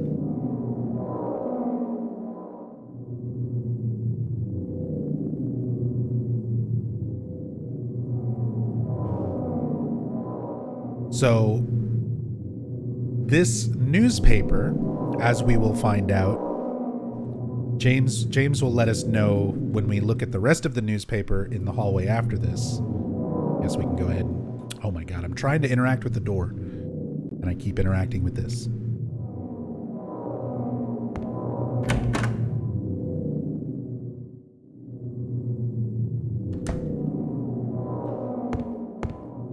Newspapers are scattered all over the walls and floor. There seems to be nothing of interest, but this one has today's date. That's kind of strange.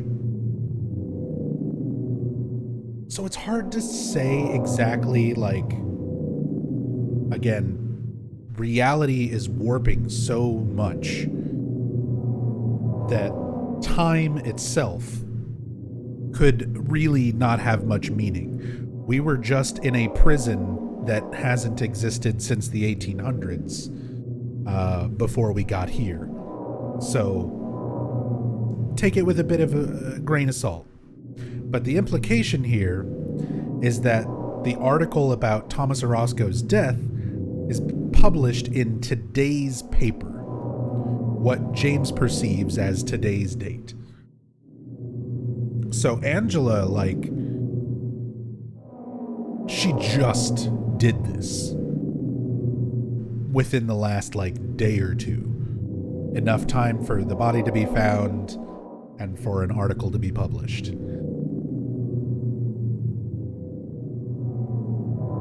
So, just to fill everybody in on that backstory, Angela was physically and sexually abused by her father, Thomas Orozco, and her brother.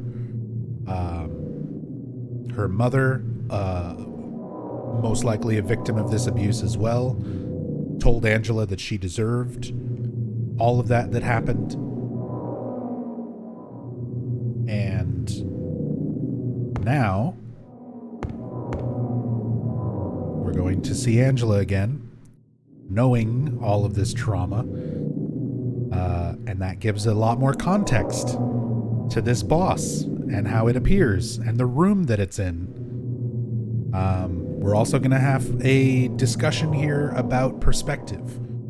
This game, one of the main themes of it is people having different perspectives on reality. And this is one of the best examples of it in this game. There's a manifestation in this room, and there's a real person in this room. And James, us as the player, we're about to walk into this room as well. So there's this manifestation and two people. The manifestation appears as different things to both James and Angela. Angela is seeing her father, Thomas Orozco. James, us as the player, through James's eyes, are seeing the abstract daddy creature, what Thomas Orozco represents, rather than just a person, rather than just her father, the way she sees it. And that's a really important thing. That's very important to the way that people perceive things when around each other in this game. Daddy, please don't!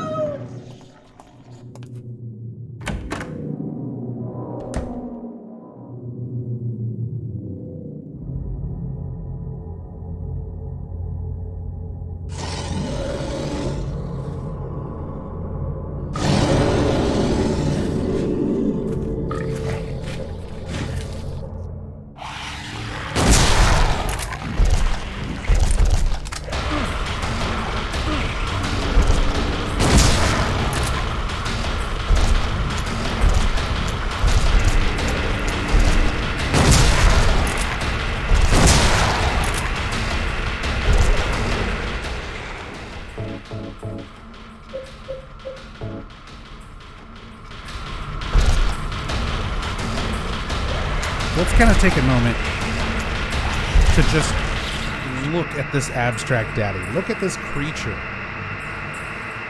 So knowing what you know about Angela and her father Thomas,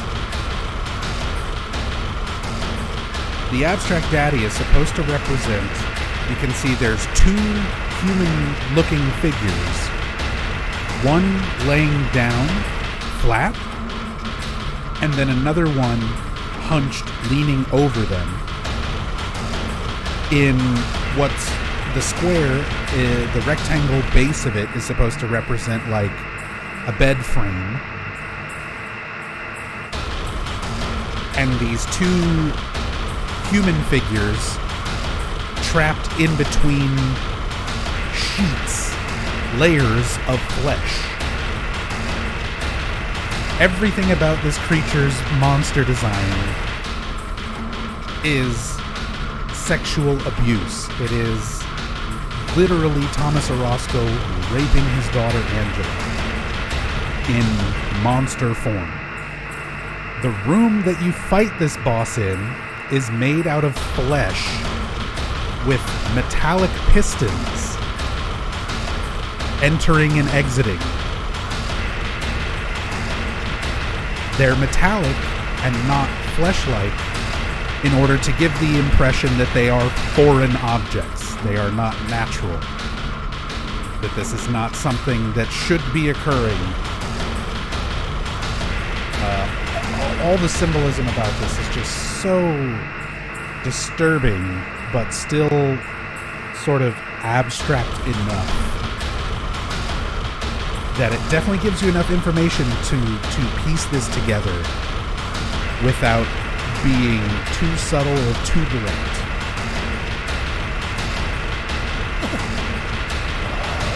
Even the animations of it's like humping when it attacks. Like, everything about this creature is absolutely fucking disgusting and perfectly representative of Thomas Orozco.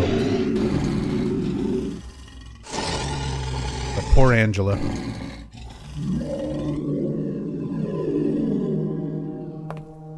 Are you okay?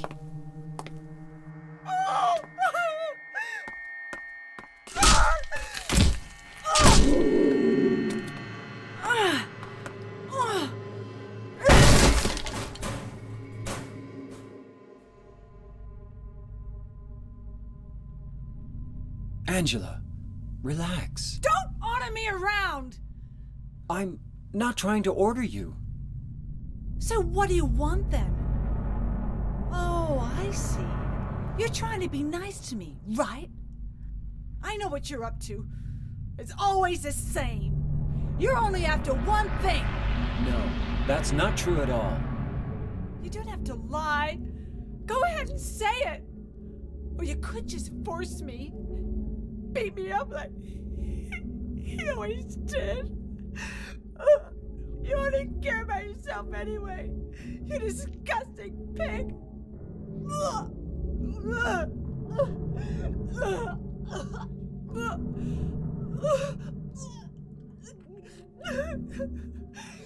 Angela. Don't touch me! You make me sick.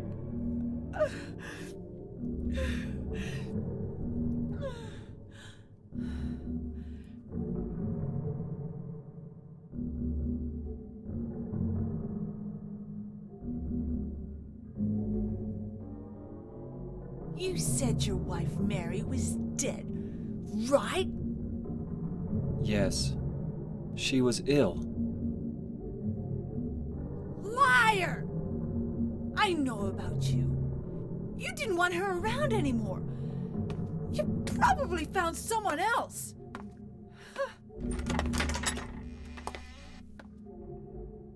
That's ridiculous. I never...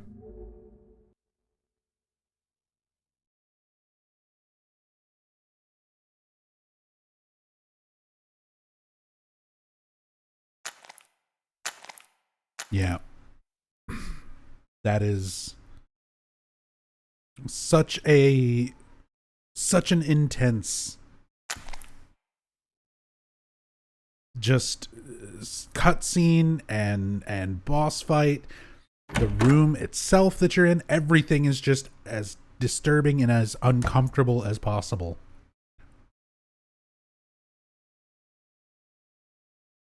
Raptor Maid. So did Angela see her dad try to hump James while he fought the boss? I mean, if she was seeing it as like her father, then maybe. Maybe. I think Ziggy had a bad dream. Oh, poor baby.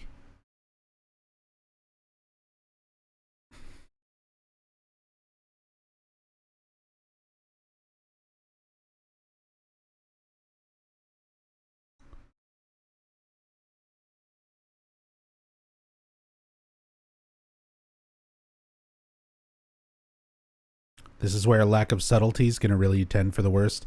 Yeah, these are the sequences that I'm worried about.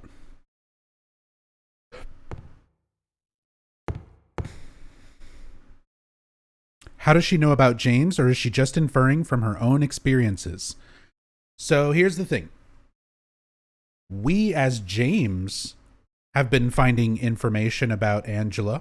We just found a newspaper telling us all about her father and, you know, her history, things that have happened to her. So from Angela's perspective, what if she's also just finding things about James, finding things about Eddie? Like, this is one of the reasons why I've in the past talked about how unnecessary Born from a Wish as a sub-scenario is. Because Born from a Wish is only there to reinforce the idea that Maria is a manifestation. And there's enough plot points in the main story to figure that out. You don't need a whole sub-scenario to tell you Maria is a manifestation of the town. I would have much rather gotten a sub-scenario that would be focused around Angela or Eddie, or even Laura. It would have made a ton of sense to see things from Angela's perspective, where maybe she is picking up notes or photographs or things that give her information about James. The same way that James is, as he goes through all of this, finding out things about Angela and finding out things about Eddie. Because Eddie infers that he has some sort of understanding of James as well. When we get to the Eddie fight here in a little bit, Eddie does the same thing. He's like, don't act so high and mighty, you know, this town called you too. You and me are the same. Like, he's talking to James like he knows something about James. So I get the impression that the same way that you as James are finding out about those two as you explore the town and progress, they've also been learning about you. Learning about James.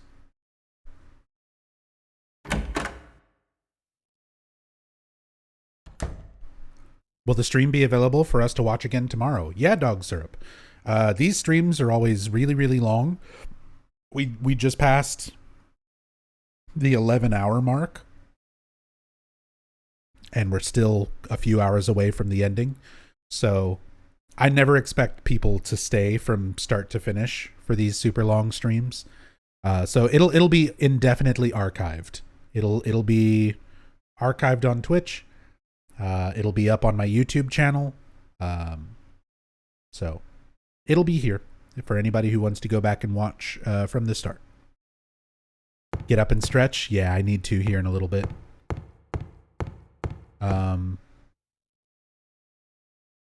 Let's go ahead and do the Hangman puzzle, and then I'll take a quick break.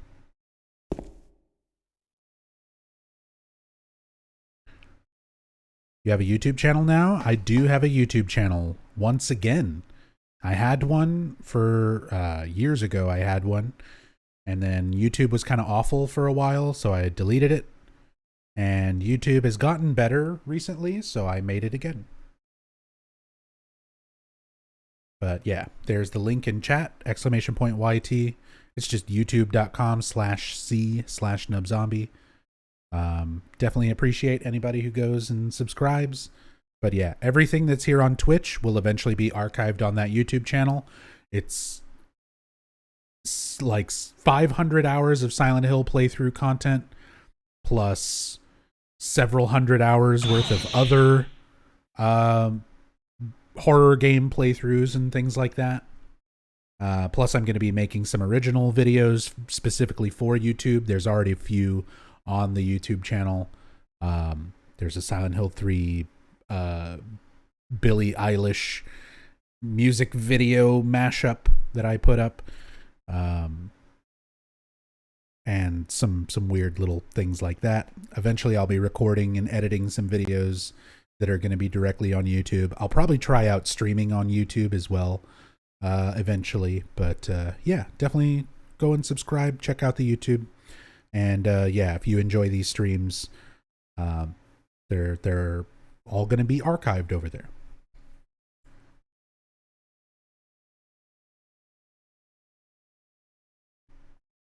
Ian Zerrell, Lanzerrell,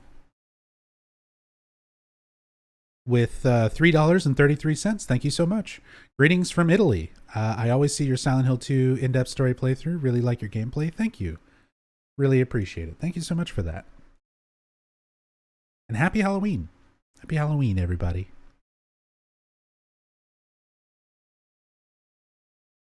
How's Dorian House doing? Dorian is just fine. And Restless Dreams is not going anywhere. He still has my permission to re-upload archives.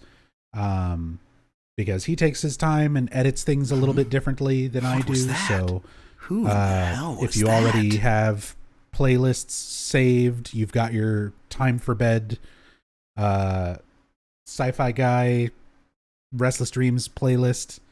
Don't worry, it's not going anywhere.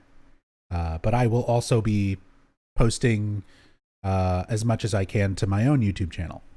So, Evil Kuja, thank you so much for the 400 bits. Very much appreciate it. Thank you so much. Thank you, thank you. All right. So the Hangman puzzle. The Innocent Man puzzle. Innocent Prisoner. However you want to refer to it.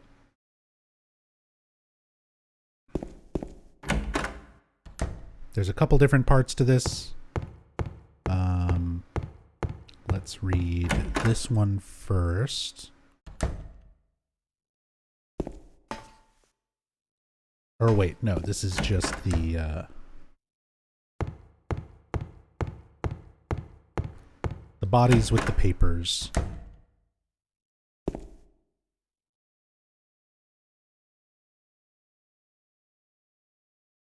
So here's our poem for the puzzle. This is normal difficulty. This does change on different riddle difficulties, but this is what it is on normal. Dead men, swinging in a tree. How many dead men do you see? Tongue turned blue and face gone gray. Watch them as they twist and sway. The first one killed the butcher man, then cooked him in the frying pan, served him to his hungry guests, and gave them seconds on request. The next one, with his smile and sweets, stole poor children off the streets. To men who dressed unsavory, he sold them into slavery. Breaking into a home at night, the thief he had a nasty fright, filled his foolish head with ale, woke in the morn in the county jail. The artist with his daunting skill tried his hand at painting bills, but caught in rain he was undone when the ink he'd used did start to run. With promises of great return, taking gold he did not earn, bundled it up out of sight, quietly slipped off into the night. 3 houses into ashes burned.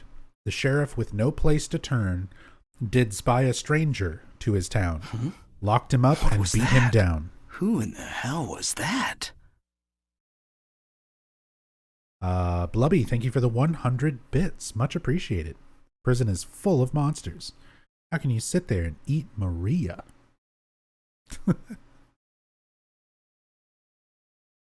Don't eat Maria. Manifestations are bad for you. But thank you, Blubby. I really appreciate it. And this is our innocent person. 3 houses into ashes burned. Sheriff with no place to turn. Spied a stranger in his town. Locked him up and beat him down. So they blamed the houses burning down on this random stranger. So this is our innocent person. The arsonist. Dead men, swinging in a tree. How many dead men do you see? 6 feet long and 6 men wide. Round their necks the noose be tied.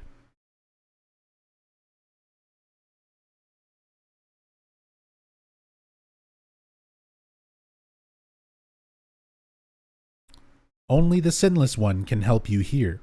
Mistakenly pull on a criminal's rope, and your reward will be returned to you in a shape most wondrously strange. They make that sound way cooler than it actually is.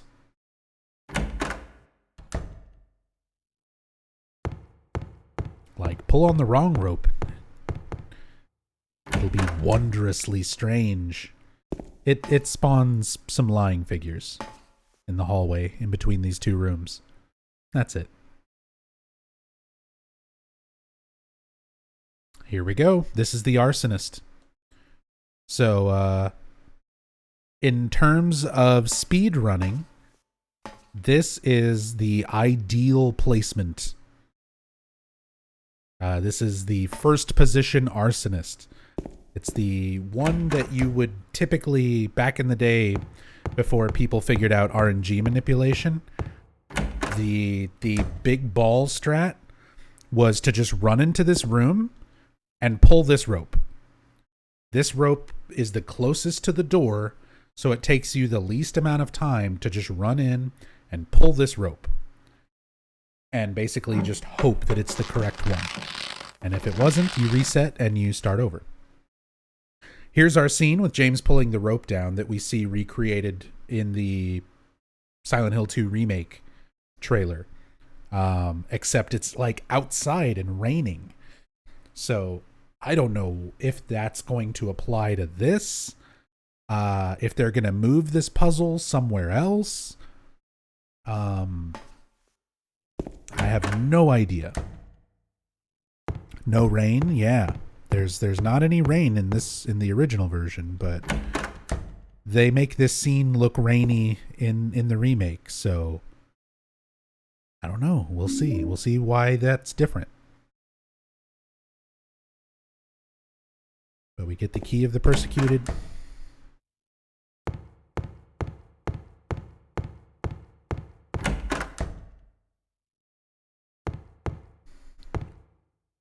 No rain. Ain't gonna rain.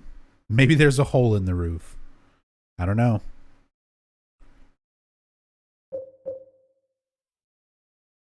All I can say is that my life is pretty plain. And I like watching the puddles gather rain.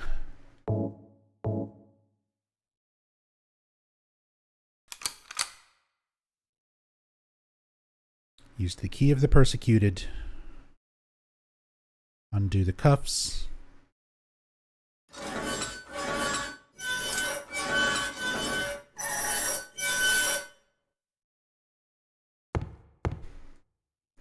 Labyrinth was always the most unsettling place to you in Silent Hill 2. Yeah, but between the prison and the labyrinth, like this whole section of the game was definitely like the scariest, the most unsettling to me as well.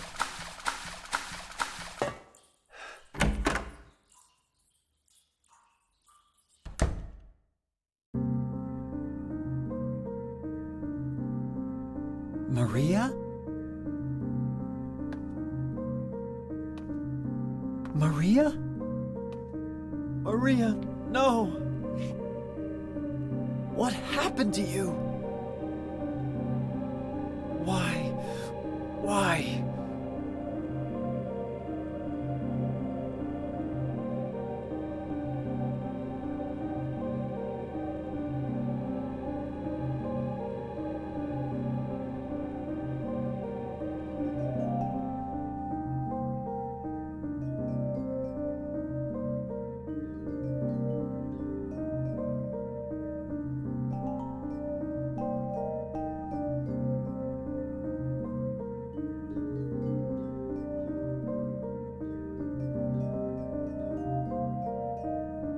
Mary.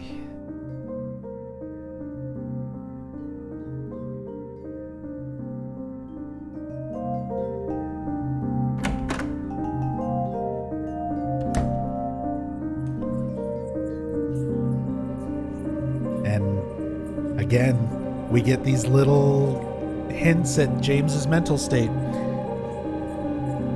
He doesn't say, oh no, Maria, at the end. He says Mary. Maria has already been killed in front of him multiple times. And every time it happens, more and more as this is progressing, James is getting closer and closer to coming to terms with the truth. And that little mention there where he says Mary's name, that tells you it's like James is getting there. He's having to come to terms. He's not quite there yet, but he is coming to terms with the truth of what he's done. He's breaking out of his delusion. He's allowing himself to consider it, to think about reality the reality of the situation might not be what he thinks it is. And on that note, it's been 11 and a half hours and I have only taken one break, and that was about 5 or almost 6 hours ago. So I'm going to take a short break, get up, stretch my legs, grab another drink, use the restroom, all that good stuff. So give me a few minutes. Only one break. This is my second break in almost 12 hours. So this will probably be my last break of the stream, because after this, we don't have a whole lot more up until the end of the game. We basically got the Eddie fight, and then the hotel. And that's pretty much it. So I'm going to take a few minutes,